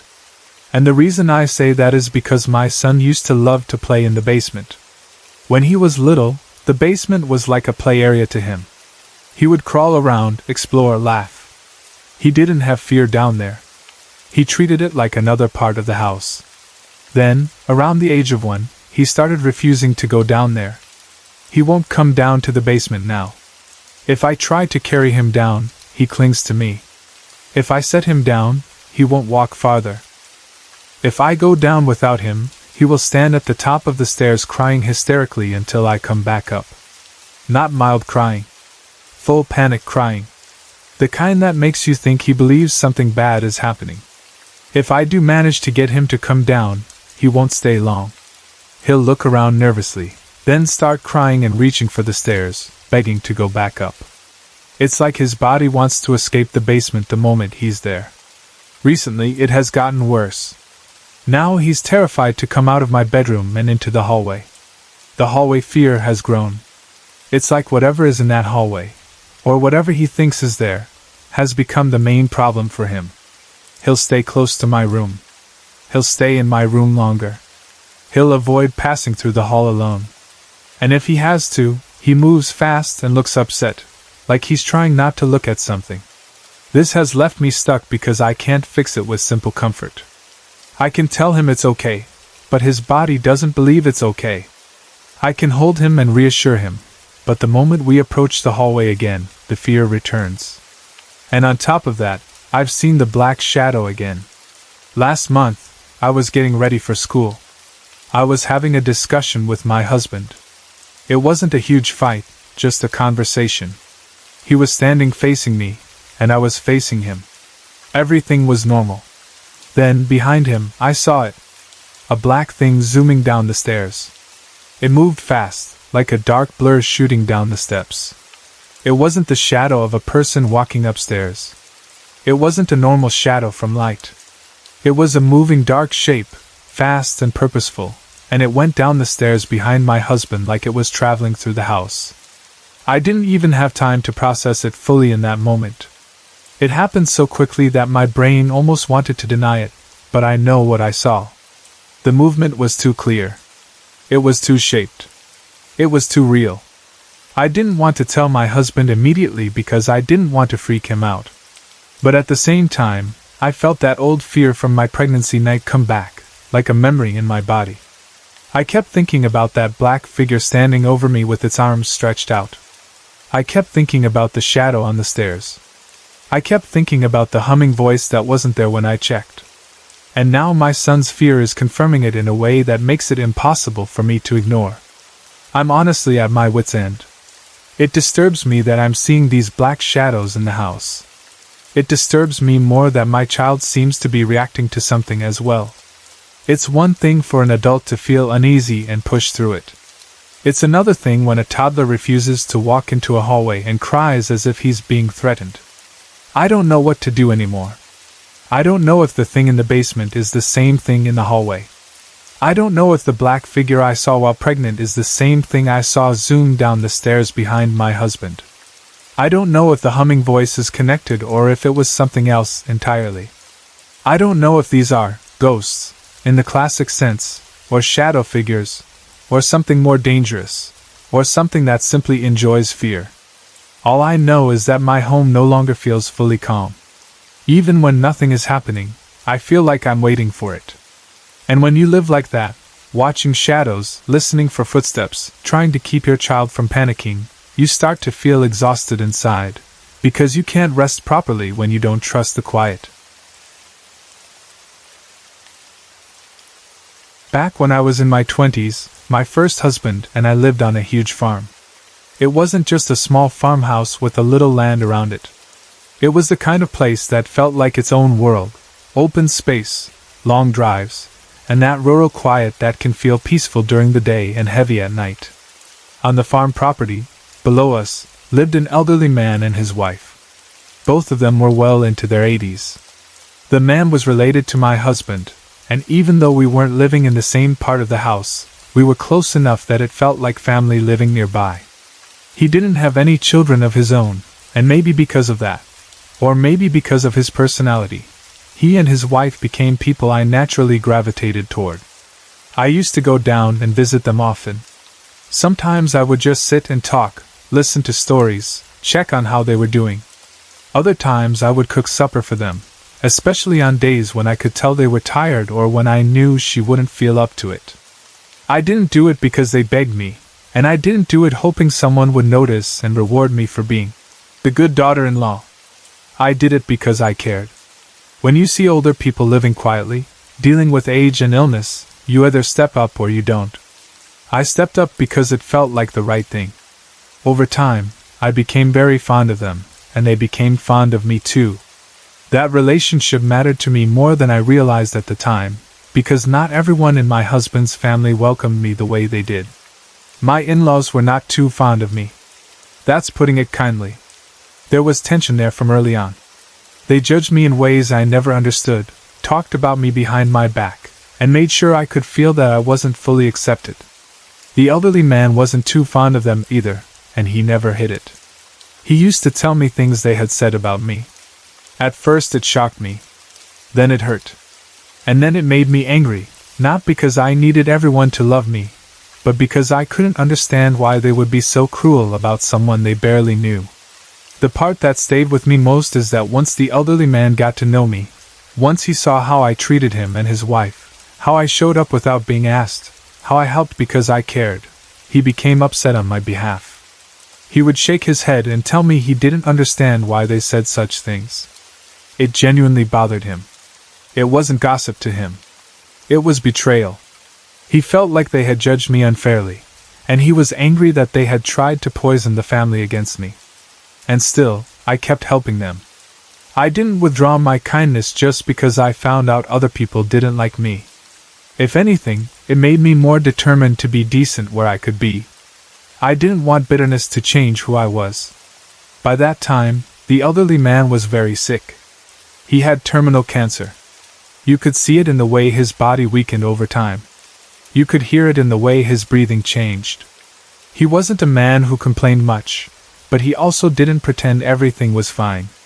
He knew what was happening to him, and there was a certain quiet honesty in the way he carried himself near the end. Even while he was sick, he still noticed details about the home we lived in. He would comment on it sometimes when he visited or when I mentioned something about the house.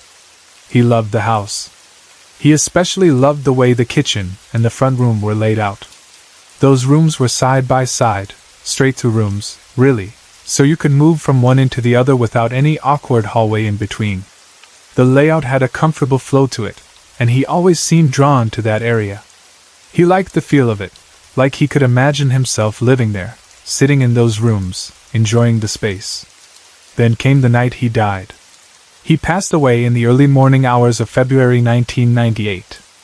I don't remember the exact date, but I remember everything about that night and morning as if it's been stamped into me. The night before he died, I was the last one awake in our part of the house. That mattered because it meant I was the one who did the final check before bed. When you live on a farm, you get used to doing that, checking doors, making sure everything is closed, making sure locks are set. Not only because of safety, but because farm life makes you practical. You don't leave doors open at night unless you want the cold and the animals and the wind inside. That night I checked everything. I know that with certainty. I know it without doubt, because I've replayed it in my head so many times over the years that the memory has a sharp edge to it. There were two doors that mattered most, the front room door and the kitchen door. Both led to the outside. The front room door was one exit, and the kitchen door was another. They weren't far apart at all, because the rooms were side by side. It was the kind of layout where you could stand in one room and see straight through into the other. I locked the front room door first. Then I turned and went into the kitchen and locked the kitchen door. I remember the physical actions. I remember the sound. That small click and shift when a lock turns and settles. I remember how routine it felt. I remember thinking nothing of it, because it was just part of ending the day. Then I went to bed. In the morning, I got up to go to the bathroom. It was one of those moments where you're still half asleep, moving through the house on autopilot. I hadn't had coffee yet. I hadn't fully woken up. But I noticed something immediately. The house was cold. Not a little chilly. Cold enough that I paused and thought, did the heat quit during the night? That kind of thing happens sometimes, and my first instinct was practical. I assumed it was a heating issue, and I started thinking about checking the thermostat, checking the furnace, figuring out what went wrong. I finished in the bathroom and was about to go check the heat when the phone rang. The ring startled me, not because it was loud, but because it felt early, And early calls in a situation like that usually mean news. When someone is terminally ill, you live on edge. Every ring of the phone at night or early morning makes your heart tighten before you even pick it up. I walked to the phone to answer it. As I reached for it, I noticed something that made the cold in the house suddenly make sense in the worst way. The front room door was open. I stopped with my hand in midair for a split second because my brain didn't want to accept it. That door should not have been open. I knew I locked it. I knew it was locked. And yet it was open. The outside air was coming in, and that was why the house felt so cold. My stomach dropped. For a second I thought maybe someone broke in. Or maybe I had truly made a mistake, even though I felt sure I hadn't. But there wasn't time to stand there thinking. The phone was still ringing, and something in me knew that call would be about Alan. I answered. It was the elderly woman who lived below us. Her voice sounded tired and broken, the way it does when someone has been crying for hours and has run out of tears. She said, I just wanted to call you and let you know that Alan passed away this morning at about 3 o'clock. When she said those words, I felt my whole body go heavy. The cold air from the open door suddenly felt like it was part of the news, like the house itself had reacted. I didn't even know what to say at first. I remember murmuring something, maybe, I'm so sorry. Maybe, are you okay? But the moment blurred. Grief makes moments like that fuzzy. I sat down in a chair that faced the kitchen. I didn't sit because I wanted to. I sat because my legs felt weak, like the news pressed the strength out of them. And that's when I saw it. The kitchen door was open too. Not just the kitchen door. The storm door to the kitchen was open as well. Both open. Both letting cold air pour into the house. Both doors that I knew, with absolute certainty, I had locked the night before. For a long moment, I just sat there staring. The phone was still in my hand. My mind couldn't hold two realities at once. The grief of Alan being gone and the shock of those doors being open. The two things collided, and it felt like the house was making a statement. I know some people will disagree with me. I know people will say there was a draft, or the locks were faulty, or I must have been tired and forgot. I know how it sounds. I know that if I heard this story from someone else, I might search for the most normal explanation first too. But I can't shake what I felt in that moment. I couldn't help but feel that Alan passed through my house on his way out of this world. It wasn't an evil feeling. It wasn't threatening. It felt more like a final movement, a last walk. As if, in the moment he died, he traveled through a place he loved. He had always admired our kitchen and front room. He had commented on how much he liked the layout. And now, at the exact time he passed, those doors were open, as if something moved through them, leaving a path behind. It felt like goodbye. Not in words. Not in a voice. Not in a dramatic apparition. Just in the cold air, the open doors, and the timing that was too perfect to ignore. That morning has stayed with me for years. Not just because Alan died, but because it felt like the world gave me a small sign that he didn't simply vanish. It felt like, in his last moment, he touched something familiar and then moved on. And whether anyone else believes it or not, I believe he walked through that house one last time, through the rooms he loved, on his way out. I have a couple different things that are connected, and I'm sharing them because I honestly don't know what to do with any of it. I keep trying to tell myself it's nothing, or that it's just kids being kids, or that everyone is just tired and stressed. But the more it happens, the harder it is to pretend it's normal. A few months ago, my parents and my siblings were getting paid to clean out a house. The people who lived there had basically disappeared. They left in a hurry and abandoned a lot of their things. It wasn't like they moved properly and packed. It was more like they took what they wanted and left the rest behind, so the house was still full of half their life: furniture, clothes, random boxes, dishes, and stuff you don't expect to see when a place is supposed to be empty. From what my family said, the house had that weird feeling you get in places that are messy and abandoned. Even if you don't believe in anything paranormal, a house like that feels off. It feels unlived in but not truly empty, like it still holds the energy of the people who were there. Dust, dark corners, old smells, rooms that are quiet in a heavy way. The kind of place where you walk in and your voice sounds too loud, even if you're not talking loudly. They were cleaning it out over multiple days, going through room by room, throwing out trash, moving things, deciding what could be kept and what needed to be dumped. I wasn't there for most of it because I was working. I'm a mom, I have responsibilities, and my schedule doesn't always match everyone else's. So when they went, sometimes they'd take my son with them if they were helping me out, and I had to work. One night, while I was at work, my parents took my son. At that time he was 4 years old. He's 5 now. He's not a baby, but he's still young enough that you can tell when something truly scares him, because it comes out in his whole body.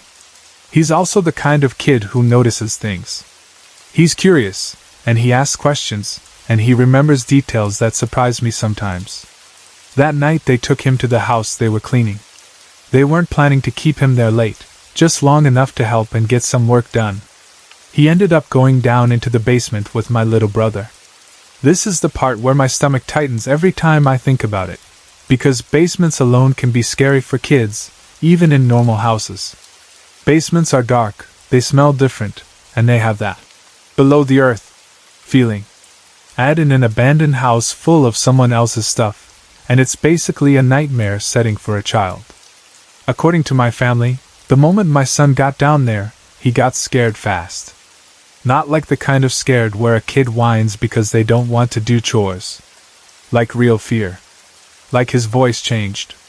Like his eyes got wide. Like he wanted to run. He started saying something about a scary girl, down there. I wasn't there, so I can't repeat his exact words perfectly. Everyone tells the story a little different, and kids that age don't always explain things in a clear, adult way. But the point is, he was talking about a girl that he believed was in the basement with them. He said she was scary, and he said she came from the big black hole. When I first heard that phrase, big black hole, I didn't even know what to picture. A hole in the ground? A dark doorway? A corner where the light didn't reach? A crawl space? A broken wall? I asked questions and tried to get details. My family said the basement had areas that were darker than the rest, and there was one spot that looked like a deep opening, like an unfinished section or a large dark space. It might not have been an actual hole you could fall into. It might have been an open doorway or a part of the basement that wasn't finished. But to a small child, a deep black area like that could absolutely look like a hole. He didn't want to stay down there. He wanted out. He clung to my brother and kept repeating that there was a girl, and she was scary, and she came from that black place. When my family told me, I tried to convince myself it was just imagination. Kids see shadows. Kids get spooked by dark corners. Kids hear adults talking about creepy houses, and then their brains fill in the rest. But it didn't feel like a random kid's story to me because my son still talks about it now, months later, like it's a real memory. Even now, he will bring it up sometimes out of nowhere. He'll be playing or eating or watching TV, and suddenly he'll say something like, "I think the scary girl is coming."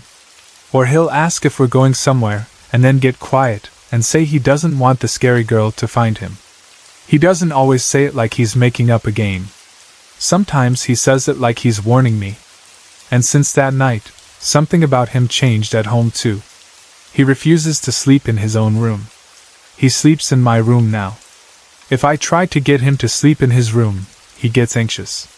He says his room is scary. He won't even play in there. That is not like him. Normally kids love their rooms. They put toys everywhere and claim it as their space. But he acts like his room is something to avoid, like going in there is a risk. The strangest part is that we don't live in an old creepy house. We live in an apartment that is only 3 years old. I am the only person who has ever lived in it. It's not like we moved into a place with a long history. It's clean and modern. The neighbors are normal. There's no reason his room should suddenly feel scary to him. So in my head, I keep trying to connect the dots. Did that night in the basement scare him so badly that it spilled into his normal life? Did it trigger some fear that now attaches itself to dark rooms? Did he bring something home with him? Or is he simply more sensitive than I realized, and now he's noticing things he didn't notice before? I don't know. But it didn't stop with him. The next set of events happened at my parents' place. My sister is 17, and she still lives at home. About a week and a half ago, my sister and my mom started hearing knocking on the wall. Not a quick little tap. Knocking that sounded like someone deliberately hitting the wall, as if trying to get attention from inside the house. At the same time, they noticed lights flickering. Not just one light bulb acting weird, but lights turning on and off in a way that made them pause and look at each other. At first they tried to laugh it off. People always do that at first, because believing something strange is happening is scary. It's easier to say, "The house wiring is old," or "The bulb is dying," or "It's probably the wind." So they weren't too worried in the beginning. They told themselves it was nothing. But then 4 days ago, my son added something that made it feel less like wiring, and more like something else. He came walking up the stairs and said, very casually but also with fear in his voice, that a black blow-up thing just went into the bathroom. That's how he described it, a black blow-up thing. When he said it, I knew he didn't mean a normal object. He wasn't talking about a balloon or a black garbage bag. He said it like he had seen something move. Like something went from one place to another. Like it had shape and motion. He seemed scared, not playful. He wasn't laughing. He wasn't telling a story like a kid trying to get attention. He looked like he genuinely thought something had entered the bathroom. My mom tried to handle it the way a good grandma handles a scared child. She took him into the bathroom and showed him there was nothing there. She turned on the light, opened the shower curtain, checked behind the door, showed him the room was empty. She talked gently, trying to reassure him. But he looked surprised, like he was certain he was going to see something. That detail bothered me. Because if a kid is making something up, they often don't act shocked when you show them there's nothing there. They usually double down and insist it's hiding, or they get bored and move on. My son looked like he expected it to still be there. Like he didn't understand why it wasn't visible anymore. Then something happened that really scared my sister. One night my sister was sitting in her bed reading. She had her TV on, but it was on mute. She likes the light and the feeling of having something on, but she wanted quiet so she could focus on her book. She was calm, just reading like any teenager does when she's trying to relax. Then she heard a voice. A raspy, gruff voice said her name. She told me it wasn't like a normal sound from outside, and it wasn't her imagination. It wasn't a whisper from the TV or a voice from another room. It sounded close enough that it felt like it was inside her space. And it said her name clearly.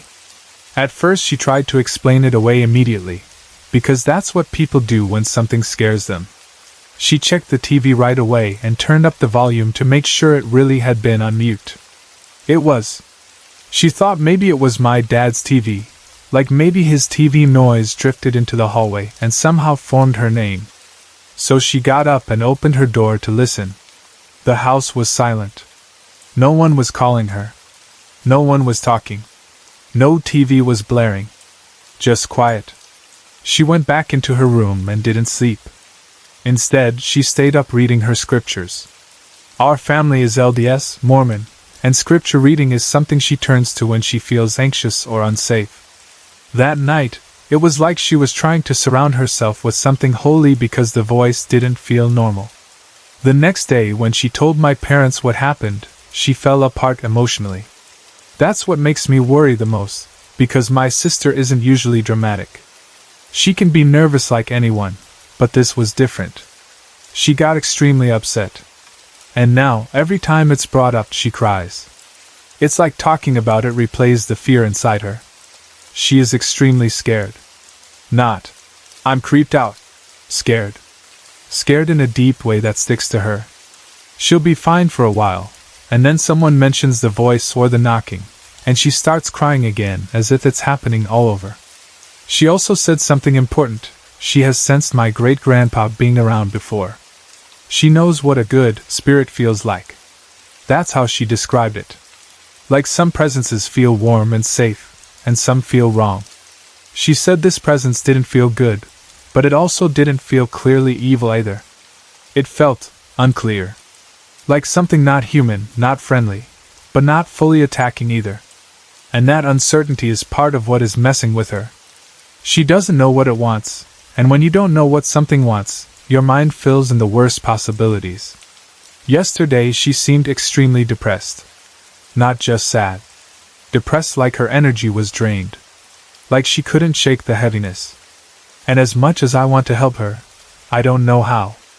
I can comfort her, yes, but comfort doesn't remove the fear if the fear is still happening in the house. Last night, things got intense again. My sister and I were sitting together playing Phase 10, trying to have a normal evening. The house felt calm for a while. My son was moving around the house the way kids do, going from room to room, asking for snacks, being restless. He walked toward the fridge to get something. Then he screamed. It was a sharp scream, the kind of scream that makes your whole body jump. He came running back to us so fast it looked like he was trying to escape something right behind him. He was shaking, eyes wide, and he said he saw the black blow-up thing again. This time, he was more scared than before. It wasn't casual. It wasn't, I saw something. It was panic. Like he had just seen it close, like it had moved near him. I asked him what it looked like. I asked him where it was. I asked him if it was in the kitchen. He kept repeating his description, black, blow up, like a shape that moved. I think he might be seeing a dark cloud or a shadow mass, something that doesn't have clear features, but has enough form that a child can describe it like an object. And now I'm stuck between two fears. One fear is that my son is simply terrified because of that basement experience, and now his brain is interpreting normal shadows as threats. Kids can do that. Once a child is frightened, their mind can create patterns, and everything starts to feel dangerous. But the other fear is that my sister and my mom are hearing things too, and my sister heard a voice say her name, and lights are flickering, and knocking is happening, and my son keeps describing the same dark thing in the same way. I don't know what to do with all of that. I don't know if my son brought something home with him after that basement night, or if something was already around and the basement experience just opened him up to noticing it. I don't know if my sister's fear and sadness are making things stronger. I don't know if all of this is connected or if it's multiple separate things happening at once. All I know is that both of them are scared. And that fear is changing how we live. My son won't sleep in his own room. My sister doesn't want to be alone in a room. My mom is trying to keep everyone calm, but I can tell she's uneasy too. Even I find myself avoiding certain rooms at night, listening too hard when the house gets quiet, watching my son's face for signs that he's seeing something again. They are both paranoid now to even go into a room by themselves. And I'm trying to be the calm one, but it's hard to stay calm when your child screams at the fridge because he sees something black moving, and your sister breaks down crying because a voice said her name in the dark.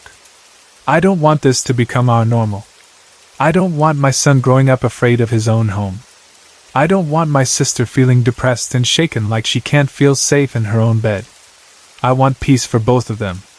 But right now, we don't have peace, only questions, and that awful feeling of waiting to see what happens next.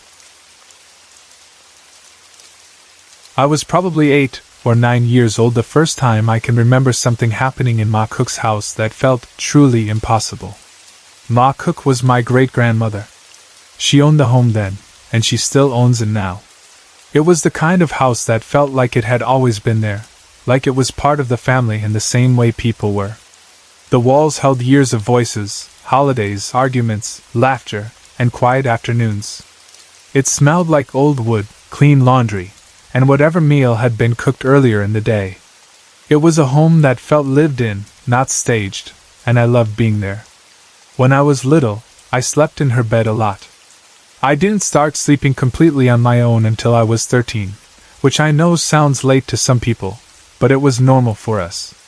I was close to her, and being in her room felt safe. The bed was familiar. The blankets were heavy in a comforting way. Her room had that steady, calm feeling older people's rooms sometimes have, like it didn't matter what kind of day you had, you could walk into that space and breathe.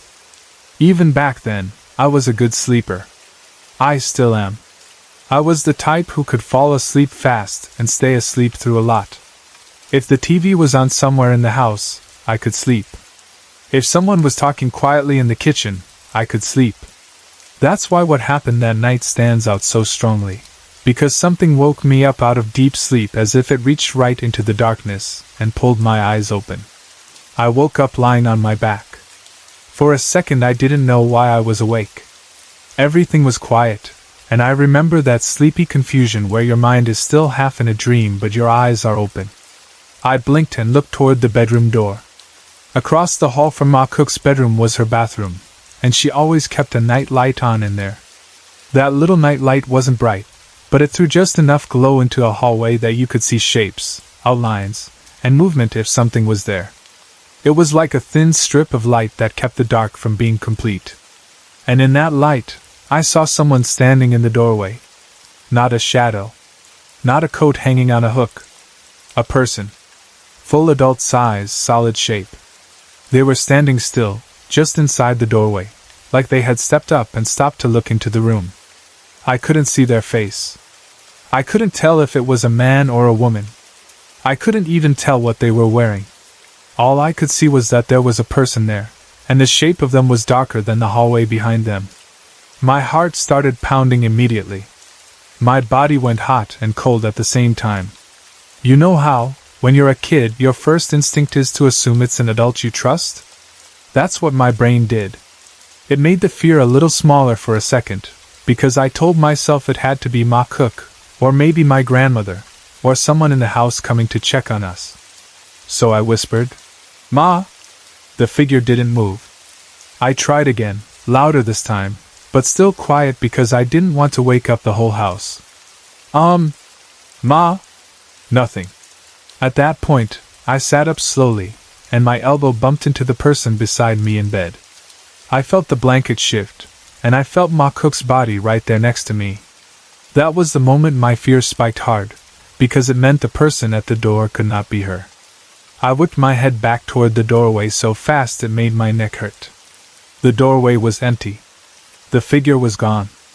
For a second I just sat there, frozen, trying to understand what just happened. I remember staring at the open space like my eyes were trying to force the person to reappear so I could make sense of it.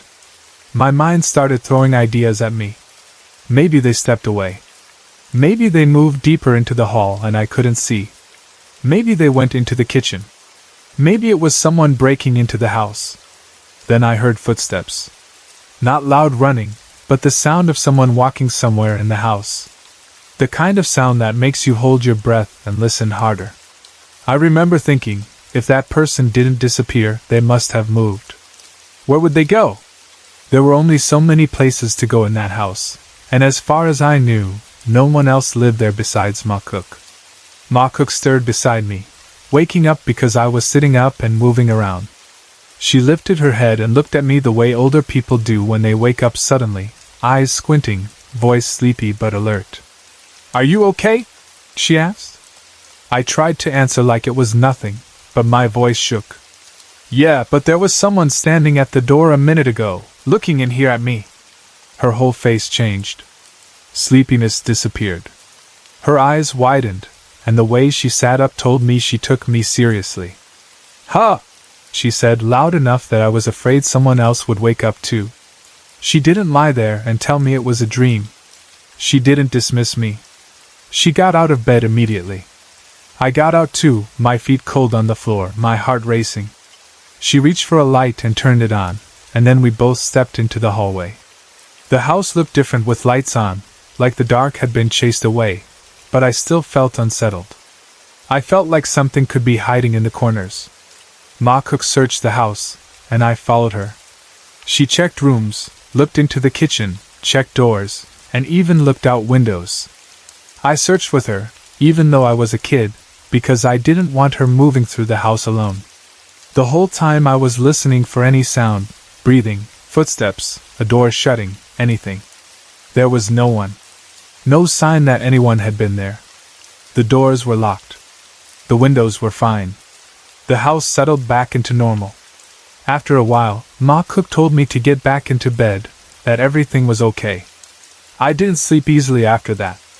I lay there staring at the doorway and the strip of hallway light for a long time, waiting for the figure to come back. It never did. But even when nothing happened again that night, the memory stayed. I knew what I saw. I knew I was awake. When I think about it now, it actually makes me smile, which is strange. Back then, it scared me. It shook my little world. But now, as an adult, I realize I was already doing what I do today. I was already watching, noticing, listening. I just didn't have the words for it yet. I wasn't calling myself an investigator then, but I was seeking the unknown even as a child. I just didn't realize it. And yes, there's more. My best friend April used to stay with me a lot on weekends. If you grew up in a house where friends slept over often, you know the way those nights feel. Kids think they're going to stay up all night laughing and talking, then they get quiet when the lights go out, and everything in the house sounds louder than it does during the day. April stayed over often enough that she felt comfortable in the house, but she also noticed things. We both did. We heard footsteps in the kitchen many times. Not once.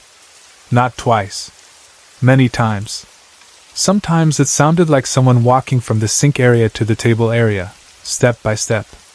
Sometimes it sounded like pacing. Sometimes it sounded like a person moving around, doing normal kitchen things, but there would be no one there. One night, the footsteps were so loud and so clear that we got scared enough to pull the sheets over our heads. It wasn't even like we were playing and pretending. We were trying to block it out. We didn't want to hear it. It's funny how kids think a blanket can protect you from something you can't see, but in that moment, it felt like the only thing we could do. Even now, footsteps are heard in that kitchen all the time. If you ask anyone who spends time at Ma Cook's house, they'll tell you the same thing. It's almost like a normal part of the house, except it's not normal, and it never feels normal when you're the one hearing it. It still makes your stomach drop for a second before you remind yourself, it's just the house being the house. The strangest thing is how often it happens. It feels like every other day, sometimes more, sometimes less, but it's regular enough that it's hard to treat it like a one-time fluke. Now I'll tell you about my room. The last door on the left. That room is where a lot of things have happened, and it's also where I started connecting my childhood experiences to what I do now as an adult. I'll start with something from about 2 years ago. I was 24 at the time, and it was autumn. I remember that because the air had that fall bite to it, the kind of cool that makes you want a blanket at night. I had been out ghost hunting the weekend before. At that point in my life, investigating wasn't just a curiosity anymore. It was something I did with purpose. I had equipment. I had routines. I had photos and recordings. I was learning, slowly, what my gut already knew, that some places hold more than what you see. That night, I was staying at Ma Cook's again. I had all my pictures and my equipment with me in my room.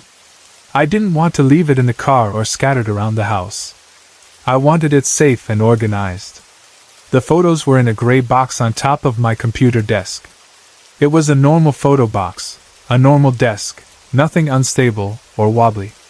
The box wasn't perched on the edge, and it wasn't overloaded in a way that would make it easy to tip.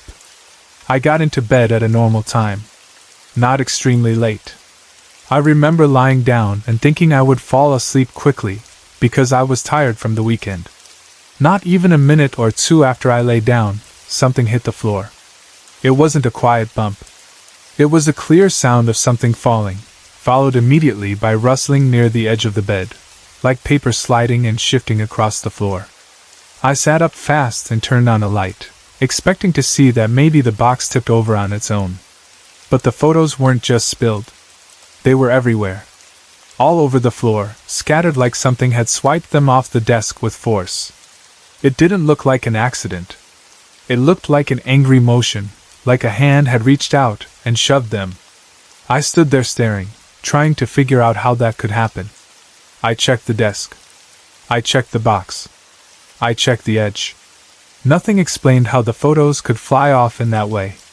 If the box had simply tipped, the photos would have fallen in a pile. But this looked like they had been thrown outward. I cleaned it up, not neatly at first, because I was irritated and unsettled. I put things back in the box, set it down again, and got back into bed. I lay there with the light still on, thinking through it, trying to understand what I had just witnessed. Then, as I lay there, wanting to doze off, something happened that shook me in a totally different way. The side of the bed I was lying on, the left side, rose up. It wasn't a gentle lift like someone sat on the mattress. It rose up enough that I could feel my body tilt, and I'm estimating it lifted almost half a foot off the floor. Then it slammed back down. The impact made the bed frame thud. The mattress bounced. My heart jumped up into my throat. For a second I couldn't breathe. The only thing my mind could say was, something just lifted my bed. My dog Leah was with me that night too. Leah wasn't a dog who whimpered for attention. She wasn't dramatic. She didn't cry every time she wanted something. She was steady and confident most of the time. Earlier in the evening I noticed her whimpering a little, but I didn't think much of it. Dogs whimper sometimes. I assumed she wanted to go outside or wanted water. But after the bed slammed down, Leah whimpered again, and this time it sounded different. It sounded scared. I had turned off the main light because I wanted to sleep, but after that bed incident, sleep was not going to happen. I crawled across the bed and turned on the closet light instead. The closet light wasn't as bright, but it lit the room enough for me to see Leah clearly. The room felt colder, or maybe I just felt the cold because fear makes your body react. Still, it felt like the temperature had shifted slightly. The air felt thinner and sharper, like it had changed. Leah's eyes were doing something that made my skin crawl. She was following something around the room. Not looking at the door like she heard a noise outside. Not staring at me. She was tracking movement, her eyes jumping from one point to another, like someone invisible was walking around. She looked left, then up toward the ceiling, then down toward the floor, then across the room again. She kept adjusting her head in small movements the way dogs do when they're following something they can actually see. I tried to follow her gaze. I looked at the same spots she looked at. I saw nothing. But her behavior didn't feel random. It looked like something was messing with her. Like something was intentionally moving around just enough for her to track it. I sat there watching her, feeling uneasy. The photos on the floor. The bed lifting and slamming. The dog tracking something. It felt like the room was awake. Eventually, I calmed down enough to lie back down. I don't remember sleeping deeply. I remember being on edge, drifting, waking easily. But the night passed, and the next morning I told myself I would keep my equipment put away. I didn't want my room to feel like a work zone for investigating. It's one thing to investigate abandoned places. It's another thing to turn your own home into a project. Now, fast forward to the present. I've been living there again for over 3 months now, and more things have happened. Some of it is the same old stuff that has always been part of the house. Those kitchen footsteps, the hallway sounds, the occasional strange shift in the air. But some of it feels newer, or at least more direct than what I remember from certain years. One night I was taking a bath. It was quiet, the kind of moment you want to be peaceful. I remember the water being warm, the bathroom light soft. I was trying to relax. Then I saw an orange glow of light, like a flash of color that didn't match any normal reflection. At the same time, I heard noises under the floor, like movement, like something shifting beneath the bathroom. After I saw that glow and heard those sounds, I asked out loud if a ghost was present with me. I wasn't trying to be brave. I just wanted an answer. I didn't want to imagine things. I wanted confirmation. Right after I asked, there was a knock on the floor. One knock. It wasn't a pipe sound. It didn't feel like water pressure. It sounded like a deliberate knock from beneath me. I sat there in the tub with my heart pounding, staring at the bathroom floor like it might crack open. Then I asked, "Can you give me another sign?" And I got 2 knocks. Knock, knock. This time it sounded even closer, like it was directly under the bathtub. It made my stomach flip, not because I felt threatened, but because the response was so clear. It wasn't vague. It wasn't, maybe. It answered like it heard me and chose to respond. My son has also seen things in my room. That part bothers me more than anything, because I'm careful about what I say around him. I don't sit around telling ghost stories to my child. I don't want to plant fear in his mind. I haven't told him about my experiences in the house in detail. I haven't told him about the bed lifting or the photos flying or the knocks under the tub. If anything, I've tried to keep him protected from that. I don't want him scared in his own home. And still, he has seen dark shadows. He had never spoken like that before. He isn't the type to invent shadow people stories for fun. But he told me that when the lights go off, a black man looks at him from the edge of the bed. He described it simply, like it was a fact. Not like he was acting. Not like he was playing. Like he was warning me about something he didn't want to see again. I didn't correct him. I didn't challenge him. I didn't ask 1,000 leading questions. I just listened, because I didn't want to push him into fear. But inside, it shook me.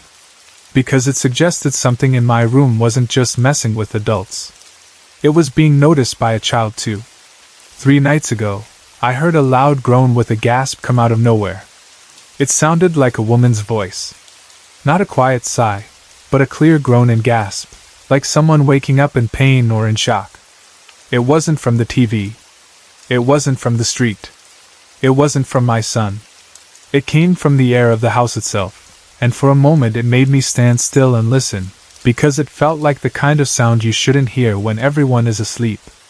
2 nights ago, something happened with my bedroom door that I still keep replaying. I had just switched off the closet light, getting ready for bed. My son was asleep in his own bed. My bedroom door was shut, like it always is. This door isn't loose. It latches shut. It doesn't swing on its own. It doesn't creak like old doors do. That's why the sound it made stood out so sharply. As I walked toward my bed, the door opened very slowly. Slow enough that I could watch it move. Slow enough that the creak was stretched out, a long groan of hinges that normally never make noise. I turned and stared at it. The night light was on, and that's why I could see it so clearly. The door was opening like someone was gently pulling it, letting it move inch by inch. I walked toward it, not rushing but careful. I didn't want to slam it. I didn't want to act frightened. I wanted to keep control of the moment. But as I approached, the door started to shut on its own. Not quickly. Slowly, like it was correcting itself, like whatever opened it was now closing it back, as if it didn't want me near it. The creak reversed, the door moving back toward the frame. When I reached for the knob, it stopped moving. Just stopped, like it froze in place when my hand came close. So I shut it myself. That moment stayed with me because it felt like the door was responding to my movement, almost like a game of open, close, don't touch. And again, this door normally doesn't do that. It latches and stays. It doesn't drift. I was just grateful my son was asleep through all of it. Then last night, I was in the kitchen making chocolate milk.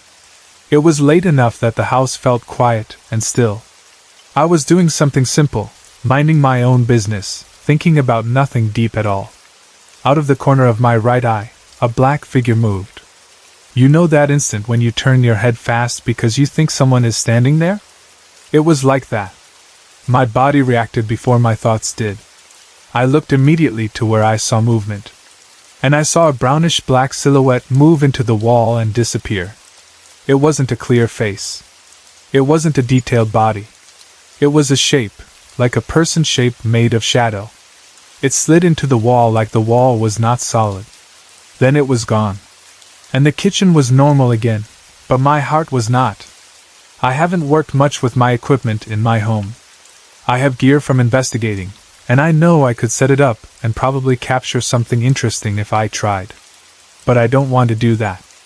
I don't want the house to feel like I'm turning it into a project. This isn't an abandoned building I can leave behind. This is my home. This is my family's space. I don't want to poke at whatever is here and make it worse. I've never really hunted in my own house. The only thing I've done at home is ask a couple questions out loud in the bathroom that night, and even that felt like stepping too close to the line. The strange part is that it doesn't bother me the way people would expect. It should. A lot of people would panic. A lot of people would refuse to sleep there. A lot of people would move out, or burn sage, or call a priest, or start shouting at the walls. But I don't feel like that. I actually like it. Not because I want something evil in my home, and not because I want my son scared. I don't. I take his fears seriously. But for me, the experiences themselves feel familiar. They feel like the house has always had its own life, and I'm just finally old enough to acknowledge it calmly. When I was a kid, I was scared because I didn't understand and I felt powerless. Now I understand that the unknown exists whether I like it or not, and in a strange way, that knowledge makes me feel steady instead of terrified. I still keep my boundaries. I still pay attention to my son. I still try not to invite trouble. But I won't lie, there's a part of me that feels at home in the mystery. I grew up with it. I just grew into it too. The past 3 years of my life have been extremely challenging. I don't even say that for sympathy. It's just the truth. A divorce, homelessness, unemployment, and on top of all that, a pretty heavy depression that came from the fact that my life, in general, hasn't worked out the way I expected it to.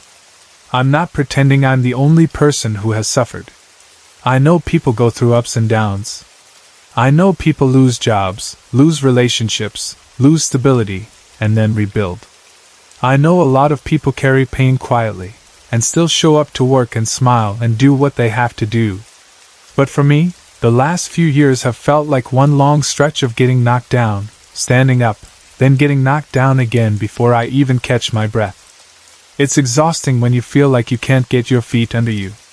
It's exhausting when you feel like you're always catching up, always behind, always trying to fix what broke, and every time you think you're making progress, life adds another weight. There were nights during the divorce when I couldn't sleep because my mind wouldn't shut off. I would replay conversations, arguments, the way things changed, and I'd ask myself how I missed the signs. There were days after the divorce where I felt numb in a way that scared me, because I wasn't crying and I wasn't angry. I was just empty, like my emotions were locked behind a door. And then, when the numbness finally broke, it turned into sadness so heavy it felt physical. When I became homeless, even for a short time, that was a different kind of humiliation. It changes the way you see the world. It changes the way you see yourself. It's not just about not having a place to sleep. It's about the loss of safety and routine and privacy. It's about feeling exposed. It's about looking at normal people doing normal things and feeling like you're watching life through glass, like you're on the outside. Unemployment was its own slow torture. At first you think it will be temporary. You think you'll find something quickly. You tell yourself you're capable, you're intelligent, you're willing to work. Then rejection after rejection piles up. The phone doesn't ring. The emails are polite but empty. We went with another candidate. We're pursuing other applicants. We'll keep your resume on file. You start doubting yourself. You start questioning what you did wrong. You start waking up with that anxiety sitting in your chest, and it doesn't go away even when you're trying to focus on something else. And depression, real depression, doesn't just make you sad. It changes the way everything feels. Food tastes different.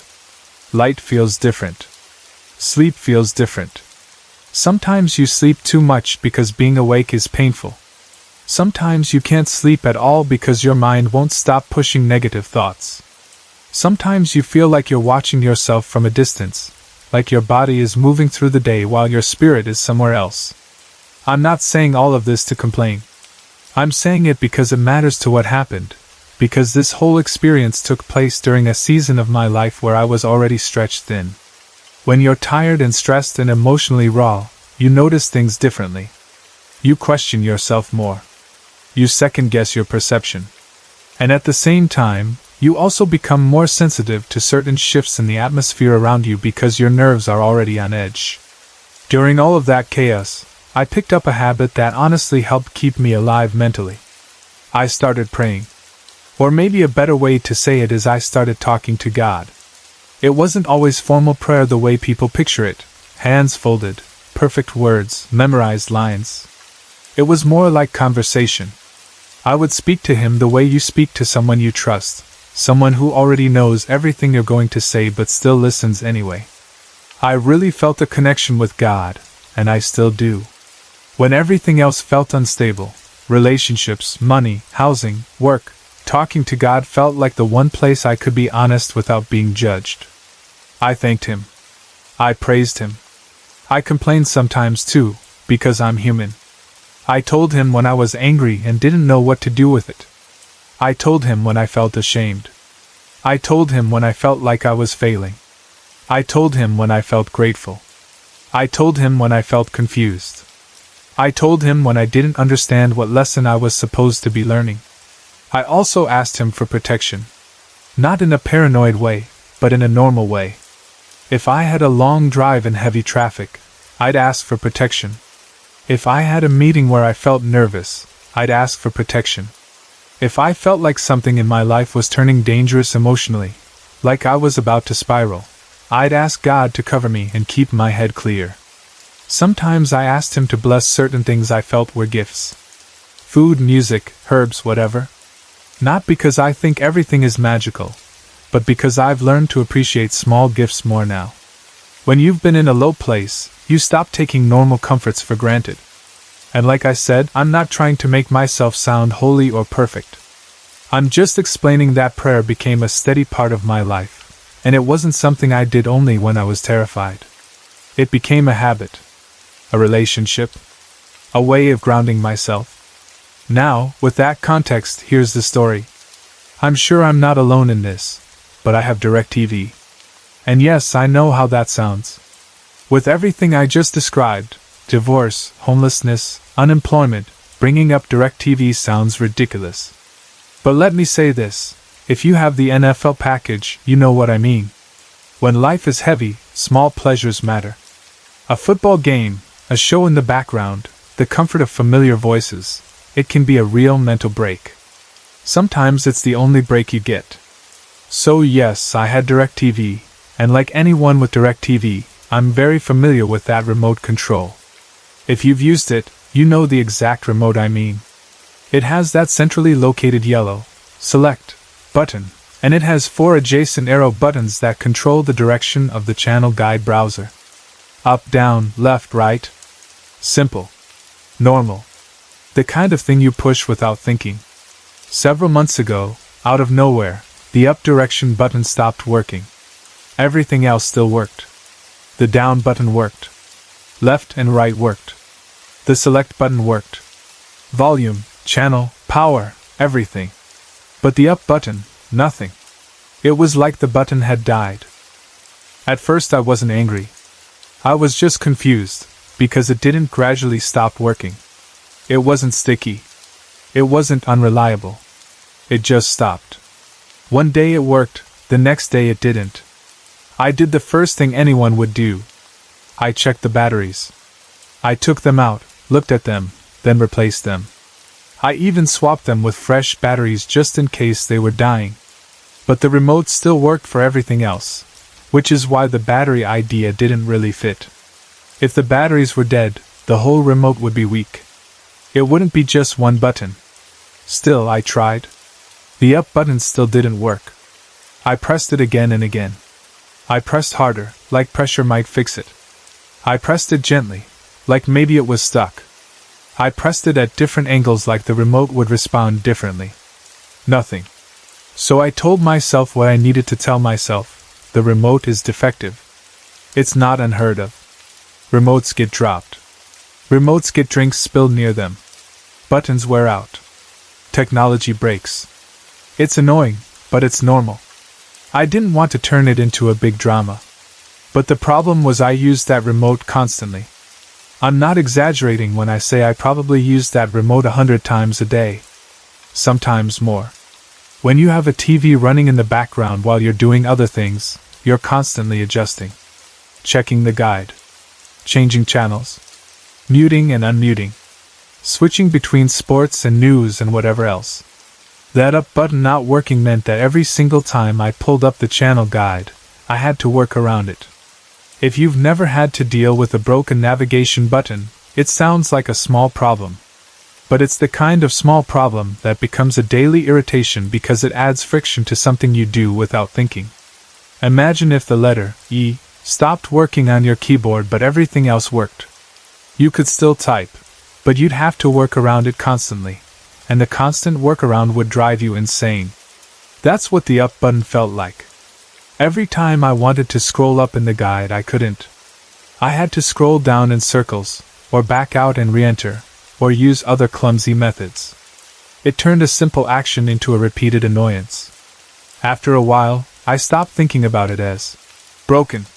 It became just how it is. The remote is broken. I work around it. End of story. Until last week. I'm not saying something happened the moment it broke months ago. Nothing dramatic happened then. It just stopped working and life continued. I didn't attach meaning to it at that time. But last week, something happened that made me look at that remote differently, because the timing lined up too perfectly for me to ignore. One night, I was in my bedroom/office working on my computer. It's one of those rooms where life happens, especially when you're going through stress. It's not just a bedroom. It's where you work, where you read, where you try to handle responsibilities, where you try to focus when your mind wants to fall apart. My desk is there. My computer is there. My TV is there too, and often I keep the TV on while I work because silence makes my mind louder. Having TV noise is like having a buffer between me and my thoughts. So that night, I was working on something on my screen. Emails, documents, maybe job-related stuff. I don't even remember exactly. I just know I was trying to focus. The TV was on in the background, low enough that it didn't distract me too much, but loud enough that I wasn't sitting in complete silence. While I was working, I started noticing odd sounds on the other side of the room. Not the TV sound. Something else. It was like the sound of things moving when nothing was moving. Small little shifts. A faint scrape. A subtle thump that didn't match anything obvious. It wasn't loud enough to sound like someone breaking in, and it wasn't loud enough to sound like a major disturbance. But it was just noticeable enough that it kept pulling my attention away from my work. At first I tried to ignore it. Old houses settle. Rooms make noise. Even newer buildings make noise sometimes when heating and cooling shifts. But the sound kept happening, and every time it happened, it distracted me. And because I was already stressed, my patience was thin. I became frustrated. Not terrified. Just irritated. Like, can I please just sit here and work without feeling like the room is doing weird things behind me? I sat there for a while trying to concentrate anyway, but the repeated little noises kept tapping at my nerves. It made me feel like I couldn't settle. Like I couldn't fully focus. And then I had this thought, I'll do a quick prayer. Prayer has never hurt me in the past. That's how I felt. It has helped me through worse nights. It has helped me calm down through bigger fears. So why not? So I stopped what I was doing for a moment, and I spoke out loud. I didn't whisper. I didn't chant. I just spoke directly into the room, like I was setting a boundary. I said something like, "Okay. If there are any unwanted or uninvited spirits in this room, I command you to leave in the name of Jesus Christ." The words came out firm and clear. I didn't add a lot. I didn't make it a long dramatic speech. I just said what I meant. I wanted peace. I wanted whatever was messing with the room to stop. I wanted my space to be mine again. Then, this is the part that feels almost funny now, but it's true. I gave the room a kind of, so there, look. Not like I was trying to be brave for someone else. Just that moment of attitude you get when you set a boundary, and you want to feel like you meant it. Then I went back to work on my computer. A couple moments passed. The room felt normal again. No big change, no dramatic shift. The TV kept playing in the background. My computer screen was still there. My mind started moving back into work mode. Then, naturally, the next thing I did was reach for the remote. I had the remote resting on my keyboard tray, between me and the keyboard, because I like to keep it close. That way I don't have to get up and hunt for it. It was sitting there like it always did. I picked it up to change the channel. I hit the guide button because I wanted to see if there was anything good on. Just a normal action. I wasn't thinking about the prayer anymore. I wasn't expecting anything unusual. I pulled up the guide. Then I pressed the up button, out of habit, even though it had been broken for months. And the up button worked perfectly. I froze for a second. Like my thumb stopped moving. Because I knew that button had not worked in months. I knew I had been working around it every single day. I knew I had pressed it 100 times and gotten nothing. And now, suddenly, it worked like it had never been broken. I pressed it again. It worked again. I pressed it a third time, because my brain needed proof. It worked. And it has worked ever since that night. No glitches. No sticking. No. It works sometimes. It works normally now. Like the button was never broken at all. I sat there staring at the screen with my heart beating faster, not from fear exactly, but from the shock of it. It was one of those moments where your mind tries to find a logical explanation, and you can't do it fast enough. Maybe the batteries shifted? But I hadn't touched the batteries. I hadn't changed them that night. The remote had been sitting on the keyboard tray doing nothing. I didn't smack it. I didn't drop it. I didn't open it. I didn't fix anything. Maybe the button was stuck and it unstuck itself? But it wasn't stuck in a way that felt physical. It wasn't jammed down. It had been responsive to pressure. It just didn't register. It wasn't like dirt fell out, and it started working again. Maybe I imagined it had been broken. No. Absolutely not. Because the broken up button had been a daily irritation for months. I didn't imagine months of annoyance. I didn't imagine the constant workaround. And it wasn't like I had forgotten the remote was broken and pressed it by accident one day. I had lived with it being broken every day. And the timing was too close. I had spoken out loud, telling any unwanted spirits to leave in the name of Jesus Christ. Then, moments later, the remote button that had been broken for months suddenly worked. That's what made my stomach turn. Not because I thought, "Oh wow, God fixed my remote." I'm not trying to make it sound like a miracle story for attention. It's just that the timing made it feel like something had been messing with the remote, or attached to it, or using it as a small way to bother me. And the moment I spoke out loud and commanded whatever was there to leave, it stopped messing with it. That's the part that makes it hard to shrug off. If the remote had started working again randomly on some other day, I would have blamed it on technology being weird. It happens. Things break and then sometimes they work again, and you don't know why. I've had electronics do strange things before. But this was different because of the exact sequence. Odd movement sounds across the room. Me getting irritated and distracted. Me speaking a short prayer/boundary out loud. Then the remote working immediately afterward. It felt like an answer. Or a reaction. Or a sign that something had been present, and didn't like being challenged. Now I know this might seem like a trivial story to some people. A remote button working is not as dramatic as footsteps or voices or doors slamming. But when something small changes at the exact moment you speak a boundary out loud, it makes you question everything. It makes you wonder what else in your life has been affected in small, quiet ways. It made me think, if something could mess with the remote, could it mess with other things too? Could it feed on distraction? Could it enjoy irritating me because irritation makes me weaker emotionally? Could it influence my mood? Could it be responsible for the weird sounds I heard? I don't want to become paranoid. I don't want to start treating every small glitch as supernatural. That's not healthy. I'm not trying to spiral into fear. I'm just trying to be honest about what happened. And the truth is, I can't ignore how weird that moment felt. Even now, days later, every time I press that up button and it works, I feel a flash of that night. I remember how long it was broken. I remember working around it for months. And I remember the exact moment it started working again, right after I spoke the name of Jesus Christ out loud and commanded anything unwanted to leave. So yeah, it makes me wonder if something was attached to that controller.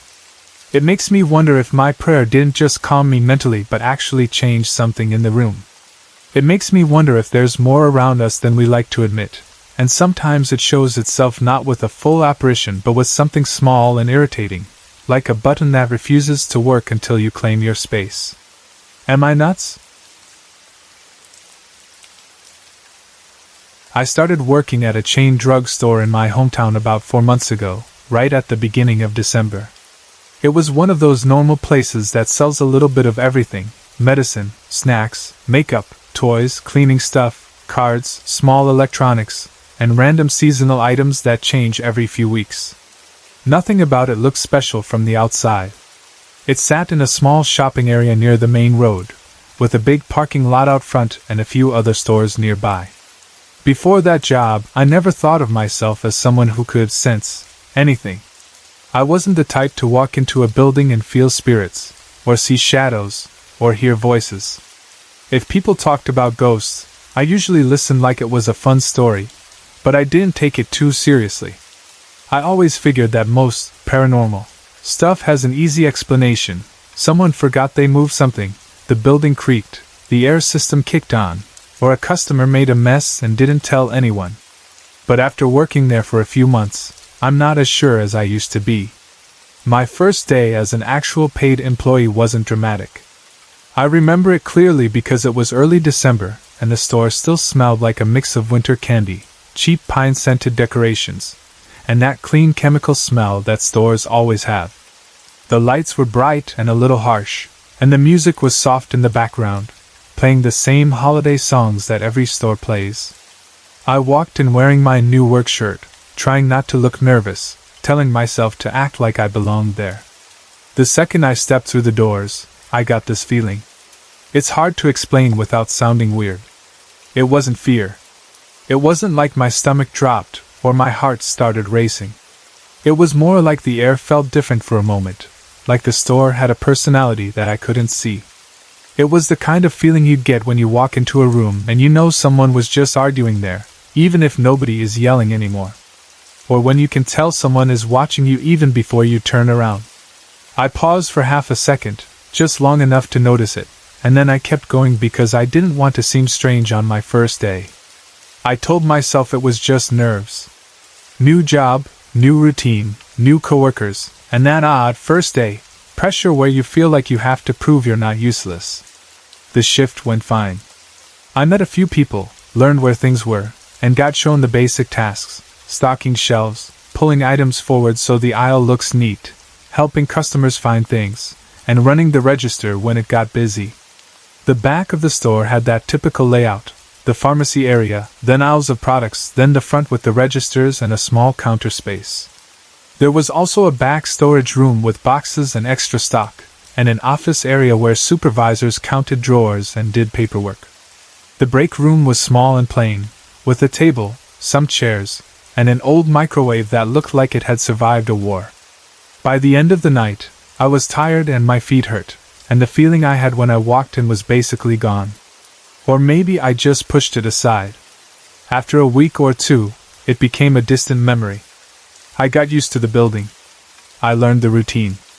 I learned which customers were friendly and which ones would complain no matter what. I learned which coworkers liked to talk and which ones liked to keep to themselves. I started feeling normal in the place.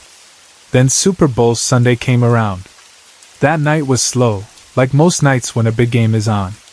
People rushed in earlier in the day for chips, soda, and maybe a couple last-minute party items, but once the game started, the store turned quiet. A few customers came in here and there, but not enough to keep us busy. Most of the time it felt like we were just waiting for the clock to move. I was working with one of my shift supervisors, Debbie. Debbie was the kind of person who could talk to anyone. She was friendly, but she also had this blunt way of speaking, like she didn't feel the need to dress up her opinions. If she thought something was strange, she would say it was strange. If she thought something was creepy, she would call it creepy. That night, with nothing else to do, we ended up talking about all kinds of random stuff. At some point, the conversation turned to ghosts. I don't even remember exactly how it started. It might have been something on the TV near the pharmacy area, or maybe one of those weird little moments where you're bored and your mind grabs onto something interesting. We started talking about the show Ghost Hunters, and Debbie asked if I'd ever watched it. I said I'd seen a few episodes. I wasn't a super fan, but I knew the basic idea. People go into places that are supposedly haunted and try to capture evidence. Debbie told me she used to watch it a lot. Then she started telling me about where she grew up. She had lived in apartments and small houses in a town a few miles away from ours, and she was convinced some of those places were haunted. She talked like she had carried those memories for years. She described little things that happened when she was younger. She would be in the kitchen and hear someone walking in the hallway when nobody else was home. Or she would be trying to sleep and hear a soft tapping on the wall, like someone lightly knocking from the other side.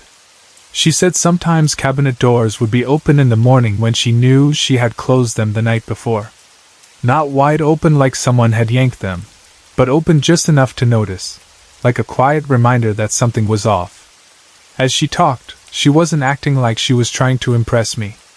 It wasn't dramatic storytelling. It sounded like she truly believed it and had accepted it as part of her life. Then she said something else that stuck in my mind. She said she thought her niece was sensitive. She explained it in simple terms. Her niece seemed to notice things other people didn't.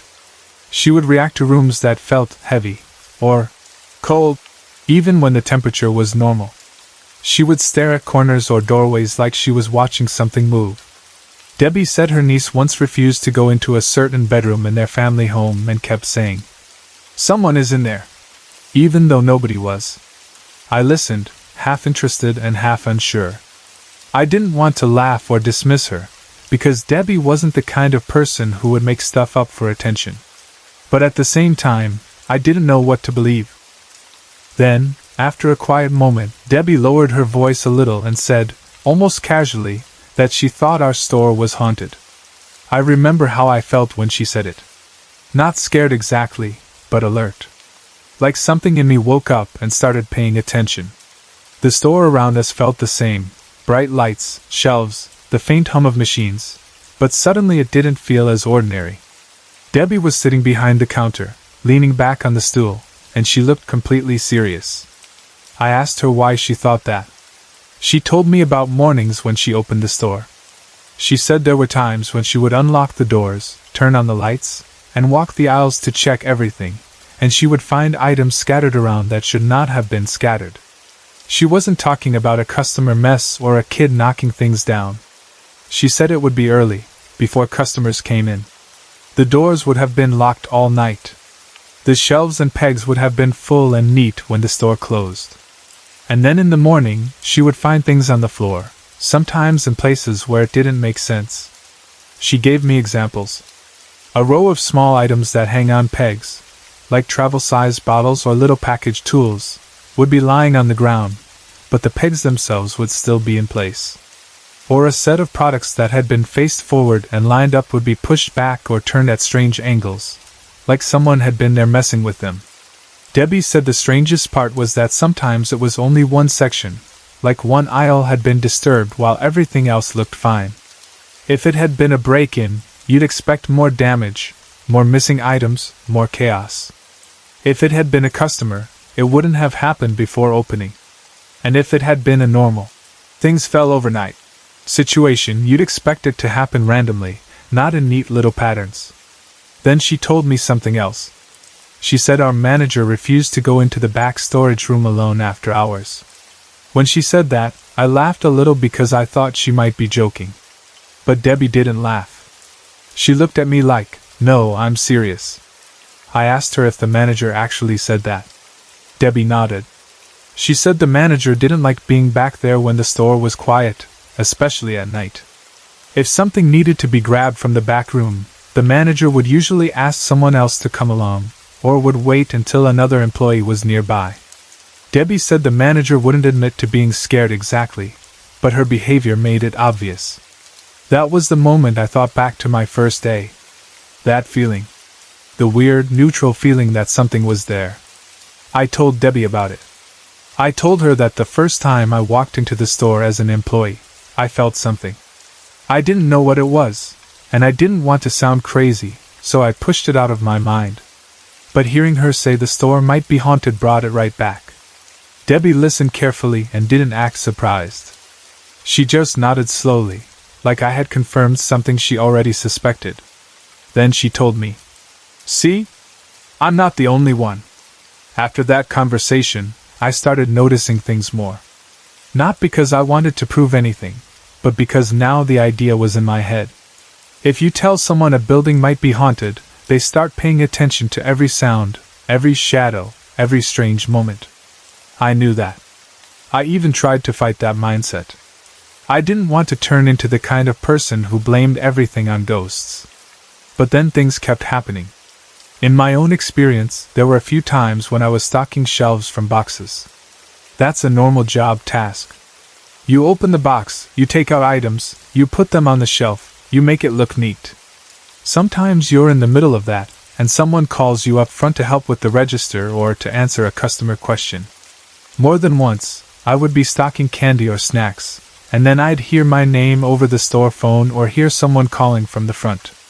I'd leave the box open on the cart, walk up front, help the customer, and then go right back to where I was working. And then I'd find something that didn't make sense. I remember one time clearly. I was stocking bags of candy, just regular packaged candy you'd find near the front or in the snack aisle. I had pulled a bunch out of a box and was placing them on the shelf. Then I got called away. I was gone maybe a minute or two. It wasn't long. The aisle was empty when I left. No customers, no coworkers. When I came back, one bag of the candy I had been stocking was lying in the middle of the aisle. Not leaning against the shelf. Not half tucked under the cart. Right in the middle, like someone had placed it there. I looked around, expecting to see someone at the end of the aisle, maybe a customer who had picked it up and changed their mind. But the aisle was empty. I checked both ends. Nothing. I told myself maybe I dropped it without noticing. That's the most logical explanation, and I'm the type of person who likes logic. But the weird part was that I didn't remember it falling. When things fall on tile, you usually hear it. A bag of candy isn't heavy, but you still hear the soft slap of it hitting the floor. I hadn't heard anything. I picked it up, put it back, and kept working, but I couldn't stop thinking about it. It was one small thing, easy to explain away, but it didn't feel random. It felt like a little nudge, like the store was trying to get my attention without doing anything big. Over the next weeks, there were other moments. Small sounds from aisles that were empty. A light item sliding off a shelf when nothing bumped it. That feeling of being watched when I was alone in a section of the store. Each time, I told myself it was nothing. The building was old. The air system made weird noises. Maybe the floor wasn't perfectly level. Maybe trucks outside made vibrations. Maybe I was just tired. Still, the idea of the store being haunted didn't completely leave my mind. Then last Saturday happened. Last Saturday, I was working with my other shift supervisor, Aubrey. Aubrey had a different personality than Debbie. Where Debbie was talkative and confident, Aubrey was calmer, more careful with her words. She was friendly, but she didn't overshare. She also seemed like the kind of person who would rather be practical than dramatic. So if Aubrey said something was strange, I would take it seriously. That night, it was just the two of us working until closing. The store felt extra quiet, and the quiet was deeper because there weren't many customers. The pharmacy was closed for the night, so that side of the store was dark and still. The front registers were lit, but only one register was open. The music played softly, and every so often the automatic doors would open for a customer, and then close again with a dull thump. We spent a lot of the night doing cycle counts and straightening the toy aisle. Cycle counts are boring but important. You scan items and make sure the numbers in the system match what's actually on the shelf. It's the kind of task that makes time move slowly because you're focusing on tiny details.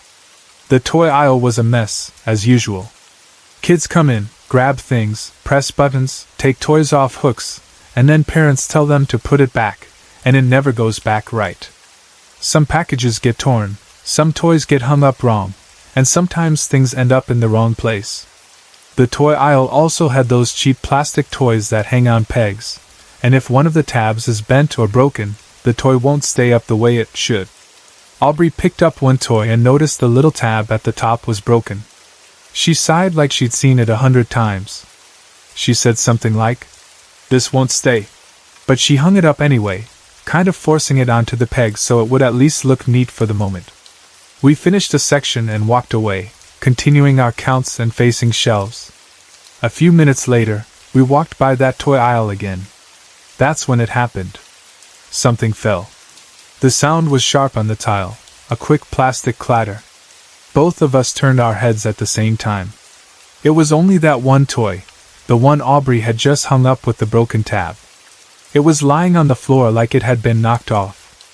Now, a toy with a broken tab falling off a peg isn't paranormal by itself. That could happen easily. But the timing was strange. It didn't fall right away when she hung it. It waited until we were walking by again, almost like it wanted us to notice it. And it wasn't like the whole row fell. Just that one. Aubrey stared at it for a second longer than she needed to. Then she picked it up slowly, looked at the peg, and put the toy back in a better spot. I watched her face while she did it.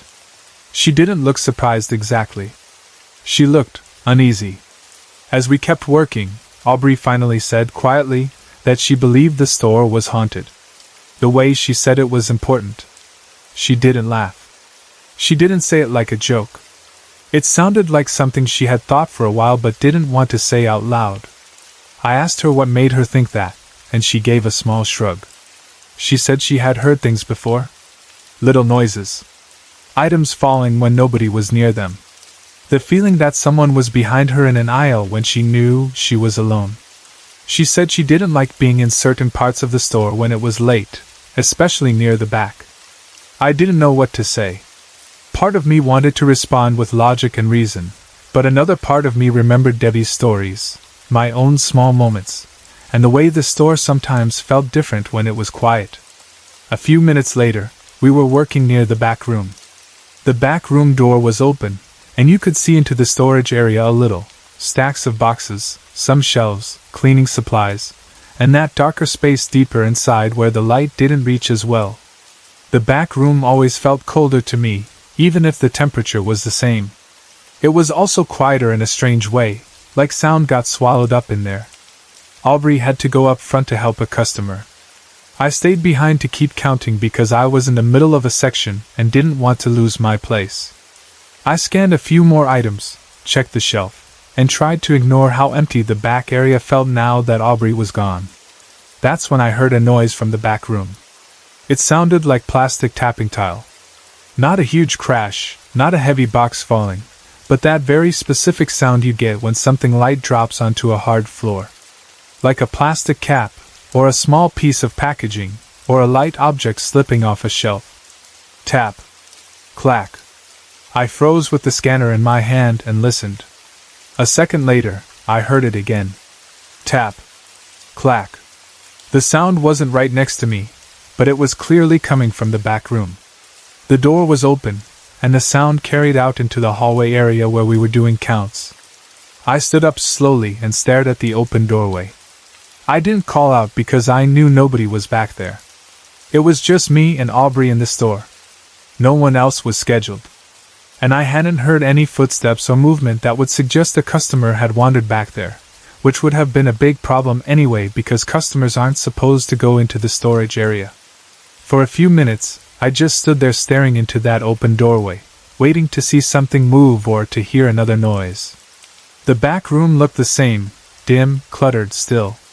Nothing obvious had fallen, at least not from where I stood. The silence after those taps felt thicker, like the building was holding its breath. When Aubrey came back from the front, she took one look at me and asked what was wrong. She could tell from my face that something had happened. I told her about the tapping sound, how it sounded like plastic dropping on tile, and how it happened twice. Aubrey didn't roll her eyes. She didn't say I was imagining it. Her expression tightened, and she glanced toward the back room with the kind of caution people have when they don't want to admit they're scared. We continued working because what else could we do? We still had to close the store, and leaving tasks unfinished would only make our next shift harder. So we moved on, but the mood had changed. We weren't just bored anymore. We were alert, listening more than talking. A little later, Aubrey went up into the office area to count her money drawer and do the closing paperwork. That was part of her job as supervisor. She had her cell phone with her and was also talking to someone while she worked, probably a quick call to family or a friend, the kind of call you make when it's quiet and you're doing something routine. I stayed down by the counter. The store was nearly empty, and the last few customers were leaving. The automatic doors opened and shut, and then the front area went quiet again. I leaned down on the counter and closed my eyes. This might sound strange, but I was trying to do something I had only really done a few times before. I was trying to center myself. I didn't have a better word for it. It's like when you try to quiet your thoughts, stop focusing on your own stress, and just listen to what's around you without panic. Not exactly meditation, but something close. I wanted to see if the weird feeling I had on my first day would come back. I wanted to see if I could sense anything in the store the way some people claim they can. So I took a slow breath, tried to relax my shoulders, and tried to keep my mind open while also keeping myself calm. I didn't want to convince myself I was feeling something that wasn't there. I just wanted to be aware. I don't know how long I stayed like that. Maybe a minute, maybe less. Then I heard the sound of a cell phone, and it pulled me out of my focus right away. I opened my eyes and looked up toward the office area. Aubrey was still there, and she looked down at her phone with a confused expression. She said her phone had turned off in the middle of her call, and then turned back on. The timing was weird enough that I immediately asked her how full her battery was. Aubrey said it was completely full. Not halfway. Not low. Full. That made the hair on the back of my neck rise because I had heard stories before about strange things like that happening in supposedly haunted places. People say batteries drain fast. Flashlights die. Devices shut off for no reason. I'm not saying I fully believed it, but in that moment I remembered all those stories at once. I told Aubrey something I had heard, that ghosts sometimes pull energy from nearby batteries or other sources to show themselves or to affect the environment. I said it carefully, like I wasn't trying to scare her, just explaining why that might happen. Aubrey didn't laugh. She didn't call me dramatic. She looked uncomfortable, like she didn't want it to be true, but she also didn't have another explanation that felt right. After that, I tried centering myself again. I wanted to see if I could stay calm, stay open, and just observe. I closed my eyes and leaned on the counter, listening to the store's normal sounds, the low hum of refrigerators, the distant buzz of lights, the faint music still playing overhead. Within a few seconds, I heard another noise. It wasn't the same plastic tapping as before. It was softer, more like a small movement somewhere nearby. I opened my eyes quickly. Aubrey looked up at the same time. The way she moved told me she had noticed it too. Her eyes widened a little, and she stared toward the aisles like she was trying to figure out where it came from. I asked her if she heard something. She nodded slowly and said she had, but she wasn't sure what it was. Her voice was quieter now, like she didn't want to speak too loudly in case something was listening. We didn't see anything. We didn't catch some clear, ghost moment, like in a movie. No figure appeared at the end of the aisle. No voice spoke out loud. No freezer door slammed shut. It was all small and uncertain, which almost made it worse, because small things leave room for your mind to fill in the blanks. As the night went on, I kept thinking about one question. If there was really something in the store, who was it? And why would it be there? It's a drugstore. It's not an old mansion or a battlefield. It's not a famous historic building that people tell stories about. It's a place where people buy cough medicine and shampoo and candy bars. But then I also thought about where the store sits. It's situated near a river, and that river has been there far longer than the store, far longer than the town. I've heard people say that the river used to be a main route for Native Americans, for loggers, and for settlers a long time ago. People traveled along it. People worked near it. People probably died near it too, because that's what happens over the course of history, even if the details aren't written down in a way we can easily find. Sometimes I wonder if the land holds on to things. Maybe not in a magical way, but in a way we don't fully understand. Maybe certain places collect stories, pain, memories, whatever you want to call it, and sometimes those things leak out in little moments. A sound here. An item moved there. A phone shutting off at the wrong time. A feeling that you can't explain. I don't have proof. I don't have video footage or a clear answer. I can't tell you exactly who or what could be hanging around the drugstore, or why it would choose to make itself known by dropping candy bags and tapping plastic on tile. I just know what I've heard, what I've seen, and what I've felt since that first day I walked through the doors. 4 months ago, I would have said I wasn't psychic and I didn't believe in that kind of thing. Now, after working late nights in that store, after hearing the same stories from 2 different supervisors, after seeing small things happen when nobody else is around, I'm not so sure anymore. I'm still trying to stay logical, still trying to find normal explanations, but I can't ignore the pattern either. And the strangest part is that the feeling from my first day, the quiet sense that something was there, has started to come back sometimes, especially when the store is nearly empty, the aisles are still, and the back room door is open like a dark mouth waiting to speak. I've had a few experiences that a lot of people would probably label as sleep paralysis, but what happened to me never matched the usual stories I hear. Most people describe being stuck, unable to move at all, like their body is frozen while their mind is awake. What made my experiences feel different is that I'm pretty sure I wasn't asleep yet, and I also wasn't completely trapped. If I truly wanted to move, I believe I could have. A couple of times I even shifted under the covers, and I could move my head and look around. That's why I've never been fully convinced that sleep paralysis explains it. Every time it happened, the setup was almost the same. I would turn the lights off, settle into bed, and then struggle to fall asleep like I sometimes do. It wasn't like I was drifting in and out of dreams. It felt like I was fully awake, just lying there in the dark, trying to relax, waiting for sleep to finally come. And that's when something would change in the room, like the whole atmosphere flipped in a second. The first time this ever happened, I was around 16 or 17. I was still living with my parents in Arkansas. I can still picture that room clearly, the familiar walls, the normal sounds of the house settling at night, and that quiet feeling you get when everyone else is already asleep and you're the only one still awake. That night I went to bed around 10 p.m., which was normal for me back then. I remember turning off the light and lying there, expecting to fall asleep pretty quickly.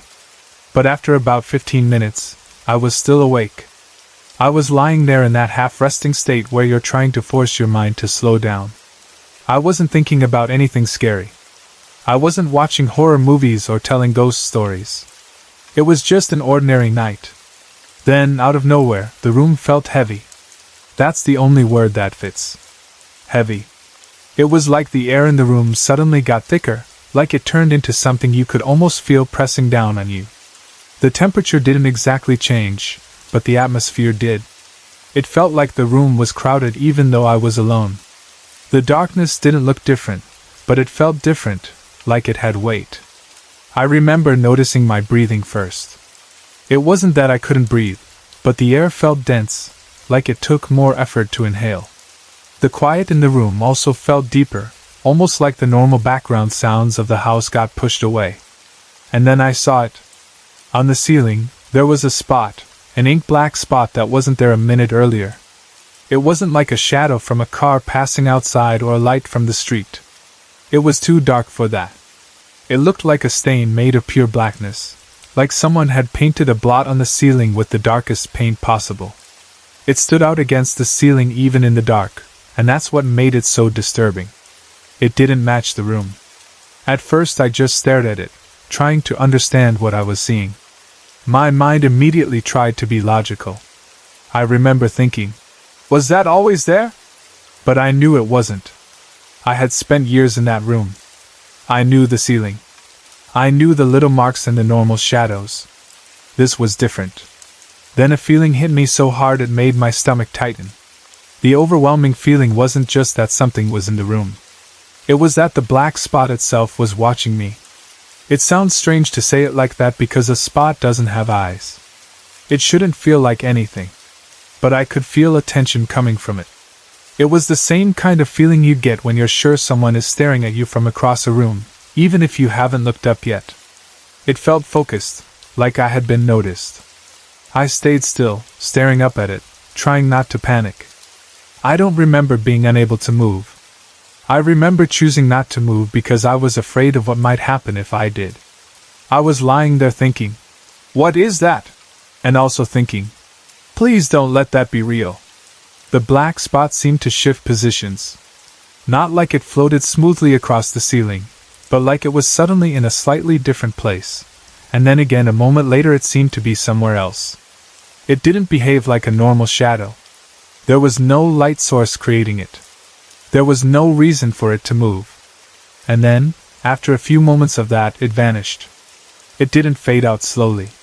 It was just gone, like someone flipped a switch. And the second it disappeared, the room returned to normal. The air felt normal again. The heaviness lifted. The pressure in the atmosphere was gone. It was like whatever had been pressing down on the room left instantly. I lay there in the dark for a while after that, trying to process what I'd just seen. My heart was beating fast, but I didn't jump out of bed or run to my parents. I didn't even turn the light back on right away, which is weird when I think about it now. I think part of me was afraid that if I moved too quickly, it would come back. Another part of me was trying hard to convince myself it was nothing, that I was tired, that my eyes were playing tricks. Eventually, after the room stayed normal long enough, I calmed down and managed to fall asleep. When morning came, everything looked normal. The ceiling was normal. No marks. No stains. Nothing that explained what I saw. And because it only happened once, I mostly pushed it to the back of my mind as one of those weird moments you don't know how to explain. For years after that, I didn't experience anything like it again. I still had nights where I had trouble falling asleep, but nothing paranormal happened.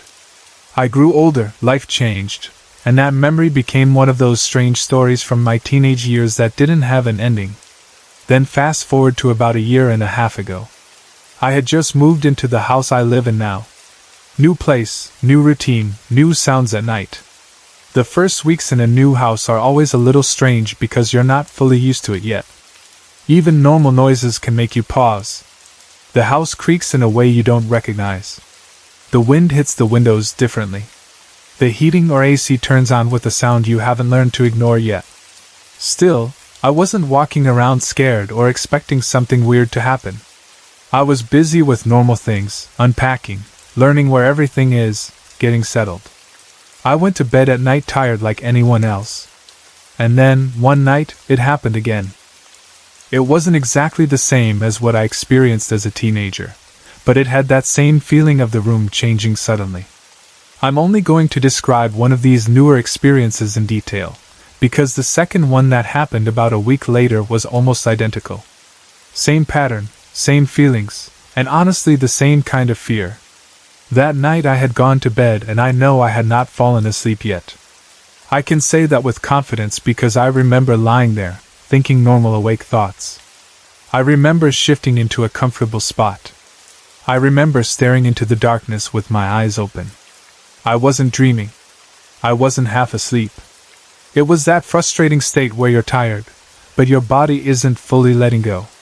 I was lying on my side. The room was dark, fully dark. I have blinds and curtains on the window, and I keep them closed. There wasn't a TV on. No lamp. No nightlight. Nothing. It was the kind of darkness where you can still make out shapes if you stare long enough, but it's still clearly nighttime. Then a loud humming or buzzing noise filled the room. It wasn't like the soft hum of a fan or the normal sound of electricity. It was stronger than that, almost like vibration, like a deep buzzing that seemed to press into my ears. It reminded me of standing near a big transformer or being close to a machine that's running too hard. The strange thing was that I couldn't locate where it was coming from. Normally, if you hear a sound in a room, you can tell if it's near the door, near the window, above you, or behind you. But this sound didn't feel like it had a direction. It felt like it was everywhere at once, like the air itself was humming. As soon as the humming started, the room looked different. There was a very faint glow, almost like the darkness had thinned out. Not bright enough to read anything or see clearly, but enough to notice that the room wasn't as black as it should have been. It wasn't coming from the window. The blinds and curtains were closed. There wasn't any light that should have been leaking in. The glow felt like it was just there. Like the room had a weak light of its own. At first I was confused, more than scared. My brain tried to make sense of it. I remember thinking, is something outside shining through? But it didn't match. It wasn't moving like headlights. It didn't flicker like a TV. It wasn't the steady light of a street lamp bleeding through. It was just a faint, even glow that made the corners of the room feel slightly visible. The humming continued, steady and loud. After a moment, I started getting used to it, not because it felt normal, but because when a sound goes on long enough your mind tries to adjust. I was lying there tense, listening, trying to decide if I should get up, turn on the light, check the window, check the hallway, anything. And that's when I felt my bed covers move. It was a tug. A clear tug at the covers, like someone had grabbed them and pulled. Not a tiny shift like fabric settling. Not me rolling over and accidentally moving them. It felt like an outside force. Like a hand, or something shaped like a hand, had taken hold and pulled. My whole body reacted instantly. My heart jumped. My skin felt hot and cold at the same time. I felt a rush of fear so sharp it was almost painful. It's hard to describe that kind of fear because it's not slow worry. It's instant panic, like your body hits an alarm button and you're flooded with adrenaline. I did not want to move. It wasn't because I couldn't. It was because I was terrified of what would happen if I did. In that moment, the safest thing felt like staying perfectly still. Like if I didn't react, whatever was there might stop. Like if I pretended to be asleep, it might leave me alone. But I could sense something beside the bed. Off to my left, it felt like something, was standing there. I couldn't see a clear shape, but the awareness was strong. It was like my body knew I wasn't alone, even though my eyes couldn't prove it. The presence felt close, right next to the bed, right in that space where someone would stand if they were looking down at you. And the strangest part was that it didn't feel like only one thing. It felt like there was more than one presence in the room. I couldn't tell you exactly why I believed that. It wasn't like I saw three figures. It was more like the room felt occupied in different spots, like there were multiple points of attention. If I had to guess, I would say it felt like there were three of them. That thought made the fear even worse. My mind raced while my body stayed still. I remember trying to convince myself it was a nightmare starting, except I knew I wasn't asleep. I remember trying to explain the tug. Maybe I shifted and didn't realize it, maybe the covers slid, but deep down I knew it didn't feel like that. It felt intentional. The humming stayed loud, and the faint glow stayed in the room. And then I heard movement. Not loud footsteps, but sounds that suggested something was moving around in my room. Small noises, like subtle shifts, like something brushing against objects or stepping lightly. The kind of sounds you hear when a person is walking carefully, trying not to be heard. Except nobody should have been there. I lay there listening, completely focused. I could track the movement in a strange way, like I could tell when it was closer to the foot of the bed or nearer to the side of the room. My eyes were open, and I was staring into the dim glow, trying to catch any sign of a shape. But it was like the room refused to give me anything clear. Just enough visibility to be scared, not enough to understand. Time felt wrong. That's another part that's hard to explain. It felt like it went on forever. If I had to estimate, I would say it lasted about half an hour. It might have been less, but fear stretches time. Every minute felt long. Every sound made me tense up again. During all of this, I was aware that I could move. I could shift under the covers. I could turn my head. I could look around. I didn't feel locked in place the way people describe with classic sleep paralysis. I did move a little, very carefully, under the covers, like testing whether I still had control of my body. I also moved my head and tried to follow the sounds. I could look toward the left side where I felt the presence, and toward the darker parts of the room where the movement seemed to come from. But even though I could move, I didn't want to sit up or throw the covers back. I was too scared of what I might see. The fear wasn't just, "Something is here." It was the feeling that whatever was there was evil. That word sounds dramatic, but it's the closest thing to what I felt. The presence in the room didn't feel neutral. It didn't feel like a random ghost just passing by. It felt heavy and wrong, like the worst kind of energy you can imagine. It made me feel small and trapped even though nothing physical was holding me down. At some point, the humming or buzzing began to fade. It didn't stop instantly, but it started to quiet down, like something powering off. As the sound got softer, the faint glow in the room also started to disappear. The room slowly returned to its original darkness, the normal nighttime darkness I was used to. And when the humming finally stopped, it felt like the room went still again. The movement sounds ended too. The sense of presence began to lift, like whatever was there had finally backed away. The air felt normal again. The space around my bed felt empty again. The house went back to being just a house. But I didn't feel better right away. I lay there shaking inside, trying to calm my breathing, trying to convince myself that it was over. I didn't want to move too quickly, because I was scared that if I reacted the wrong way, it would start again. I was terrified that the second I sat up or turned on a light, I'd confirm something I didn't want to confirm. Eventually, I did the only thing I could think to do. I prayed. I believe in God, but I'm not what I would call very religious. I'm not someone who goes around quoting scripture all the time or acting like I have everything figured out.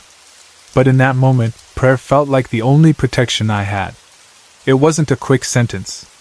It was long. I asked for help. I asked for safety. I asked for whatever was in that room to leave and never come back. I remember trying to be sincere because I didn't want to treat it like a casual thing. I was genuinely scared, and I needed something to hold on to. After I prayed, I still had trouble falling asleep. My body was exhausted, but my mind wouldn't shut off.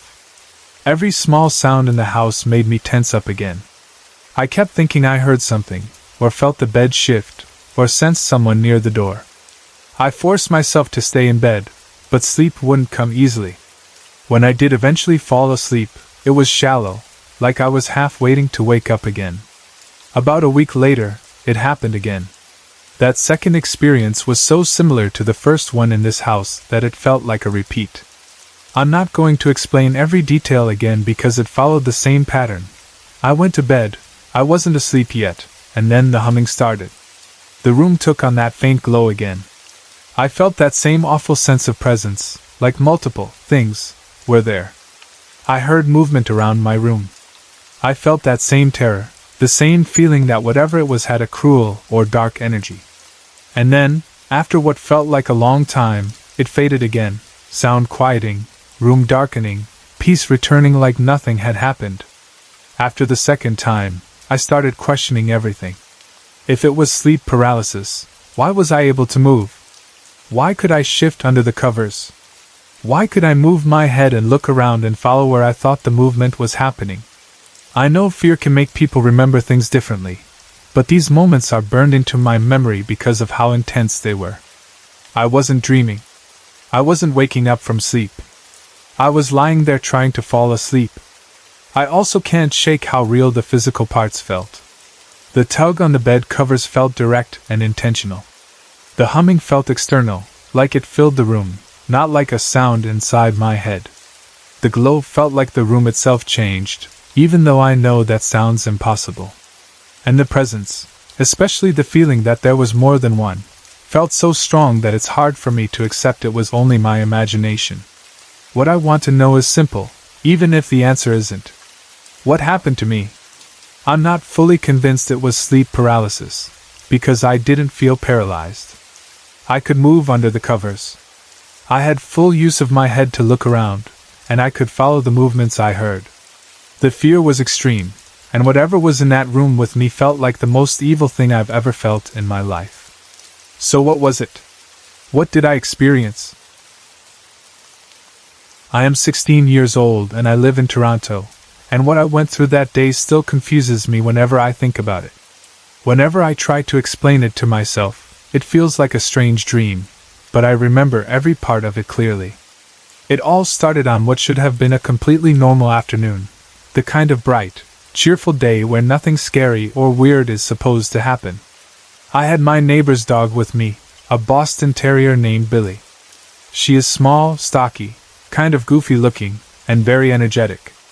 Technically a Boston Terrier isn't really a cross between a bulldog and a terrier, but that is how everyone on our street describes her. She has that squashed little face, big round eyes, and a short snout, and she sort of snorts when she gets excited. She is mostly white with some dark patches, and she trots like she owns the sidewalk. I was just walking her like I always do, following the usual route past the local cemetery.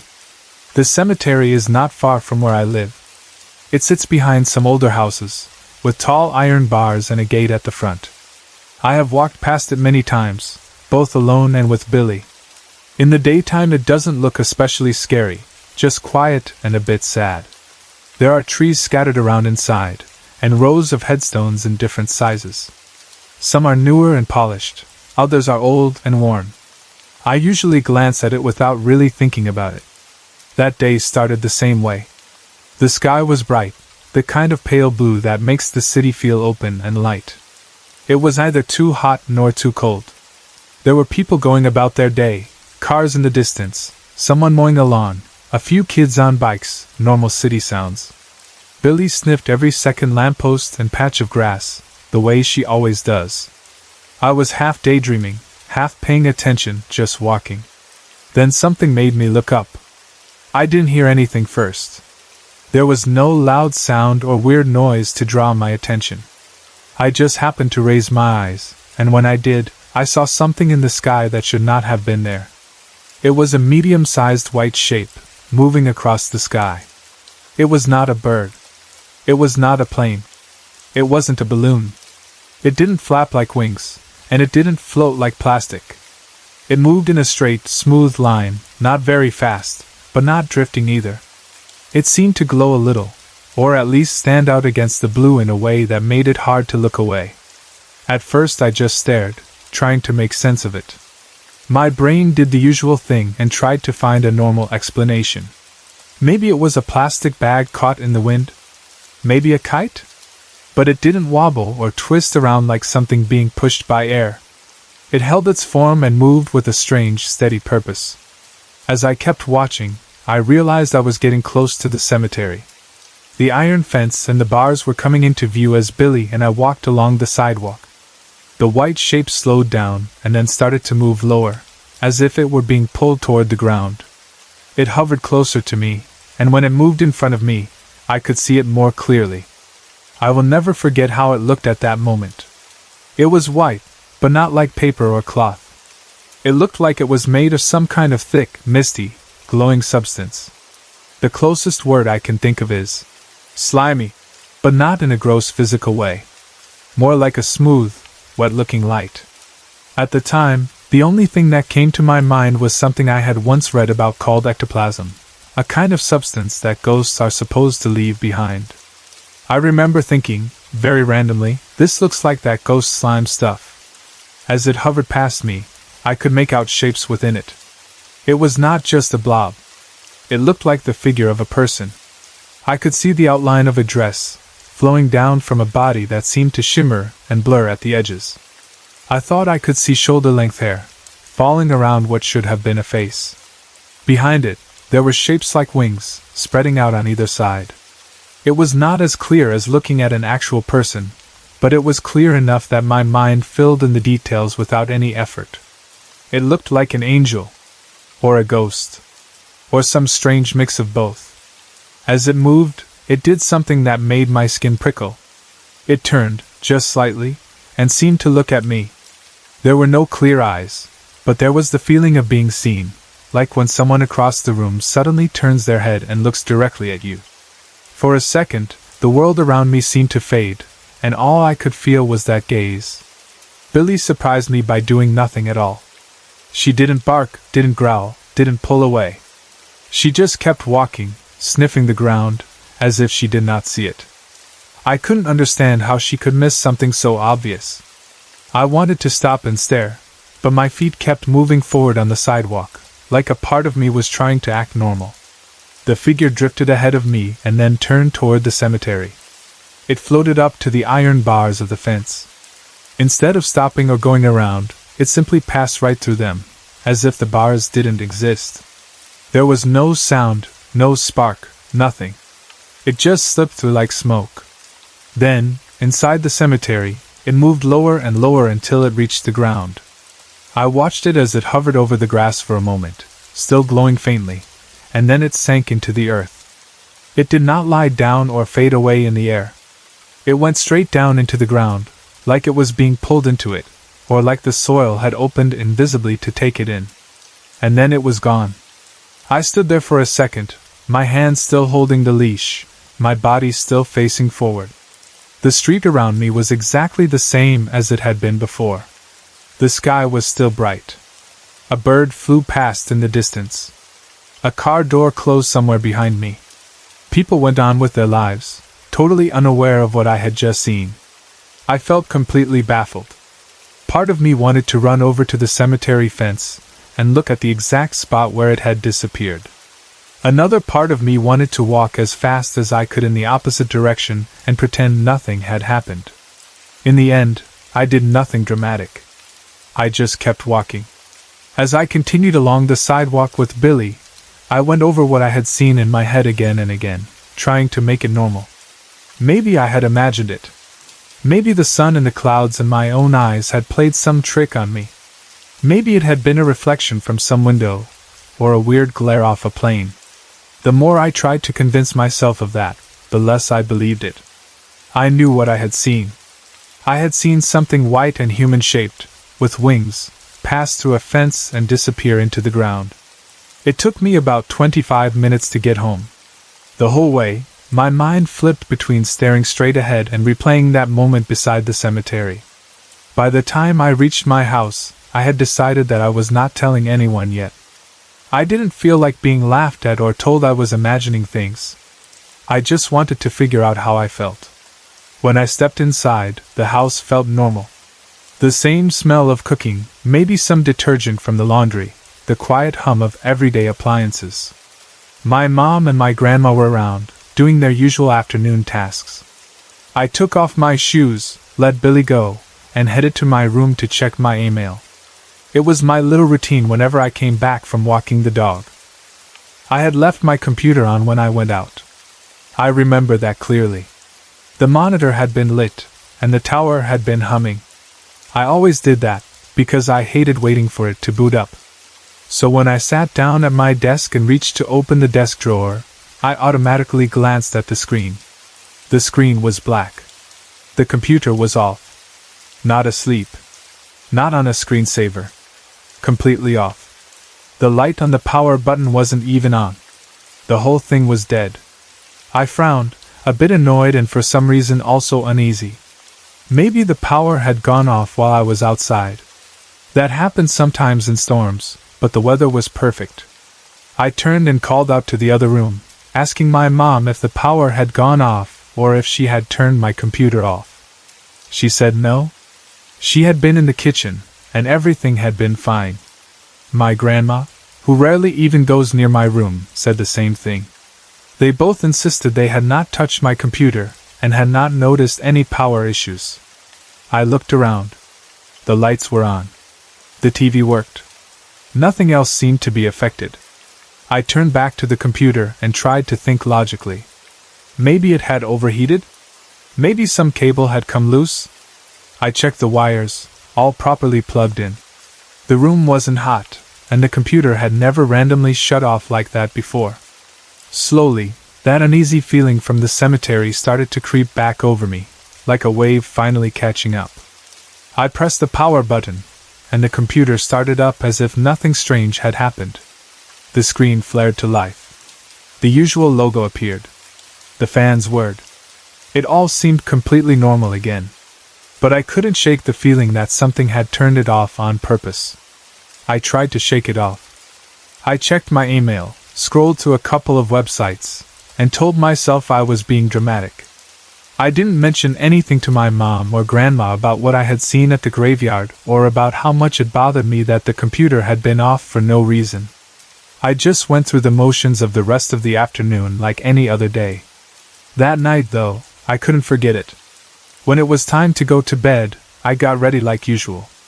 I changed into my pajamas, brushed my teeth, and said goodnight. I switched off the main lights and climbed under my blanket. Normally, I fall asleep pretty quickly, especially after walking and going through a full day of school and chores. That night, I lay there with my eyes open, staring at the ceiling. The room was dark, but not pitch black. A tiny bit of light from outside filtered in through the curtains, just enough to trace the faint outlines of my furniture. I could see the shadowy shape of my bookshelf against the wall, my desk near the window, the door, my dresser. All the familiar shapes were there, and yet everything felt different. The feeling that something was in the room with me came slowly. It wasn't like a jump scare. It was more like noticing a smell that you didn't notice at first, or realizing someone is standing behind you when you thought you were alone. The air felt heavier somehow. I had that prickling sensation on the back of my neck, the one you get when you are sure someone is watching you. Oddly, I did not think whatever it was wanted to hurt me. That sounds strange, but that's really how it felt. It did not feel like a direct threat, like some monster crouched at the end of my bed. It felt more like something present that should not be there. Even so, I was scared. Being watched, in your own bedroom at night is not a calm feeling, even if you don't feel outright attacked. I pulled the blanket closer around my shoulders and tried to force myself to think of ordinary things. I told myself it was just my mind playing tricks on me because of what I had seen at the cemetery. I thought about homework, friends, random things to distract myself. It didn't help. My ears seemed to be listening for the slightest noise. Every creak of the house sounded louder than usual. Then I saw it. On the wall near my bookshelf, a shadow moved. At first, it was subtle. I blinked, thinking maybe my eyes were adjusting. Then I saw it again, clearly, a darker patch of shadow sliding across the wall, slow and smooth. It was not in the shape of a person exactly, but it did not match any object in my room. It moved in a way that did not match the stillness of all my furniture. It was like something was walking in front of a light source I couldn't see. Once again, my mind tried to find something normal. Maybe it was a car passing by, and its headlights were shining through the window, projecting moving shadows. That made sense at first. It's the kind of thing that happens all the time in movies and real life. You see lights move across a wall, and you think, oh, it's just a car. But my room doesn't face a busy street. My window looks out onto the backs of other people's houses. Behind our home, there is a private alley where the Wellesley cottages are located. I have lived here long enough to know what normally happens out there. I have never seen a car driving through that alley at night. It is narrow, quiet, and basically used only by people walking. There are no headlights sweeping past my window in the middle of the night. The shadow moved again, like something passing close to the wall, and then fading. I lay there frozen, my eyes locked on that spot. My heart beat so hard I could feel it thudding in my ears. I wanted to reach over and turn on the lamp by my bed, but I was scared that if I moved too quickly, whatever was there would react. After a moment that felt much longer than it probably was, the shadow stopped moving. The wall returned to its usual darkness. The feeling of being watched slowly eased, like something had lost interest. Eventually, exhausted from fear and staring into the dark, I must have drifted off to sleep. The next morning, I tried to act normal. I got up, got dressed for school, and went about my usual routine. A part of me wanted to tell my mom or my grandma, but when I imagined their reactions, I pictured them brushing it off, telling me I had just had a bad dream or that I was scaring myself. Another part of me didn't want to say it out loud. Saying it would make it more real. So I stayed quiet. Right before I left for school, something else happened. My cell phone rang. Normally, when my phone rings, it plays the usual ringtone, and I just pick it up without thinking. That morning, the ring sounded the same. I grabbed my phone, looked at the screen, and didn't recognize the number. It didn't show a name, just some digits. I hesitated for a second, then answered. "Hello?" I said. What I heard was not a normal voice. It was more like a whisper, very faint, right in my ear. I could not make out the words, if there were any. It did not sound like static. It sounded like someone was trying to speak very softly, close to the microphone. Before I could say anything else or ask who it was, the phone went strange. The screen glitched. The call cut off. The sound that followed was like the phone going haywire. Clicking, a burst of noise, and then silence. I pulled it away from my ear and stared at it. The screen returned to the home page. Everything looked normal again. Nothing was wrong with the phone as far as I could tell. The battery was charged. The screen was fine. The buttons worked. It didn't freeze or shut down. It just behaved as if some unexplained glitch had happened in that brief moment of the whisper. I didn't know what to do with that either. I shoved the phone into my bag and told myself I would think about it later. I went to school, went through my classes, listened to teachers talk and friends chatter about normal things, and all the while, in the back of my mind, those three events played over and over: the white angel-like figure at the cemetery, the computer turning off on its own, and the moving shadow in my room and the whisper on my phone. When I got home from school that day, I checked my phone again. There was a new message waiting for me. The details of what was in the message are not something I like to repeat. All I will say is that it was eerie. The content didn't make sense in a normal way. It felt connected to what had happened earlier, as if whatever had whispered on the phone had left a mark there. It was not from any contact I recognized. The number was strange, and even trying to explain it to someone else would make me sound like I was making it up. It unsettled me enough that I sat on my bed and just stared at the screen for a while before finally closing the message and putting the phone down. After that, everything went quiet again. Days passed. Then weeks. I did not see the white angel or ghost again. There were no more shadows moving across my wall at night in that same unnatural way. My computer did not switch itself off. My phone did not ring with whispers or show messages like that again. Life slid back into its normal rhythm: school, friends, homework, chores, walking Billy, spending time with my family. Sometimes, on bright afternoons when I walk past the cemetery, I glance up at the sky without meaning to. I look at the bars of the fence. I look at the grass inside. Everything looks completely ordinary. People pass by, talking on their phones or listening to music. No one seems to notice anything strange. I think about that day, about the white figure with wings going through the bars and disappearing into the ground, and I wonder if it was meant just for me to see. At night, when I lie in bed and the room is dark, I sometimes remember the way the shadow moved along my wall and how it felt to be watched by something I couldn't see clearly. When my phone rings unexpectedly with a blocked number or shows a weird glitch, my stomach tightens for a second, waiting to hear that whisper again. It never comes.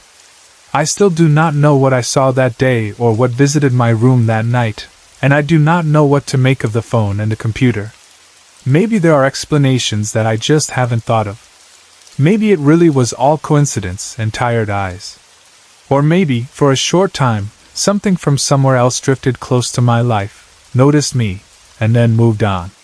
All I know is that I haven't seen that angel-like ghost again, and after those few strange things at home, everything went back to normal. But every time I walk by that cemetery, I can't help but feel a little shiver, and I always look up, just in case.